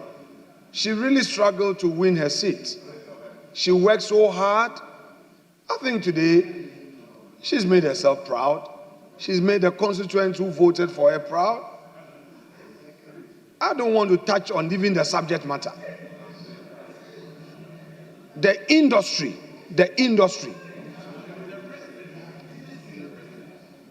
is worth emulating. But Mr. Speaker, let me use this opportunity to make a strong case for us to revisit our standing orders. Mr. Speaker, that provision that talks about members only referring to their notes and not to read their speech, that 119 provision is something we need to revisit. Because in all serious democracies, in all advanced democracies, members are required to research and prepare, come into the chamber and deliver from their scripts. This extempore. Sometimes you look into the Hansard, you realize that your thoughts are so entangled and all. So, Mr. Speaker, I pray that going forward, apart from statements, members will be encouraged to prepare and debate from their written statements so that Hansard can capture their industry and capture it well, especially for the young one. Mr. Speaker, it's not all of us who can speak from our thoughts and still regulate same. And sometimes, Mr. Speaker, we are concerned that this is keeping many people away from speaking on the floor. Mr. Speaker, the rule I was referring to is Order 119, subtitle Reading of Speech by Member. And it provides, quote, a member shall not read the member's speech to the largest extent possible, but may read extracts from written, printed, or electronic document in support of the member's submission, or may refresh the member's memory by reference to notes. Mr. Speaker, this provision, with the greatest respect, must be looked at. And I suggest strongly that when speakers are presiding, they relax this provision. Because if you watch debates in the US, Senate, British Parliament, no member speaks extempore. They come, they have their written submission for their debate full. So why is it that we, a growing democracy, members come, you say, don't read your speech. You should only refer to your notes. Mr. Speaker, I have taken it upon myself to be reading my speech, my debates, going forward. I will rely on my written text. I won't depart from it. And I will seek your leave. I wouldn't do it as of right anyway. I will seek your leave. And I know leave will be granted. Mr. Speaker, to conclude, I shall join my respected colleague, Honorable Frank Adodompre. He was my senior at Cape Coast University and a student leader and very hardworking. I know he's a survivor. And he is of that stock that deals with environmental issues, though he started in the agro sector. But Mr. Speaker, he's made a very profound call. That profound call is to the effect that this statement be transmitted to a minister responsible for the sector to look at it. Because, Mr. Speaker, the last time we had a committee to look at this sand winning, my own constituency, there's a problem. If you go to the rural areas, Jahazi, Jenjazi, Atetu, people have lost their farmlands as a result of this sand winning activities. It has to be regulated, and we should confine them to certain areas. They are just doing it anyhow. And like the maker of the statement said, they see community leaders give them some nokofio and they are destroying the environment. I don't know whether it's the Minister of Environment who will be responsible for this. If so, I believe that Honorable Murtala Mohammed will receive this statement and take a serious action on this matter. And I believe Ghana will pittance, to wit pittance, something small, peanuts. So that serious action is taken. Mr. Speaker, what is happening to our environment? We come here, we take this for granted. Galamsey is already killing us. Sand winning is a problem. The time has come for us as a nation to rally around certain issues and make them national issues. And say that as for this one, it's about the country and not NDC or MPP. Like what happened this morning and this afternoon, a day of national Thanksgiving. It's a national call. Can we, as a government, proactively take steps to enact or pronounce on certain canker in society and make it a national issue that will rally all political actors around it without being hypocritical in terms of their approach? I'm sure if we do that, our democracy will last for all of us. Mr. Speaker, the West Africa sub-region is suffering because they allow some of these things to eat deep into society to a boiling point. Ghana is a safe haven. Many people come here. It's not because we've achieved something by accident, because we made a conscious effort. But we can do better as a country. As political actors, we can do better because some of the dangers that we see, if we don't take steps to stop them, none of us will survive when that day comes. None of us, I repeat, none of us, the political actors, will survive when that day comes. So please, let's forget about the temporal pleasures of power and look at Ghana in the beyond. Ghana 20, 30 years from today. The best way to enjoy your peace is to have democracy with strengthened pillars as well. Mr. Speaker, without more, I shall thank you for indulging me. Thank you so much. Mr. Speaker, I'm not done. Oh, I'm thanking you. Let me finish. Mr. Speaker, let me finish thanking you. Mr. Speaker, without more, let me thank you for indulging me and also commend you for admitting this statement and at least helping our colleague have her first major bite which without doubt has been very commendable and outstanding by all standards. Mr. Speaker, I take my bow. Thank you very much. Majority Leadership. Thank you very much, Mr. Speaker. Just to commend the maker of the statement for a thought-provoking statement on a matter that might be overlooked by many, but which, if not attended to, could have devastating environmental consequences for all of us.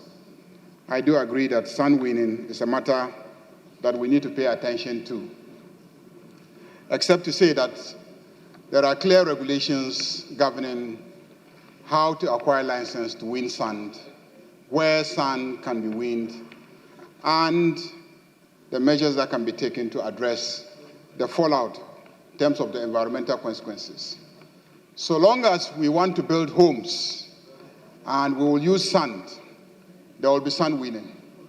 It's just a question of where and how. And so I will call on district chief executives, the municipal chief executives, the mayors, because primarily it is their responsibility to regulate these matters. And also the small-scale mining division of the Minerals Commission.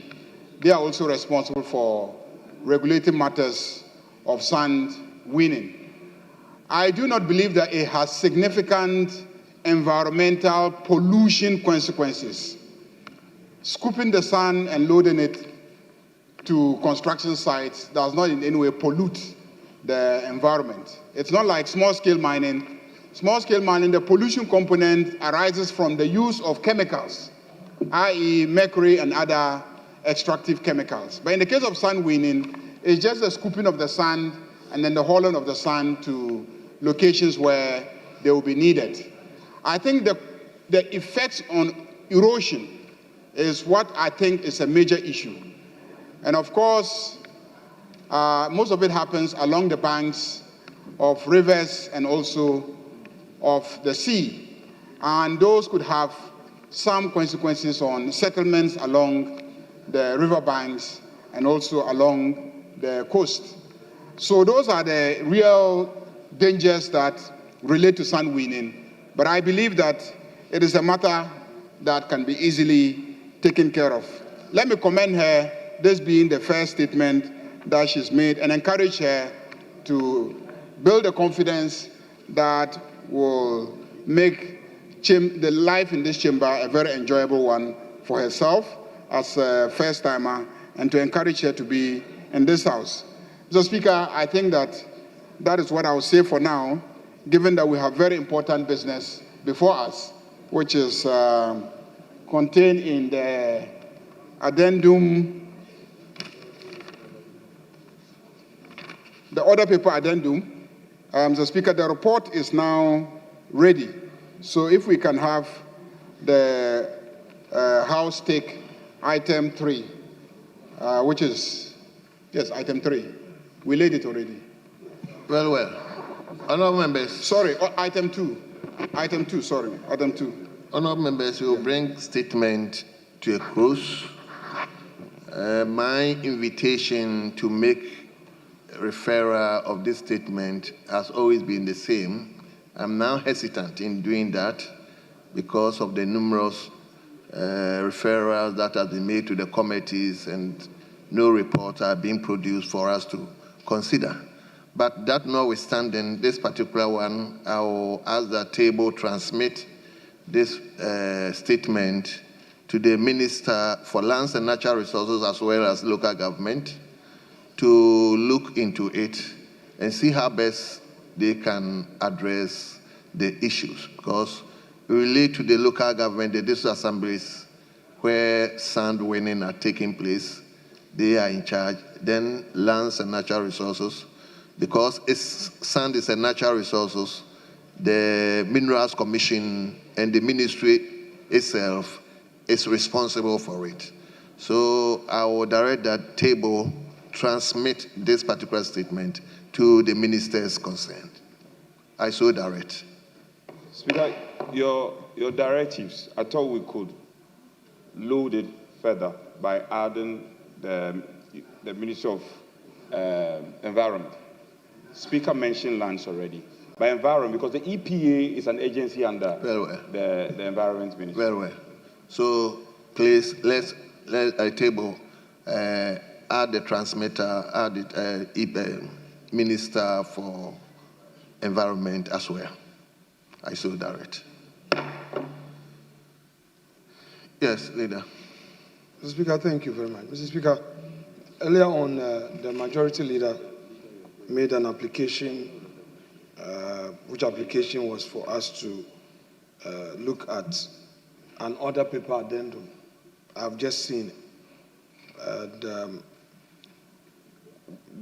the mainstay of his prayer basically is that we should take the motion too, and then the Deputy Whip circulated the report of the Finance Committee, which reports, I have a copy. But, Mr. Speaker, my understanding is that this Parliament is not being cajoled. The executive under this reset system wants to do something new. We have the Finance Committee going into a meeting to consider a report. If this report is considered tomorrow, what would happen? What will happen? It is 7. No. Mr. Speaker, I want to know that if this is taken tomorrow, what will change? Mr. Speaker, one too many, we are seeing reports being brought and being told that we should be in a hurry. Mr. Speaker, if there is some agency around it, I don't have a problem. But, Mr. Speaker, between now, this evening, and tomorrow afternoon, that would convey what would be the difference. I just want to know. Especially, Mr. Speaker, upon reading the report, there is no clarity as to the purpose of the loan. There's no clarity. They only generally talk about budgetary support. There's no clarity. The report itself says that the minister could not provide clarity as to the specific purpose of this facility. That is going to be a general budgetary support. So, Mr. Speaker, I would plead with leader of government business, unless he wants to use his numbers. But if he aims at building consensus and carrying the entire house, if he wants to carry the entire house, then we should allow the laying of the report. Let us come tomorrow, read, and deal with this. Mr. Speaker, this is my very humble suggestion. Because if we go by the majoritarian, we have the numbers. Mr. Speaker, the views of national interest will be relegated.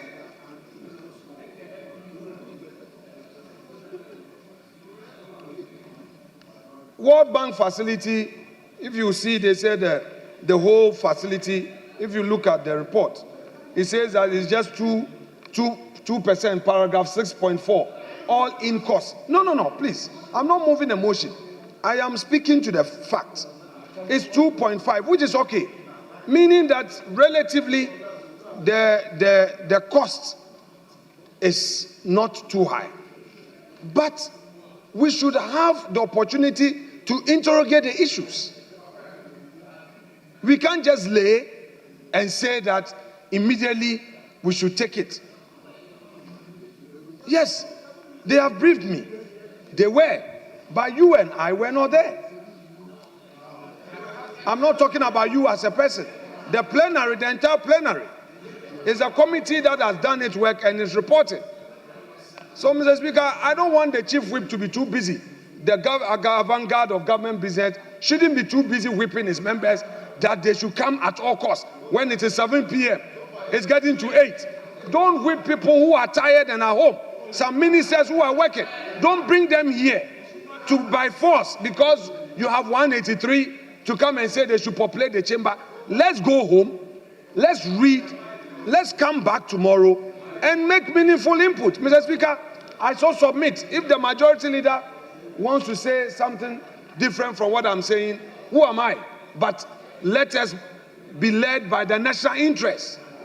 This is a reset government that has been telling us that something new is being done. Thank you. So if we come tomorrow, it will change. If we do it tomorrow, it will change. Then say it for Hansard. Thank you. Majority Leader, let's hear you. Thank you, Mr. Speaker. Mr. Speaker, the minority leader has no objection to us taking item 2 on the addendum order paper. So let's proceed. Well. Honorable members, let me invite you to order paper addendum. Item listed 2, motion by the chairman of the committee.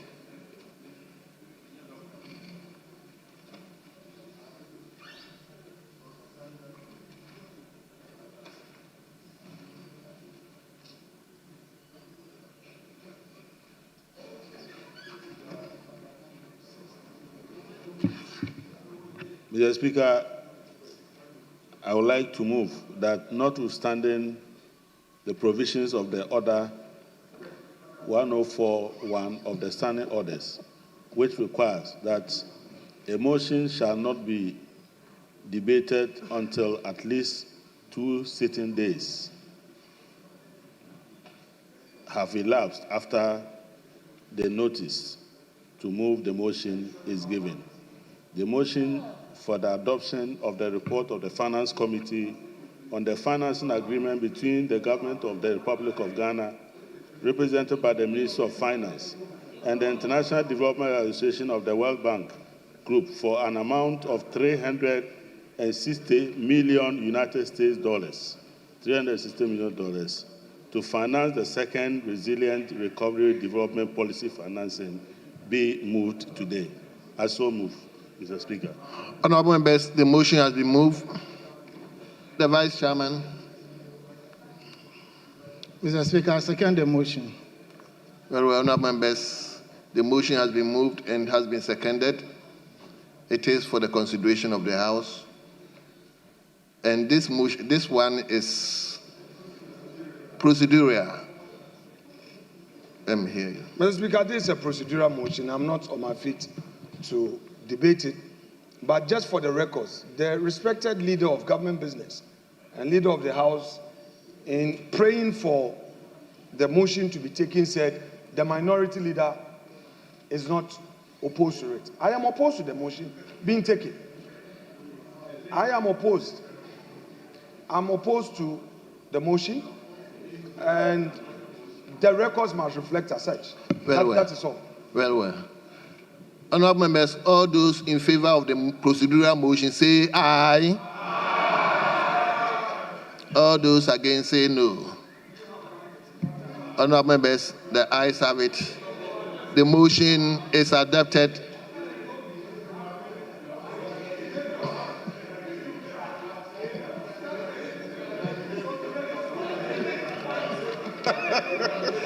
So, honorable members, let's now turn to motion 3, the substantive motion. Mr. Speaker, that this Honorable House adopts the report of the Finance Committee on the financing agreement between the government of the Republic of Ghana, represented by the Ministry of Finance, and the International Development Association of the World Bank Group for an amount of 360 million United States dollars to finance the second Resilient Recovery Development Policy financing. Mr. Speaker, I so move.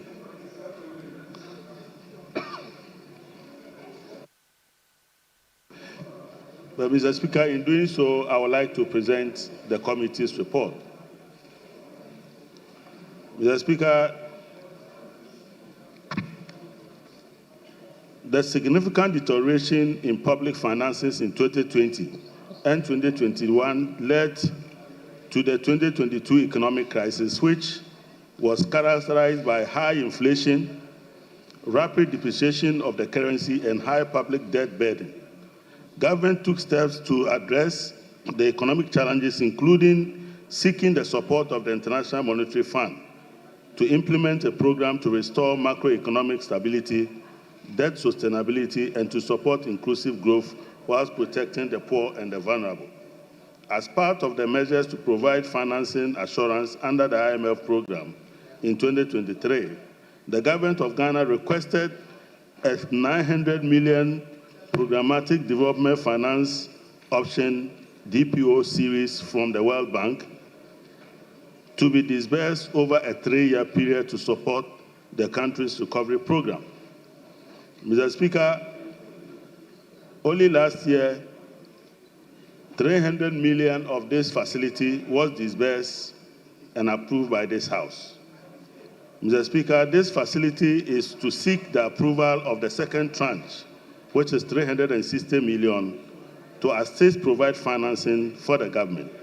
Mr. Speaker, the terms and conditions of the agreement, the second Resilient Recovery Program development policy financing, is to support the credit release of about 360 million from the International Development Finance Association of the World Bank Group. Mr. Speaker, the repayment period is 12 years. There is a moratorium of 6 years. The all-in cost, if you consider the cost of the interest, the cost of service charges and commitment charges, amount to 2.05%. That is the total cost per annum of this facility. Mr. Speaker, the government is desirous to ensure that the economic gains that we have made so far does not lead to any deterioration. And as a matter of fact, the government intends to deploy this facility to support the implementation of the 2025 budget to achieve the project objectives of the government. Mr. Speaker, on this note, I would like to call my colleagues, particularly my colleagues on the other side, who negotiated these facilities with the World Bank Group to give Ghana an amount of $900 million only a year ago, to now be very happy that this government has agreed to continue with that policy and will now require them to assist her to approve this loan so that the city that has now appreciated will continue to appreciate to the benefit of the people of Ghana. That the economic growth that we're experiencing will not be derailed, and that the people of Ghana will see the benefit of democracy as they have always tried for. Mr. Speaker, I call on this House and all well-meaning Ghanaians to support and approve this facility for government to quickly disburse and go ahead with this program. Mr. Speaker, I so move. Thank you very much. Honourable members, the chairman of the committee has moved the motion. Yes. Thank you very much, Mr. Speaker. I rise to support your committee's report to approve an amount of $360 million for the purposes of budget implementation. Mr. Speaker, the House is called upon to support these very initiatives so that we can fully implement the 2025 budget. Because already we approved the 2025 budget, and these are some of the indicative numbers in the budget. So it's like trying to make sure that whatever we said in the 2025 budget, we are doing exactly so. Mr. Speaker, this is a very good facility, and the minority leader agrees with us. He just mentioned it. If you check the all-in cost, it's about 2.05%, which is very good deal for the country. It's not an expensive facility. Mr. Speaker, the benefits to be derived from this $360 million, if approved by this House, one, to improve revenue collection. 2, improve financial sector stability. 3, improve private investment and foreign direct investment. Minimize fiscal burden caused by losses in the power sector. Improve financial health of the power sector.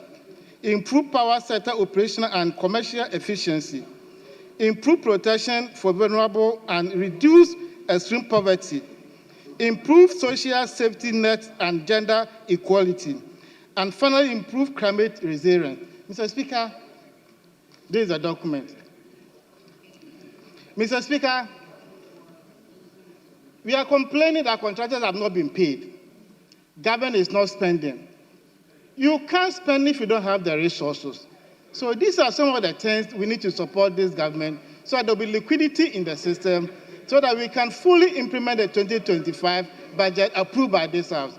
So I'm calling on my colleagues from the other side to fully support this approval process so that by the end of the day, there will be liquidity in the system to support the government of the day. I thank you very much for the opportunity. Honorable members, the motion has been moved and it has been seconded. It is now placed squarely before this House for consideration. So I will first and foremost turn to Honorable Member for Walwali, Honorable Dr. Kabiru Mahama. Thank you very much, Mr. Speaker. Mr. Speaker, this House is called upon to approve an agreement that just some 6 months ago was considered unholy, an agreement that just some 7 months ago was considered as the most, if you like, the worst crime of a government then. And there was unanimous in the chorus.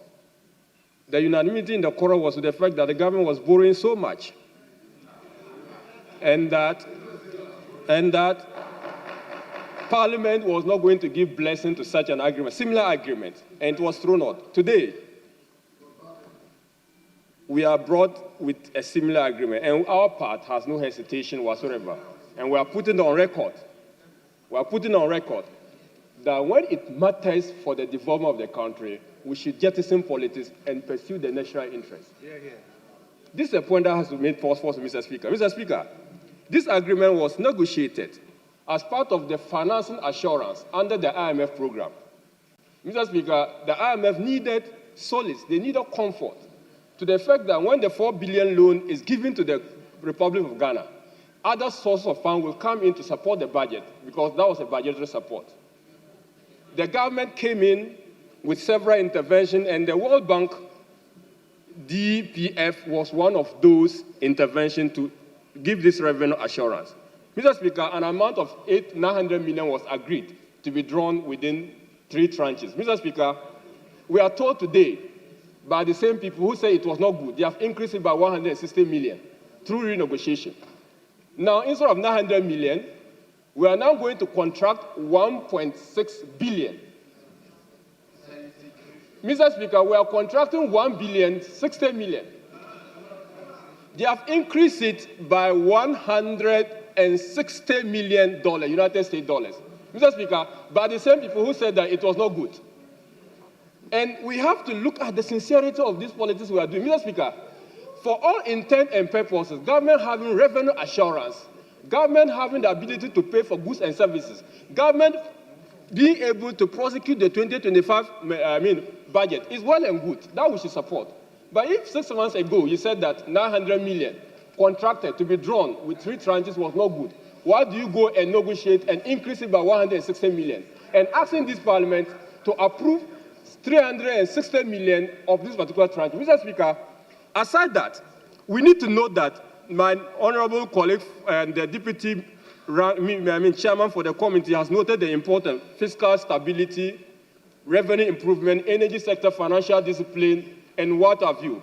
This money is going to help us, and that is the reason why, as a member of the committee and as a member of this side, I am supporting this one on that regard. But, Mr. Speaker, there is an amount of 360. It has been increased to 360 million, which I have noted.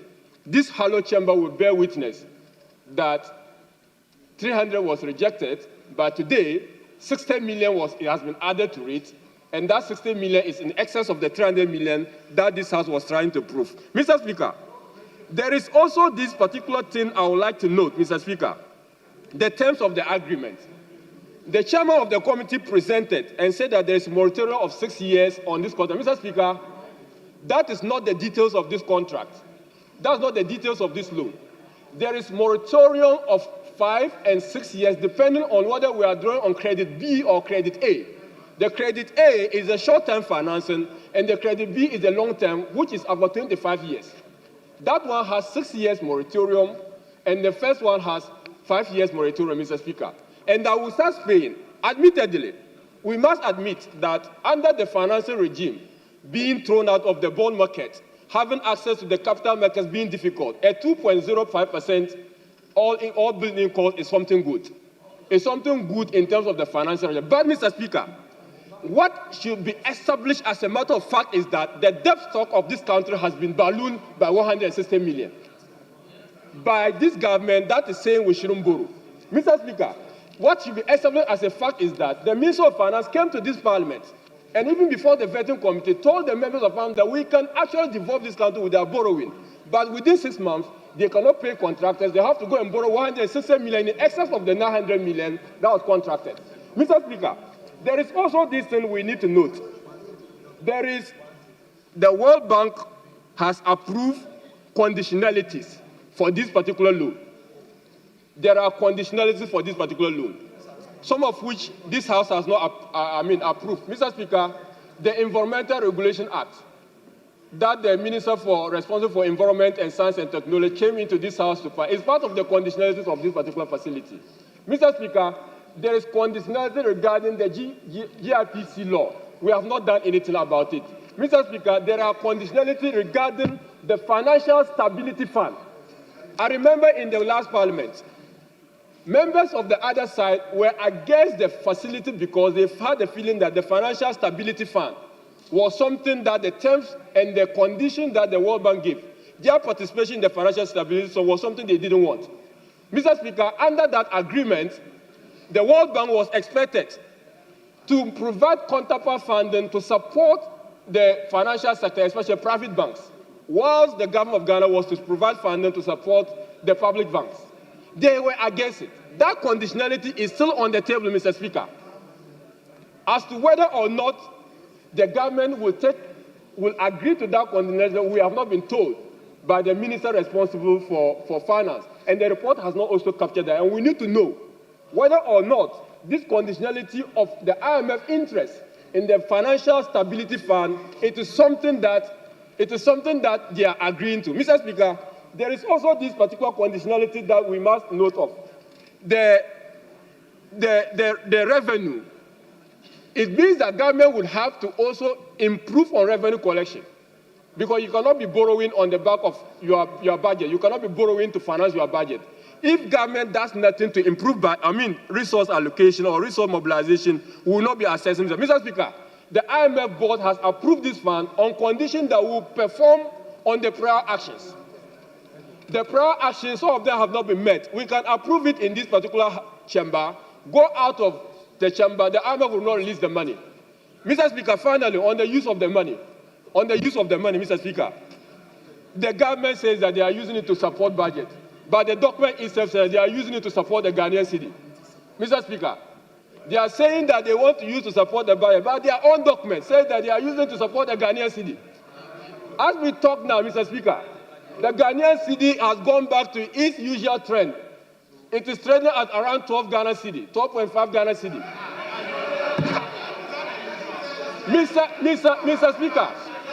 Mr. Speaker, if they doubt, they should go to the Gold website. They should go to the Gold Board website. They are charging the Ghana cedi for 12 to 15 pesos.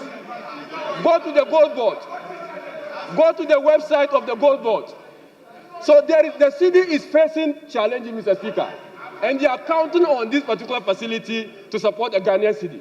And if this money comes, Mr. Speaker, we are going to start payment, and every month in 2031, we'll be paying about 11 million every month, Mr. Speaker.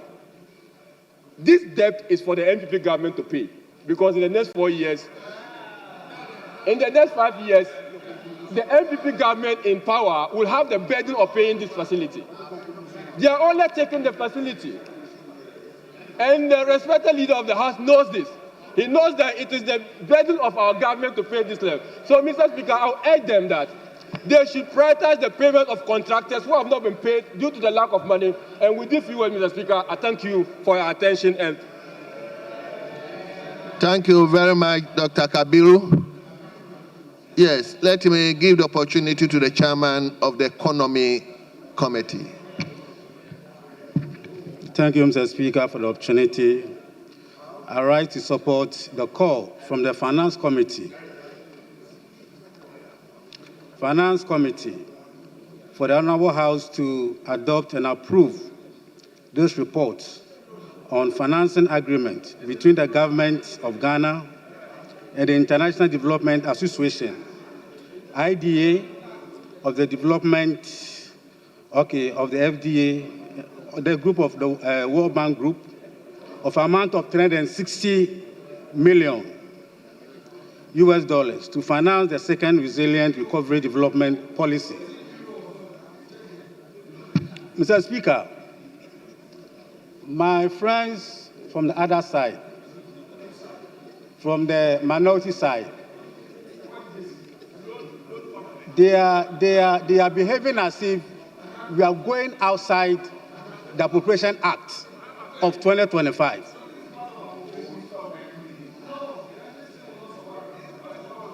Mr. Speaker, with the Appropriation Act of 2025, Mr. Speaker, we are to finance the budget with the 56 million Ghana cedis. Yes, after taking the expenditure, Honorable member, please address me. After taking the expenditure from the total revenue, you are to finance this budget with 56 billion Ghana cedis. Go and check the Appropriation Act. Google.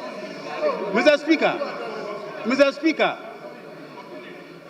domestically, we are to finance this with 36 billion, 0.9. Two, externally, is 21 billion. Go and check your facts. So if Honorable Afo, please address me. Don't listen to it. Mr. Speaker, so if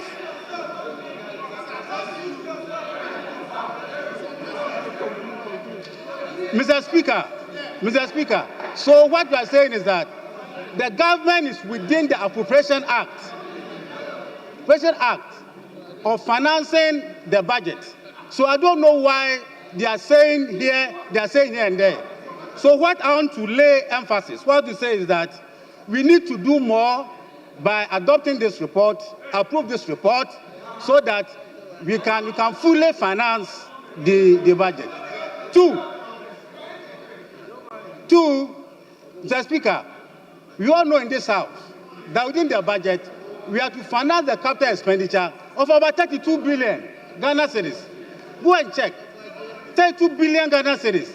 And therefore, if you're unable to approve these loans, what will happen? Therefore, your roads, your water projects, and others cannot be financed. So I'm urging the House, especially those who are heckling me, to support us to adopt and approve this loan so that we can run our country and our economy. Thank you, Mr. Speaker, for the opportunity. Yes. Let me now turn to Ofonsia Ilibi, Honorable Kojo Oponkroma, the ranking of the Economy Committee. Mr. Speaker, thank you for the opportunity to contribute to this motion currently before the House. Mr. Speaker, there's a background to this transaction, and it's important that we all share with our colleagues here and those outside the background to this transaction. In 2023, the government of Ghana, then under the leadership of President Akufo-Addo, negotiated this financing program. It was for an amount of $900 million to support the budget. In March 2024, the first disbursement of $300 million of this loan took place. So ordinarily, we on this side now seeing the second disbursement taking place and hopefully the third should be fully supportive.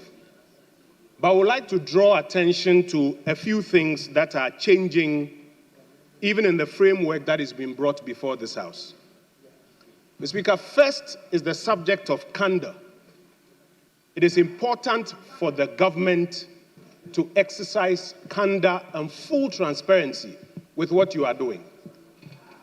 If you notice the communication that has been associated with this facility, be it in the media or even here in the chamber, on the order paper and the report, there's an attempt to obfuscate.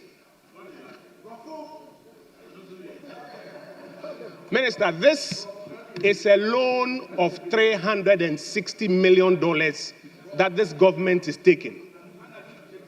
But because they want to hide it, they are deliberately describing it as financing. We understand what financing is. We do. We understand what it is. But, Mr. Speaker, in this chamber, over and over again, when the order paper appears, we talk of a loan agreement. Yes? Yes? Why are you running away from the standard expression of a loan? This is a $360 million loan agreement which you have brought to Parliament to approve. And that is why I'm saying that you must exercise candor. If you look at the statement or the communication that was issued by the Minister of Finance following the approval of the World Bank, he also described it as $360 million financing. So if you don't pay attention, you will not realize that the government is borrowing $360 million today, the 1st of July, 2025. And it is important that you exercise this candor. Let the public know that you are taking a loan of $360 million, part of the facility that was arranged by the previous administration. Mr. Speaker, the other issue of candor is that when you go into the report,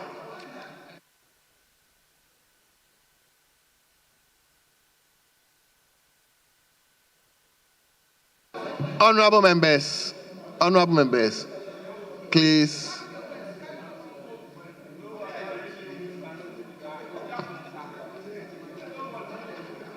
Yes, Honorable Opankroma. Thank you, Mr. Speaker. Mr. Speaker, associated with the issue of candor is the fact that when you now go to the report of the committee, you will find that the committee's report seeks to change the reason for which this $900 million facility loan was initially negotiated. I want to refer you to the fourth paragraph. It says that the significant deterioration in public finances in 2010 and 2021 led to the 2022 economic crisis, which was characterized, then they go on, and they try to lay that as the foundation for which reason they are taking this thing that they call is financing. Mr. Speaker, when the loan was contracted, or when the initial discussions took place, leader of government business, this was not the reason. Let's have candor. This was not the reason. It was because, yes, the Ghanaian economy... Honorable members, Chairman, those who are standing, please.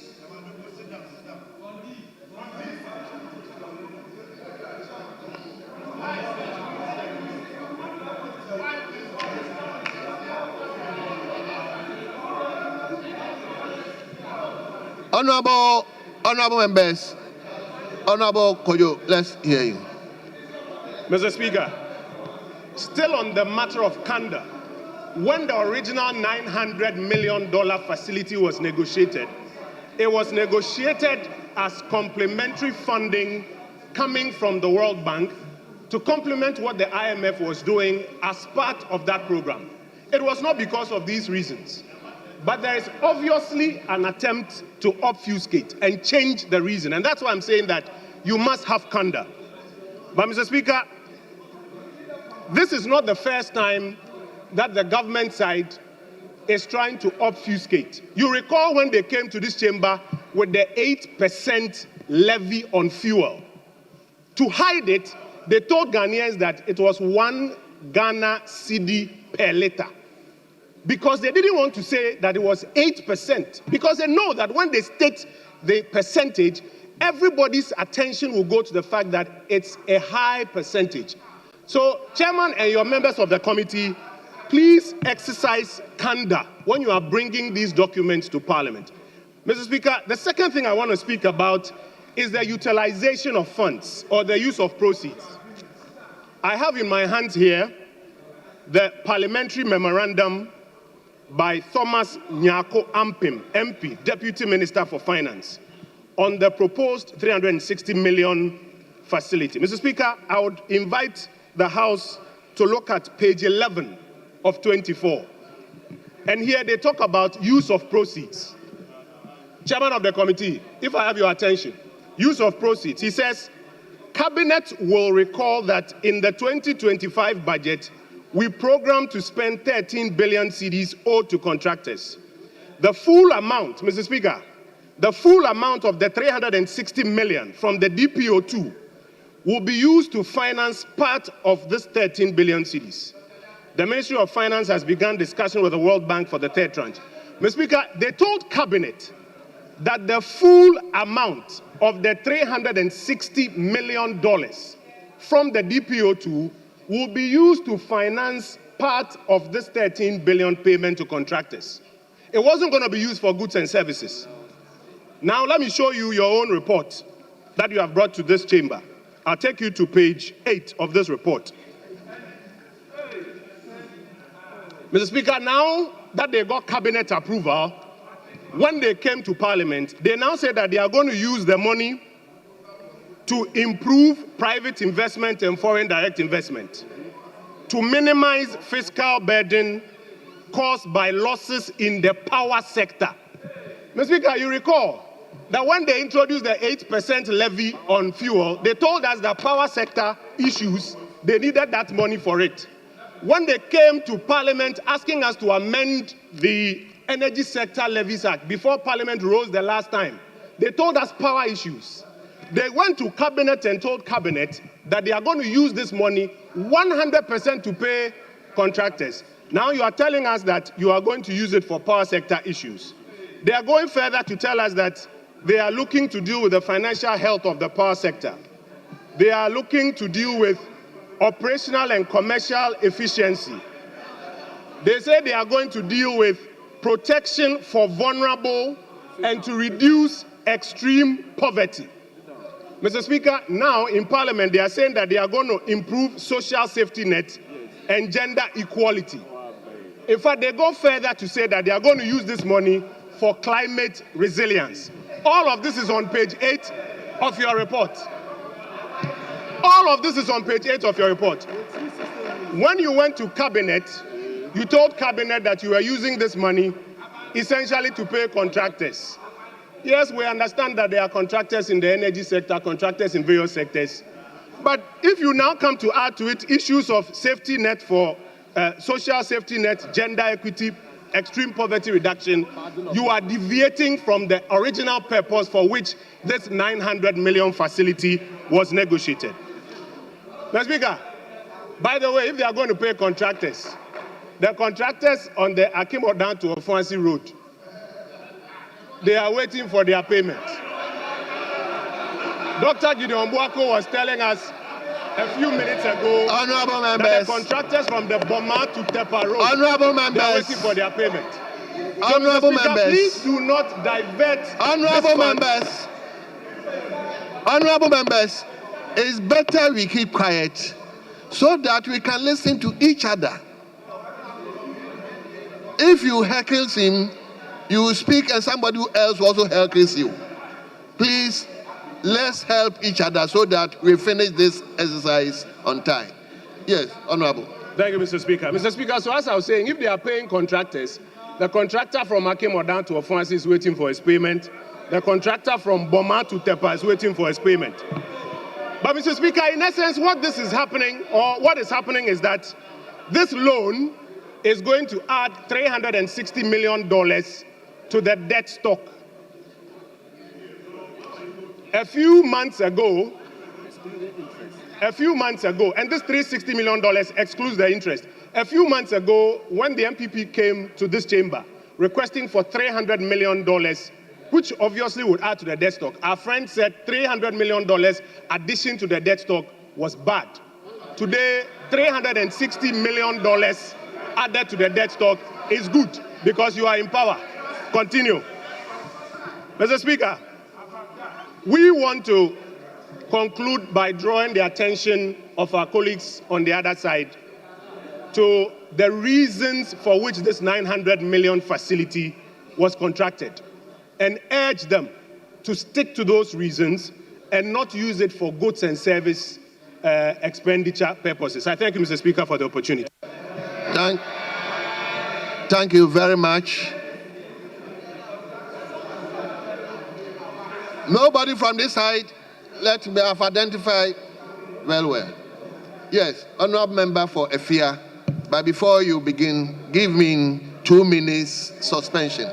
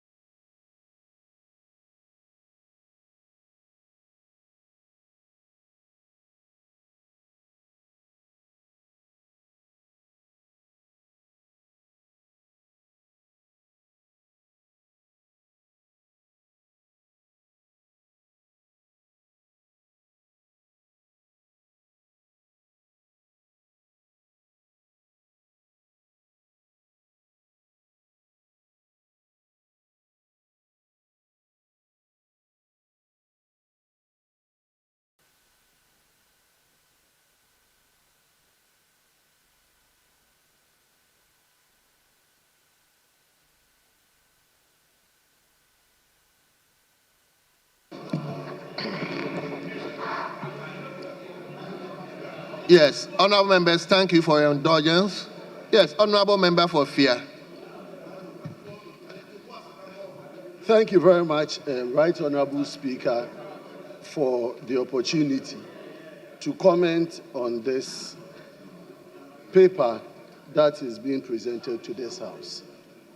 Mr. Speaker, let me start by associating myself with a lot of the comments already espoused by colleagues Dr. Kabiru and Honorable Kojo Oppong Nkrumah.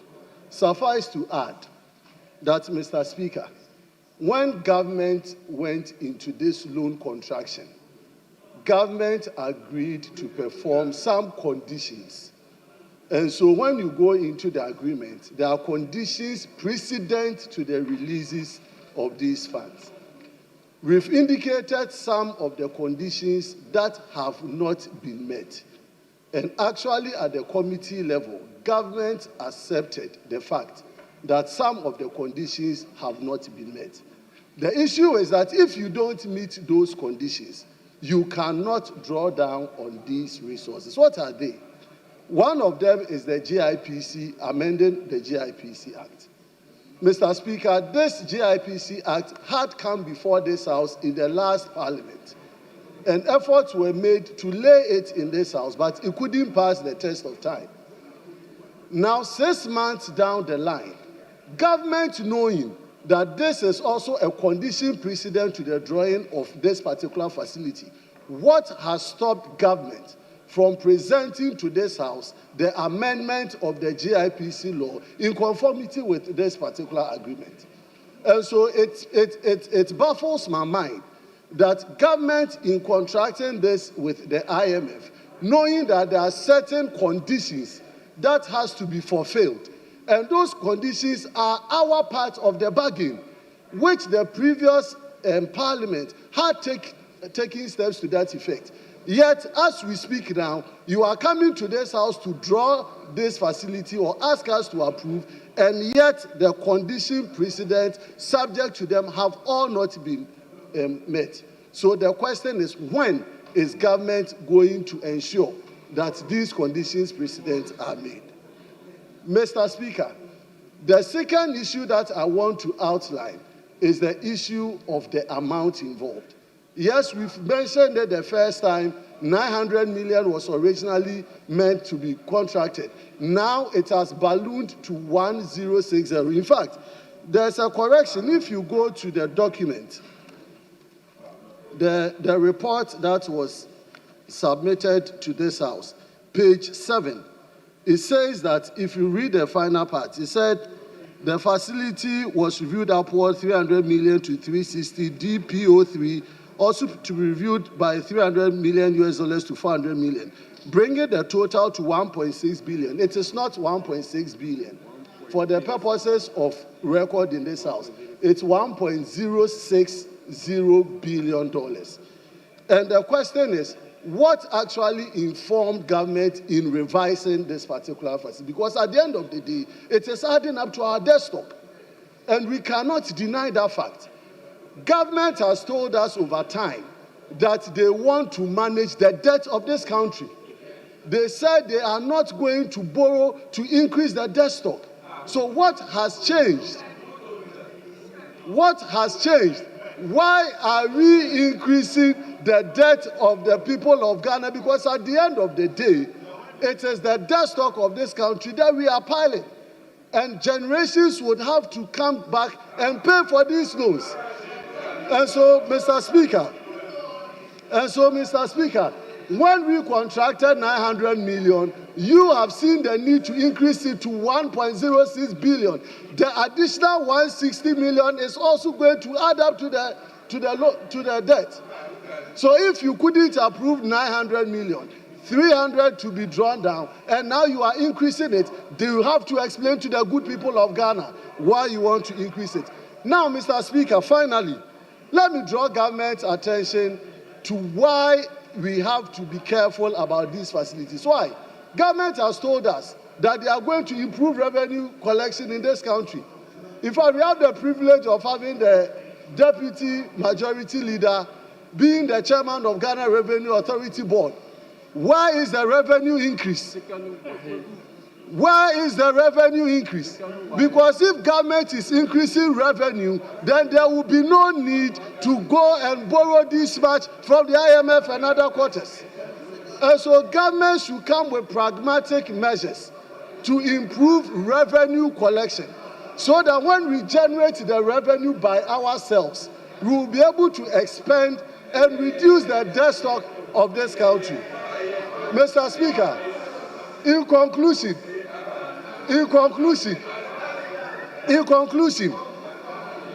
this particular facility has in itself inherent defect in the area as I've outlined in terms of our inability to deal with the conditionalities, our inability to pay for the debt that is being ballooned by the government, and then finally also steps government is taking to improve revenue collection. Thank you, Mr. Speaker, very much for the opportunity to comment on this. Yes, that may come to Minority Leader.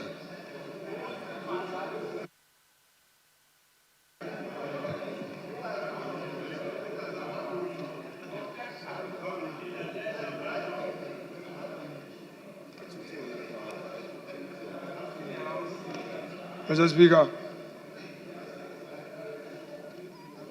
I rise to contribute to this motion. And in contributing to this motion, permit me, Mr. Speaker, to refer to the very report, the subject matter of this debate. Mr. Speaker, in particular, paragraph 6.3 at page 8. It reads, importance of the facility. The committee, quote, Mr. Speaker, the committee noted that the 360 million facility is not dedicated to any specific project in the 2025 budget. The Deputy Minister of Finance explained that the facility is part of general budget support and will be applied to finance critical aspects of the 2025 budget. The committee further noted that the facility constitutes IDA's budget support commitment to Ghana for the period 2023-2025. Mr. Speaker, the issue is, why will the government bring a facility to Parliament? Which facility is not for a specific project as contained in the budget? How sure are we how these funds are to be used?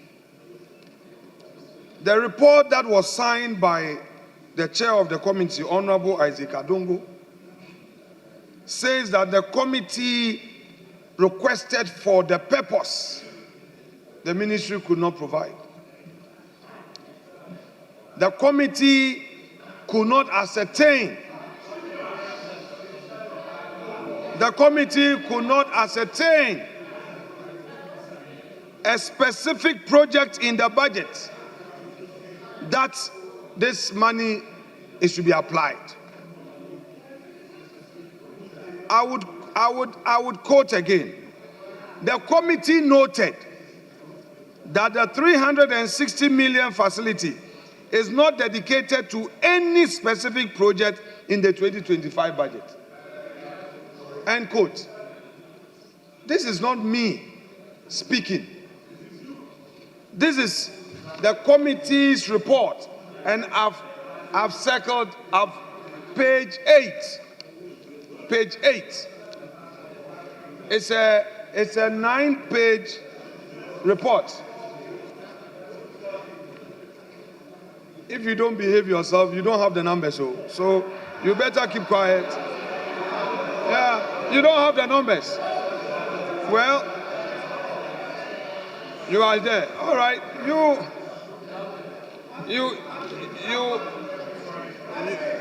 either behave yourself or misbehave at your own peril. Mr. Speaker, paragraph 6.3 of the report, page 8. it is written, importance of the facility. The committee noted that the 360 million USD facility is not dedicated to any specific project in the 2025 budget.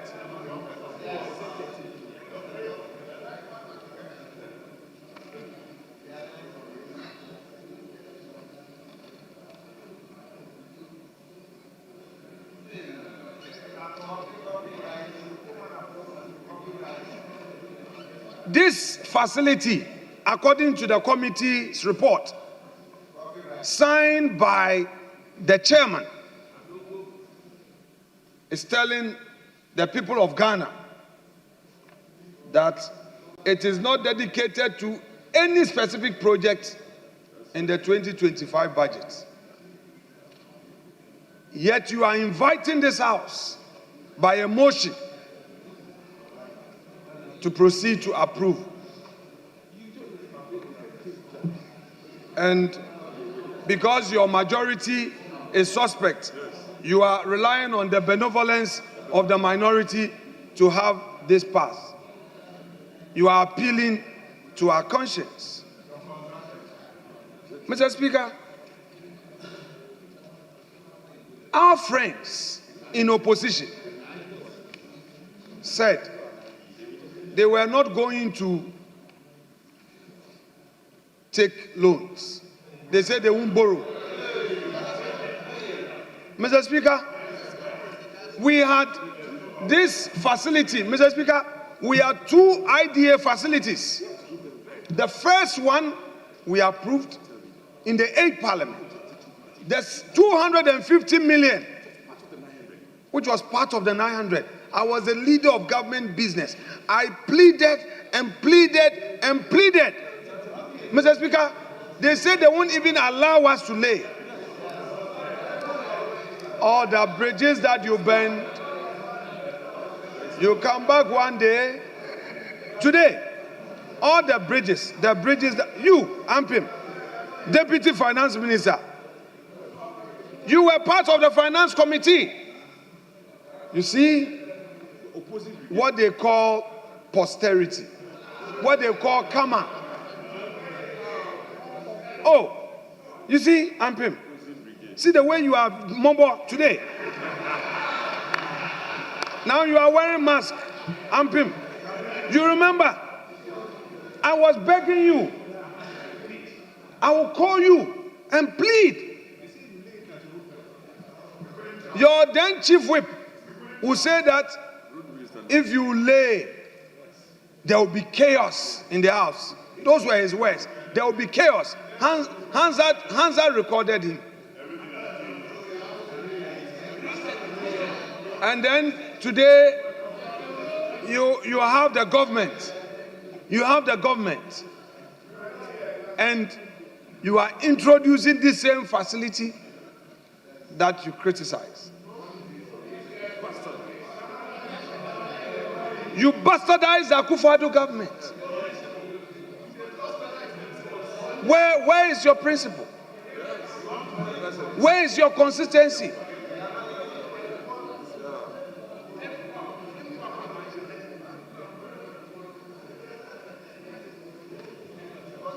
You told the people of Ghana that it was bad to procure this same loan.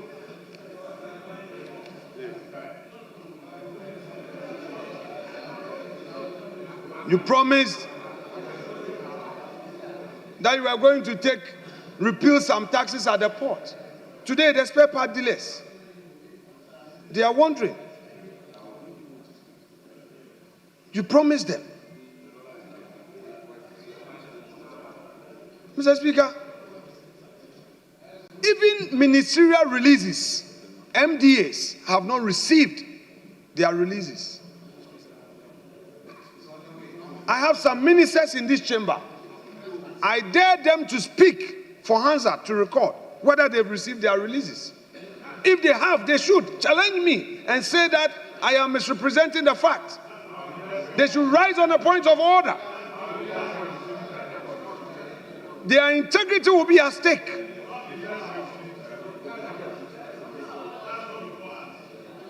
Mr. Speaker, you see, when you are in opposition and you do talk,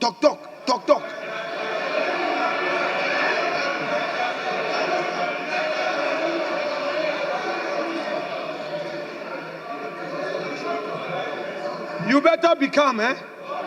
You better behave yourselves. So you don't have your numbers. You better behave yourselves. All those empty seats, you better behave yourselves. If you want to specialize, especially Dominic Abenya, you want to be heckling your leader. That is what you will do. There are not today. I will yield for you to speak. Mr. Speaker, our friends opposite. Today, they are coming to this house that we should approve $360 million. And they come under Order 104 that we should do it today. But you know, we are patriotic. We will not, listen.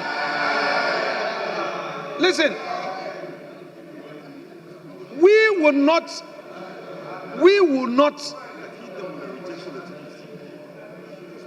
be a minority that will be coming in to, as it were, act partisan. So far, our conduct in this chamber, we've raised issues and held you accountable. This is not irresponsible. This is a responsible opposition. We are telling you that 250 you rejected, where you threatened, Mr. Speaker, we've had a past where even when papers are being laid, they will physically say no, we will not. But Honorable Majority Leader, don't forget this day. Don't forget this day. This is an important equity. And as you sleep, dream of ECOWAS and Pan-Africa.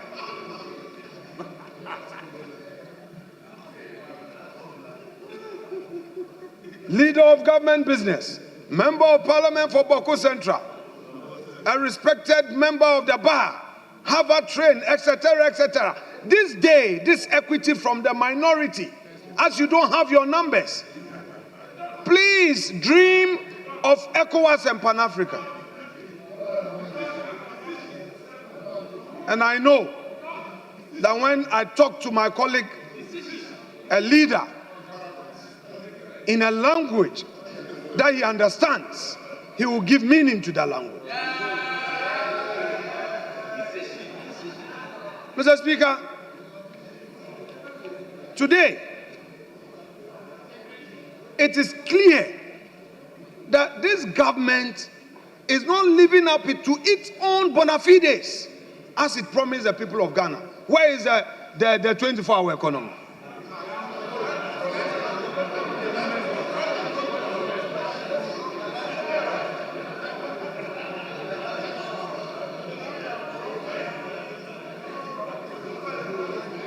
You see, you claim you are launching.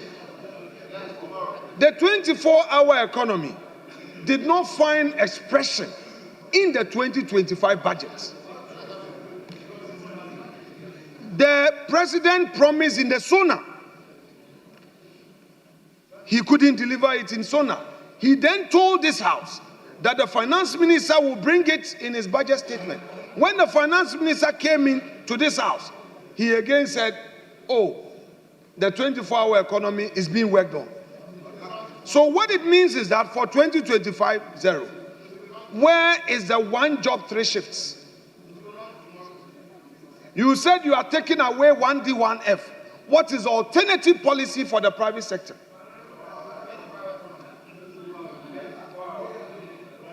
What we are rather seeing, in the name of accountability, political persecution. Today, instead of we seeing an improved economy, we have Atufosin's rate and we have Alaji's rate. Which one should we take? Even now we have a Sami Jemfi rate. If you go to the gold board, colleagues, this is a serious matter. The Bank of Ghana, please. This is not the usual politics. Let's get serious here and let's be consistent. The BOG has its rate. Which rate you are getting into the gallery with and claiming that you've helped the economy, I will be happy. Because I'm a private sector man, if the dollar, the economy is stable, it helps the economy, it helps private sector, and we all benefit. We're able to employ more. But, Mr. Speaker, we have the gold board advertising a different rate from the BOG. You go to the forest bureaus, they also have a different rate. Mr. Speaker, let us once again be well behaved. It may affect you. Once again, be well behaved. It will affect you. Once again, be reminded of your empty seats. It will affect you. So humble yourself and take these criticisms. I'm not concluding now. I'm not. I am not. Because your side decided not to speak. And I am, yes, no problem. Let's make our point. That is governance. Of course, it's relevant. Why would you have an exchange rate at BOG? You have a different rate at Gold Board. You have a different rate at the forest bureaus. What kind of economy are you running? You are not paying contractors. Nurses are calling for salary increment. You say you don't have it. Mr. Speaker, our friends came into office with promises, high expectation. The youth is expecting that this women banking will be actualized. You only allocated a paltry sum of 50 million cedis. How do you use 50 million cedis to set up women bank? 50 million. A so-called seed fund. Which seed? You are sowing the seed at where? Mr. Backbencher, sit down. This is a serious debate. How many women are going to benefit from this? You said you are setting up women banking in all areas of the country, various regions. Mr. Speaker, where is it? Where is it? The educational sector. You told us that you are going to ensure that the head teachers will do their own procurement. Oh, so you're also interested in centralized procurement? I see. I see. So all you did was to win power? Today, you have come to this house to tell us that you want a 360 million. After all, you also want IMF support. After all, you want World Bank support. And like Honorable Opon Nkrumah said, we have some members who stood and criticized the MPP and said, no, where are your views? Your silence is too loud, too loud.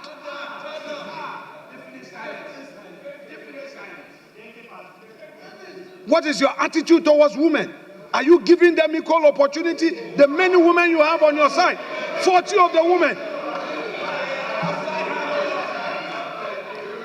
Hajia Ladi is in this house. You are not giving her appointment.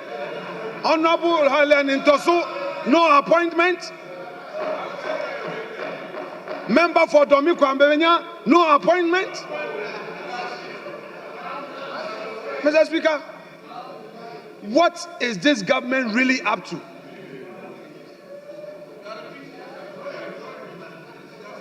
Mr. Speaker, today, when the power was given to them, their true colors, their true colors, their true colors, the true colors of this government is now known. Power has exposed you.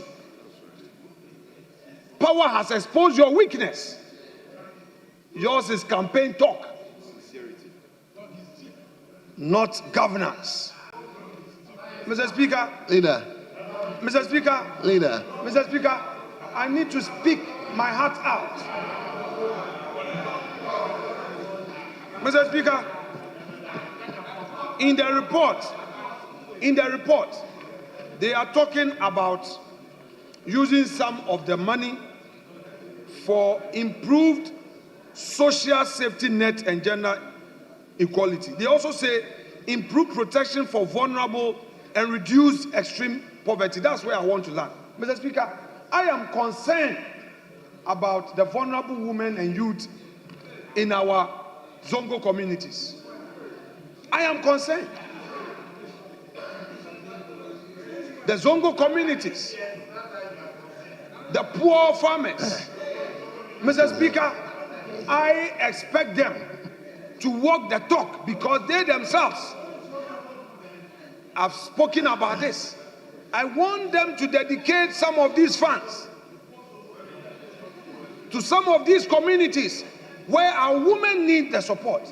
Mr. Speaker, not too long ago, Honorable Ajaladi spoke about the suffering of some of the women in her constituency. I want some of these support to go there. Water is a problem. They walk long distances for water. These poor women in our Zongo communities, they need small support. So if indeed you say you would use it to protect vulnerable people and reduce extreme poverty, then you should be really committed. Mr. Speaker, my community needs support. My community needs support. There are people who are vulnerable in my own community, and they need to be supported. I do not think that merely talking about it is enough. The government must be committed to indeed supporting vulnerable groups. Mr. Speaker,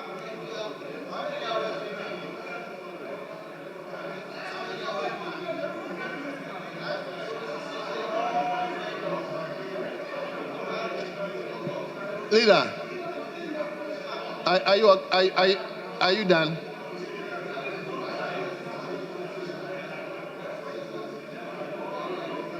Leader.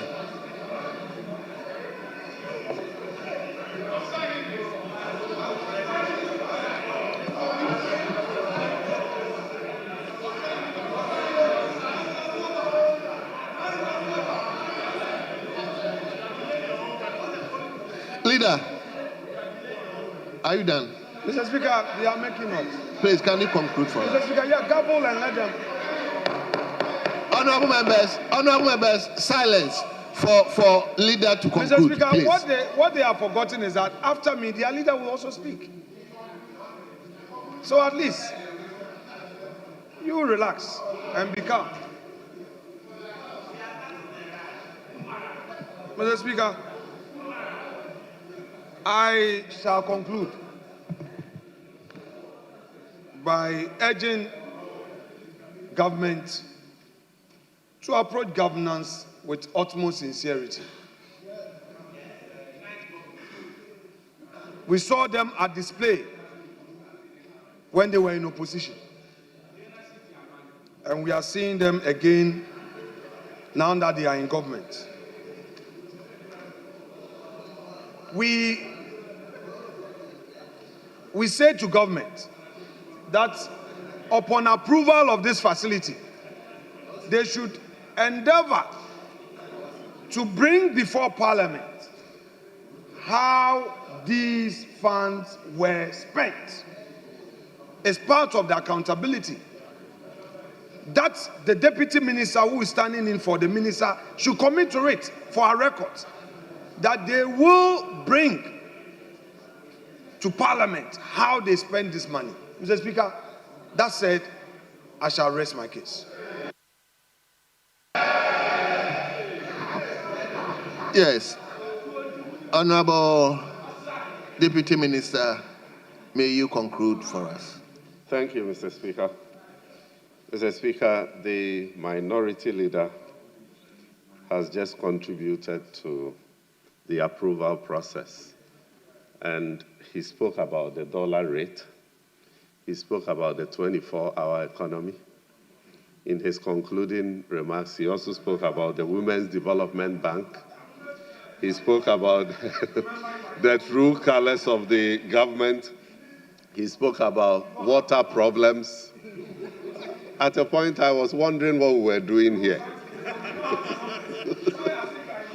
But, Mr. Speaker, Mr. Speaker, we are here to seek approval of this honorable House for us to assess an amount of $360 million to support the 2025 budget.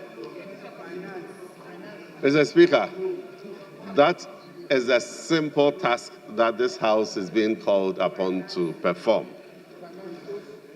I have heard many speakers on this particular topic, and every one of them, including the minority leader, stated clearly that the terms of this facility are very favorable. And that is the important part of the conversation that I want us to dwell on. Mr. Speaker, Honorable Kojo Oppong-Nkrumah was suggesting that using the word financing is misleading and that we are not being candid to Ghanaians. And I am so surprised that this is coming from my good friend and brother who really understands the meaning of financing. It is so surprising that he tries to create this misleading impression. Mr. Speaker, the point has been made by many earlier speakers that this facility was actually negotiated by the previous administration, and that you even assessed the first $300 million in March 2024. It is the second tranche that we are financing. Mr. Speaker, if you look at the budget that this House approved and the financing, if you look at the total amount to be financed from foreign sources, of which World Bank DPO, an amount of $9.79 billion was indicated, was allocated there, and this House approved it. It is that facility that today we are calling on you to approve a part of it, that is $360 million for us to finance the budget. Mr. Speaker, the minority leader and his colleagues have suggested that by using this amount for budget support, we are not using it for any specific project. In fact, at the committee level, I stated clearly the intentions and the use for this facility, that we are going to use it to pay arrears. You'll recall that when Dr. Atto-Forson was presenting the budget, he stated that we inherited arrears stock of about 67 billion cedis. We programmed to pay 13 billion in this year's budget. The decision of President Mohammed's government is that this $360 million is going to be used to pay part of the arrears, part of the 13 billion cedis that we have programmed to pay this year. We are hoping that we will assess another 400 million by October, November this year. That also will be committed to pay the arrears that we inherited from you. So the good news today is that contractors are going to be paid. Mr. Speaker, the Auditor General has just concluded the audit of the arrears stock that we inherited. The amount that have been cleared are going to be paid for, starting from the use of this, utilization of this facility. So this facility and the one we will access in October, November will come to a total of about 8 billion cedis. All of that will be used, and the remaining will be financed from domestic sources. So, Mr. Speaker, if our friends are asking, in fact, and I'm happy that even though they say all sorts of things, their concluding remarks point to the fact that they are in support of this facility.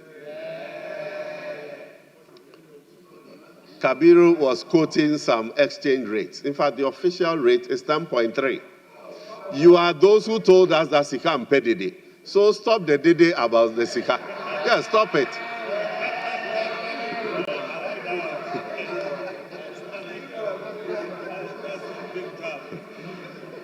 Mr. Speaker, I want to thank all the honorable members for supporting this facility. Look, Minority Leader is asking us to come back and show. In fact, let me tell you, even though we are saying that this is not tied up to any particular project, because we are going to use it to pay for contractors, it is going to be used to pay for projects, multiple projects.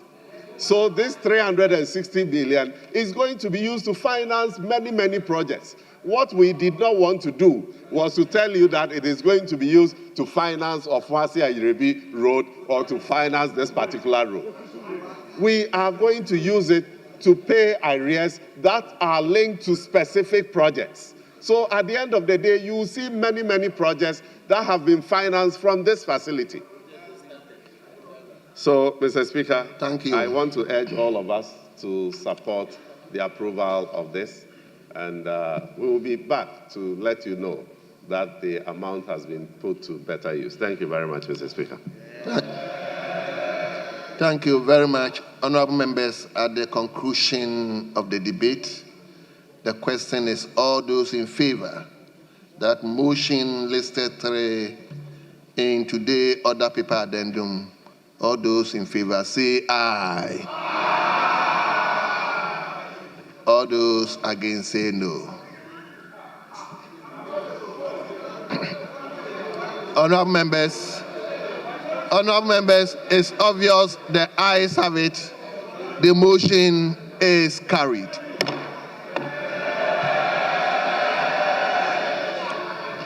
Honorable members, Minister, kindly take the resolution for us.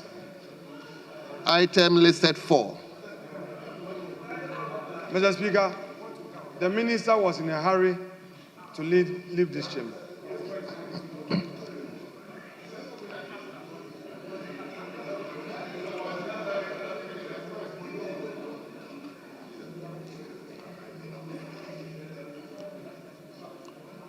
Yes, Minister, resolution, item 4 on the order paper addendum. Mr. Speaker, by the provisions of Article 181 of the Constitution and Sections 55 and 56 of the Public Financial Management Act 2016, Act 921, the terms and conditions of all government borrowings shall be laid before Parliament and shall not come into operations unless the terms and conditions are approved by a resolution of Parliament in accordance with Article 181 of the Constitution.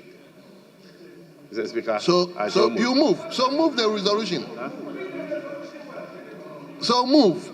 Mr. Speaker, pursuant to the provisions of the said Article 181 of the Constitution and Sections 55 and 56 of the Public Financial Management Act 2016, Act 921.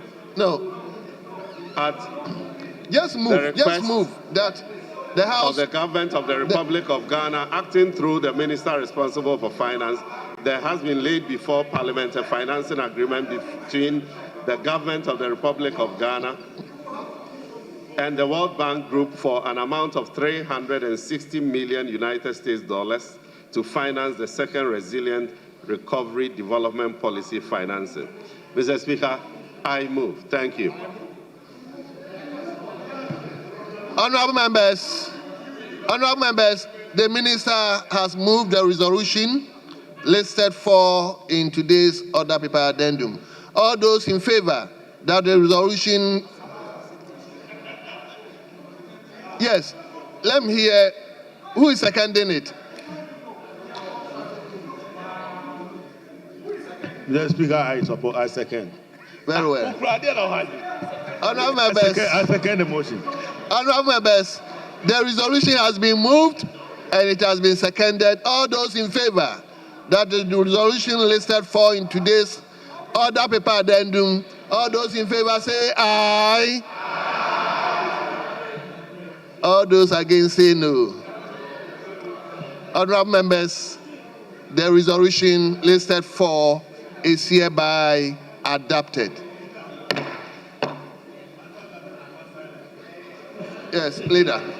Yeah, Mr. Speaker, let me thank colleagues for the support that we have received to pass this financing agreement.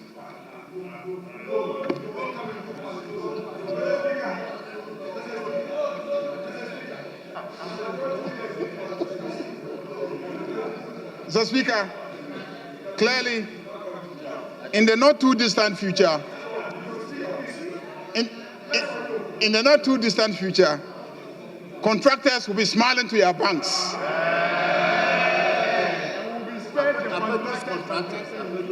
Mr. Speaker, I'm surprised that the Honorable Minority Leader will even be delaying this financing agreement by an hour, because he has been advocating for contractors to be smiling to their banks. And when we are laying a facility that will enable that, then he is delaying the process. But I thank him very much for his support, and I haven't forgotten about ECOWAS Parliament, and I will not forget about Pan-African Parliament, and I will not forget about the parables that he spoke this evening. Mr. Speaker, just to announce before you give us the indications that the Prime Minister of India will be visiting Ghana on a state visit. And when he comes, he will visit us in Parliament and he will address Parliament. And that will be on Thursday at exactly 10 a.m. The program has allotted only 30 minutes to Parliament House. So we will convene at 9 a.m. and start the business of the day. Make sure we are all here in our numbers, prepare the place so that he will arrive exactly 10 and he will address the House, and he has to leave here exactly 10:30. So I'm pleading with colleagues that let's make it a point on Thursday to be here at 9 o'clock a.m. and we'll receive the Prime Minister at exactly 10 a.m. Mr. Speaker, I don't think I have any other announcement except to thank colleagues for what has happened this evening. Thank you very much, honorable members. At this juncture, I think I will not be far from right to say you are in my hands now. So, Mr. Speaker, that is true. We are in your hands. And the majority leader thanked the House for the loan that was eventually approved. The loan agreement that was approved, we pray that it will be put to good use for the benefit of the people of Ghana. Mr. Speaker, that has been said already. The Kaswa-Winneba Road, the contractor has left the site, and it's making motorists, the motorists are suffering. The Odan of Wase. Mr. Speaker, your constituency, yes. Your Formina roads, yes. The contractors have abandoned site. Mr. Speaker, I would just plead with you to let them know that these contractors are doing major roads that need support. Mr. Speaker, that's all for now. Thank you very much. Honourable members, we spent a lot of time. Let me thank you for your cooperation. It's now beyond 8 o'clock. So we are adjourning the House to tomorrow 12 noon. Tomorrow 12 noon, not 2 o'clock. 12 noon tomorrow. I repeat, tomorrow 12 noon. The House 2 by 12. I'm repeating, tomorrow we are convening at 12 noon. The House stands adjourned.